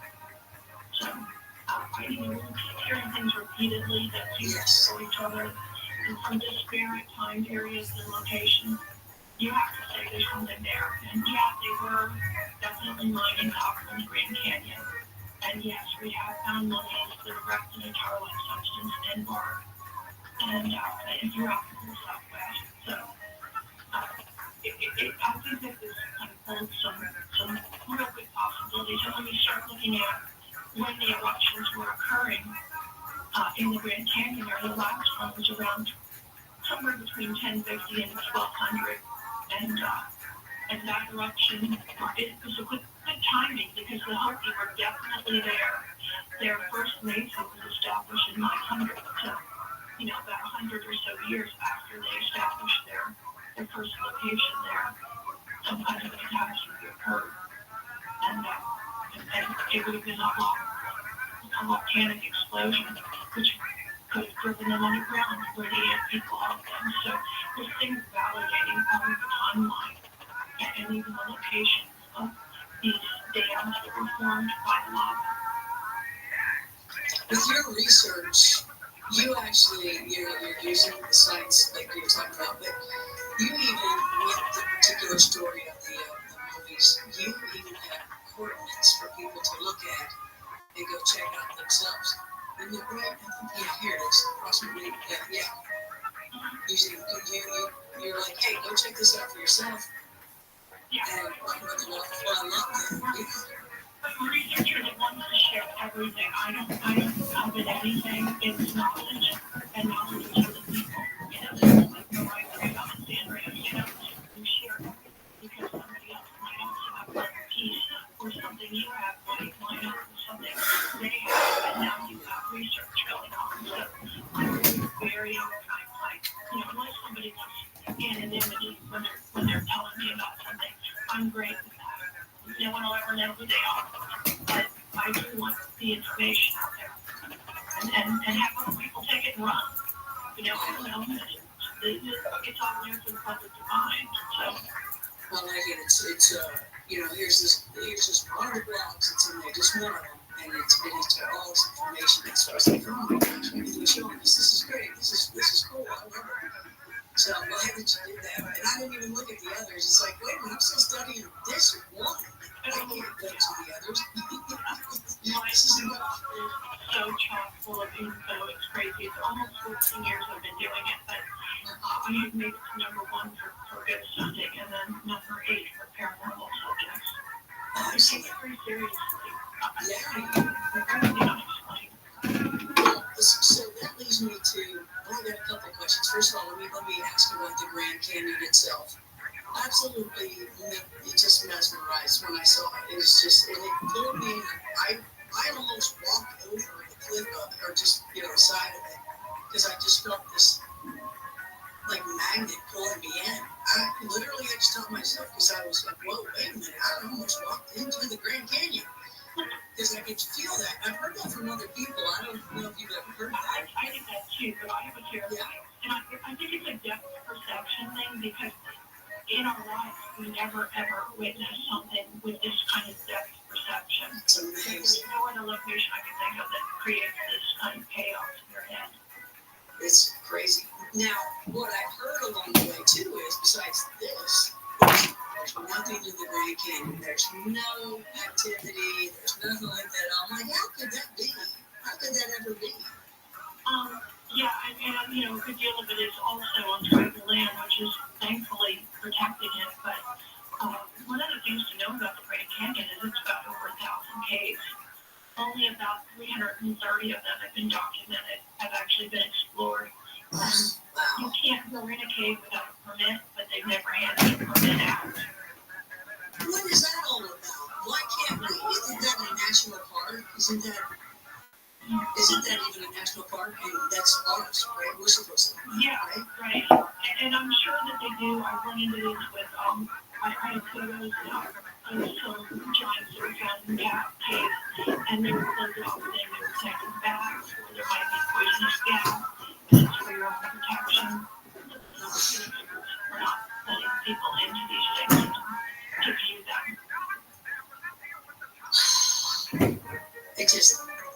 They are just horrible people. And every story, there's a they. Yeah, when it comes to Smithsonian and especially the giant culture, obviously for hundreds of years we've been digging up these giant skeletons and important sites. home sites that have been designated for the native tribes that are there now. But even they admit there was an earlier culture and a sophisticated one. And I think that it would behoove the Smithsonian at this point to say, hey, look, you know what? We have DNA sampling now, and we're going back into our archives, and we're looking at stuff. And we found some bones, or we found some teeth, and we thought, hey, let's give them a DNA check and just be sure if they're dinosaur or not, or whatever. And we found out they're some form of relative of mankind. And we're going to open up a new museum and display all this. They're going to be considered heroes instead of the thieves that we see them as. And they'll get a great deal of money coming in and attention. People from around the world would rush there to see this giant culture. They would want to name, you know? Yeah, that's true. I agree with that. Yeah. But do you see that happening? Oh, no. Yeah, not at all. I know. It'd be great. You never know. The millennials, man, they've done so many. The millennials have done so many changes that you would never expect. So who knows? You know, they'll make a video game out of it first, and then it'll come to fruition. Who knows? When the Smithsonian was established, earlier in our country, they also had established the Department of Ethnology, and they tied the two together. So now, anything that they find, they assume is the natives' items, and then they store them away. And now they have new policies where if you find any kind of an ancient body, a skeleton, a mummy, whatever, it's assumed that it's the native tribe of that area, and it's handed over to them. We're talking with Sharon Day. She's talking about using science to find the Grand Canyon mummy site. You can find out more about her at ghosthuntingtheories.com. And I'm going to ask her a few more questions about the Smithsonian when we come back. And by the way, you can call now and ask her some questions yourself. Stay with us here. Coast to Coast AM.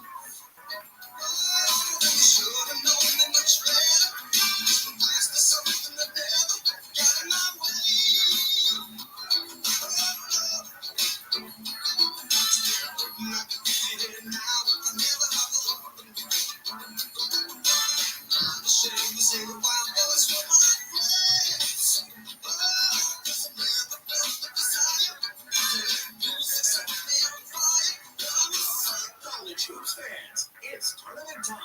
The thrill and excitement of March Mania is here, and you can get in on the action with DraftKings Sportsbook, one of America's top-rated sportsbook apps. New customers bet on any college basketball national tournament game and turn $5 into $150 instantly in bonus bets. That's right. To celebrate college basketball's most frenzied time of the year, DraftKings is giving new customers a shot to rack up some bonus bets. Download the DraftKings Sportsbook app and use promo code IHEART. New customers can bet $5 to get $150 instantly in bonus bets only with DraftKings Sportsbook. With promo code IHEART. That's promo code IHEART. The crown is yours. Must be 21 or older. Indiana only. Bonus bets expire 168 hours after issuance. Eligibility and deposit restrictions apply. Terms at sportsbook.draftkings.com/bball. Gambling problem? Call 1-800-9-WITH-IT. This is a radio for Dixon's Dupilumab, a prescription medicine for people 6 months alive with moderate to severe eczema that is not well controlled with topical prescription therapies. But since this is radio, you can't see the effects of eczema. You can't see how it helps you stay ahead of your eczema, or how it helps block a key source of inflammation inside the body that could be causing eczema. You can't see how it helps heal your skin from within. But you can see how Dixon can help you have clearer skin and less itch. Individual results may vary. Serious allergic reactions can occur that can be severe. Get help right away if you have wheezing, trouble breathing, or swelling of your face, lips, mouth, tongue, and throat. Tell your doctor about new or worsening eye problems such as eye pain, vision changes, or blurred vision, joint aches and pain, or a parasitic infection. Don't change or stop asthma medicines without talking to your doctor. See for yourself. Ask your eczema specialist about Dupixent. Visit Dupixent.com or call 1-844-DUPIXENT. No matter what the day brings, count on Juicy Juice for the good stuff. Get kids the nutrients of real 100% fruit juice to let them conquer the day. Juicy Juice is only sweetened by the fruit with no sugar added. No high fructose corn syrup, and no artificial sweeteners. Available in family-size bottles and juice boxes. Find Juicy Juice at your favorite local grocery retailer. Info at juicyjuice.com.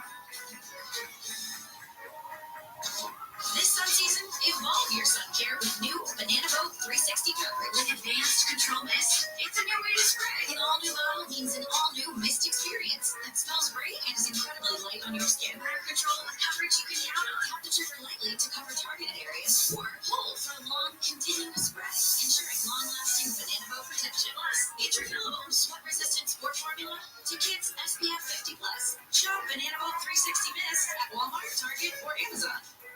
Tanya here, and there are many ways that we can all help raise awareness around HIV, but maybe the most important is just talking about it openly and honestly. There's no cure for HIV, but there are effective treatments that, taken as prescribed, can help you live healthy with HIV and get to and stay undetectable, which means the amount of the virus is so low it can't be measured by lab tests. If you're living with HIV and not on treatment, talk to your doctor about treatment options. Learn more at treathivtoday.com. This message was sponsored by Gilead Sciences.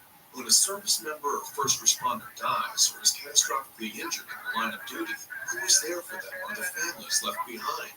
Who's helping our homeless veterans and our nation to never forget 9/11? The Tunnel to Towers Foundation. More than 95 cents of every dollar donated to Tunnel to Towers goes to its programs. Never forget the sacrifices of our country's greatest heroes. Donate $11 a month to Tunnel to Towers at T2T.org. That's T, the number 2, T.org. Auto Sugar rebates now available. Beat the rush and get the full selection of inventory at Brunswick Auto. Don't miss the Jeep Celebration event. Lease 2024 Jeep Compass Latitude Lux 4x4 with blind spot monitoring, remote start, cross-path detection, heated seats, and steering for just $359 a month. Brunswick Auto Mart. Our buying with truly simple. 36 months, 1995. Nichols fees due inside. No security deposit required. 10,000 miles per year. Includes all incentives. Authorized through 3124. Lucky Land Casino asking people, what's the weirdest place you've gotten lucky? Lucky? In line at the deli? Because I my dentist's office. More than once, actually. Do I have to say? Yes, you do. In the car before my kid's PTA meeting. Really? Yes. Excuse me, what's the weirdest place you've gotten lucky? I never win in town. Well, there you have it. You can get lucky anywhere playing at LuckyLandSlots.com. Play for free right now. Are you feeling lucky? Attention parents, watch your child go from ABCs to confident readers in just 30 days with Hooked on Phonics. It only takes 15 minutes a day to unlock the most important life skill for their future, reading. We transform kids no matter their starting point with fun lessons, catchy songs, and guaranteed results. One grade level jump or your money back. Right now, get free access to Hooked on Math and Spelling apps, plus your first month for just $1. Visit hookedonphonics.com today and unleash your child's reading potential. Nobody wants to outlive their money, but it happens, especially for women. That's why Gainbridge offers the Purity Plus Annuity. It's designed for women to meet retirement needs with flexible withdrawals to help cover unexpected expenses, plus a guaranteed lifetime income benefit that keeps paying you even if your account balance is zero. In other words, it's like getting a paycheck for life. We'll say that again. A paycheck for life. Guaranteed. Sounds too good to be true? It's not. It's the Purity Plus Annuity, and it's one more example of their commitment to creating a better financial future for women. One where they feel empowered, not excluded, and ready to take on whatever the next chapter brings. Gainbridge offers financial flexibility and security in both things we all can use more. And retirement income that can't wait is the ultimate piece. Start saving now with Gainbridge.org. Please visit Gainbridge.org/Purity rates or pocket disclosures and disclaimers and other information. A fraction of a raindrop. 3 grains of salt. Had up to 100 times more potent than morphine. The tiniest amount of illegal fentanyl is all it takes to cause an overdose. Fentanyl can be mixed into heroin, cocaine, pressed pills, meth, and other drugs. It could be in your drugs, and you wouldn't be able to see it, taste it, or smell it. Learn more at cdc.gov/stop-overdose. Whether you're looking to affirm your faith, grow in your daily walk with Christ, or simply give comfort to others, In Touch Radio Network provides biblical teaching, you can trust, featuring daily devotions, the sermons of Dr. Charles Stanley, and our Spanish station, In Contacto. The In Touch Radio Network will lift you up throughout your day. Listen anytime. Just search In Touch on your iHeartRadio app. At My Great Clip Salon, I get to use my skills as a stylist to make customers look and feel great. When you sit down in my chair, it's important to me to listen to what you want. And when your haircut's done, I'll save your details and clip notes so you can get the look you love at any Great Clip Salon, anywhere you are. Seeing customers line up at the end of their cut. That's what I love about my job. I'm Katie, and I'm a Great Clip Salon stylist. Join the salon team. Visit jobs.greatclips.com. This should take better care of that diabetes. I know, but needles scare me and blood tests hurt. Then try Numbstat. What's Numbstat? Numbstat's a prep pad that will help you avoid needle stick pain and fear. Just rub it on for 60 seconds first. Our name says it all. Numbstat, anesthetic, fast acting. NUMSTAT. Available at Walgreens. Numbstat really worked. At Discount Tire, we know your time is valuable. Get 30% shorter after wait time when you buy and book online. Did you know Discount Tire now sells brake plates? Check out our current deals at discounttire.com or stop in and talk to an associate today. Discount Tire. Let's get your teeth together. KFI, AM 640, more stimulating talk. Feels like the weight is on your shoulders and all of the madness has got to go. It's time to get out, step out into the streets, where all of the action is right there at your feet. Take it along my way.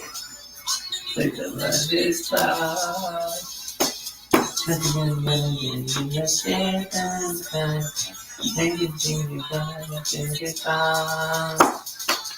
Just be the rhythm of the night, which is the rhythm of the night. Get to the rhythm of the night.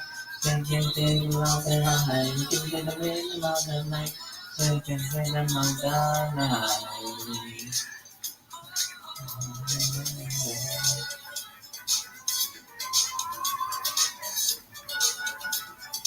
To talk to Congress, call Wildcard Lines at 818-501-4109. The first time call line is 818-501-4721. To talk to Connie from east of the Rockies, call 800-825-5033. From west of the Rockies, toll free, call 800-618-8255. This is Coast to Coast AM with your guest host, Connie Willis.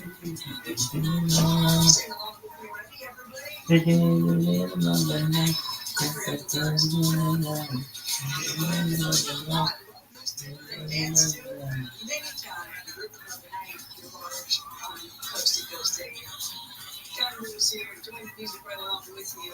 Hey, for the first time ever, actually, believe it or not, George Norrie and George Knapp have never been together on stage before. That's ridiculous. Why is that not the case? That's crazy. But they're going to be doing it soon. So I love this thumbnail. Call it thumbnail. You guys don't know what a thumbnail is. I don't even have to worry about that. But they're going to be a contact in the desert. And they're going to be on the stage together for the first time. That will be very interesting. If you want to learn more, go to coasttocoastam.com.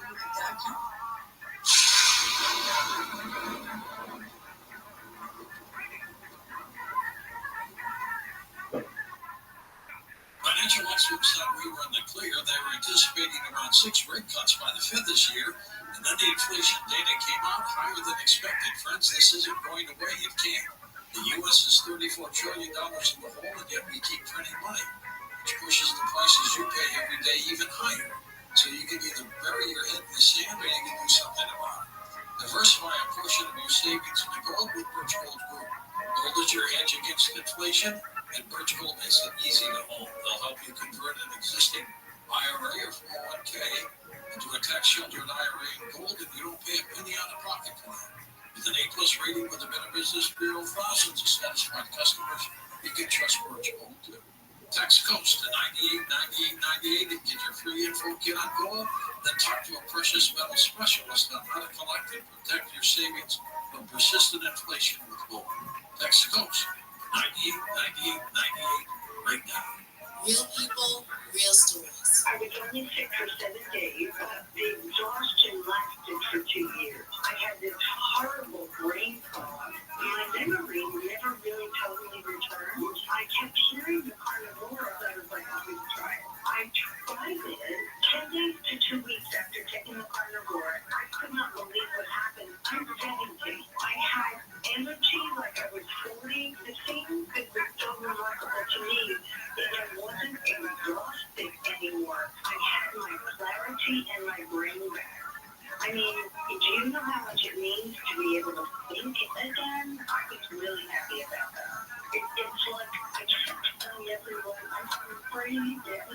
Call 866-836-8735. That's 866-836-8735. Or visit carnivore.com. That's carnivora.com.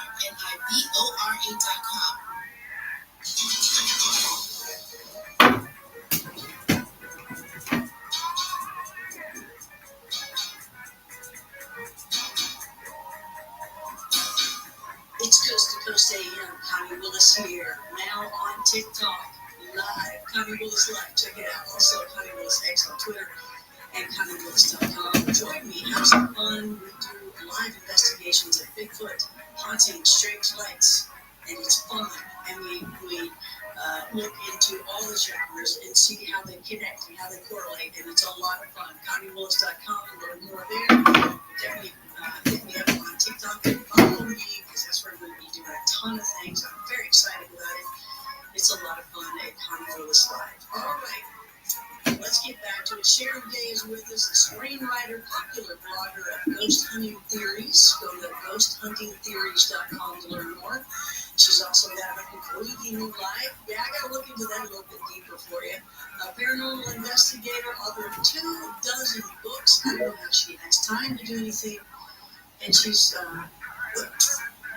what else are you doing? Well, you're up with me tonight. That's cool. I appreciate that. Apparently I never sleep, so why not?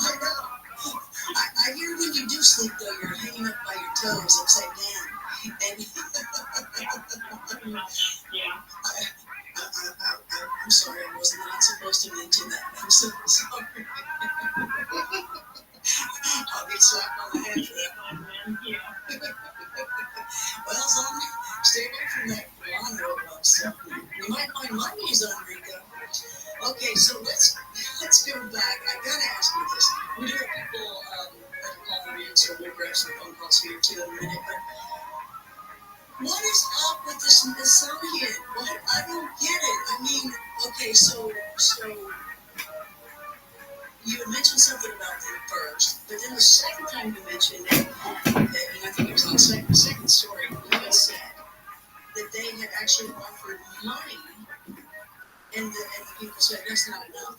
Now, I didn't even know they would offer money. I thought they just kind of took things on their own without any questions. Yeah, I think these guys, if it's true that they have come across this kind of treasure that has so much gold and jewels and things, it has value. And I think that anybody that found something like that would certainly want to get a reward for it. They're not just going to hand it over to a museum. Yeah, but I mean, I thought I didn't think they ever even offered anything. I thought they just took.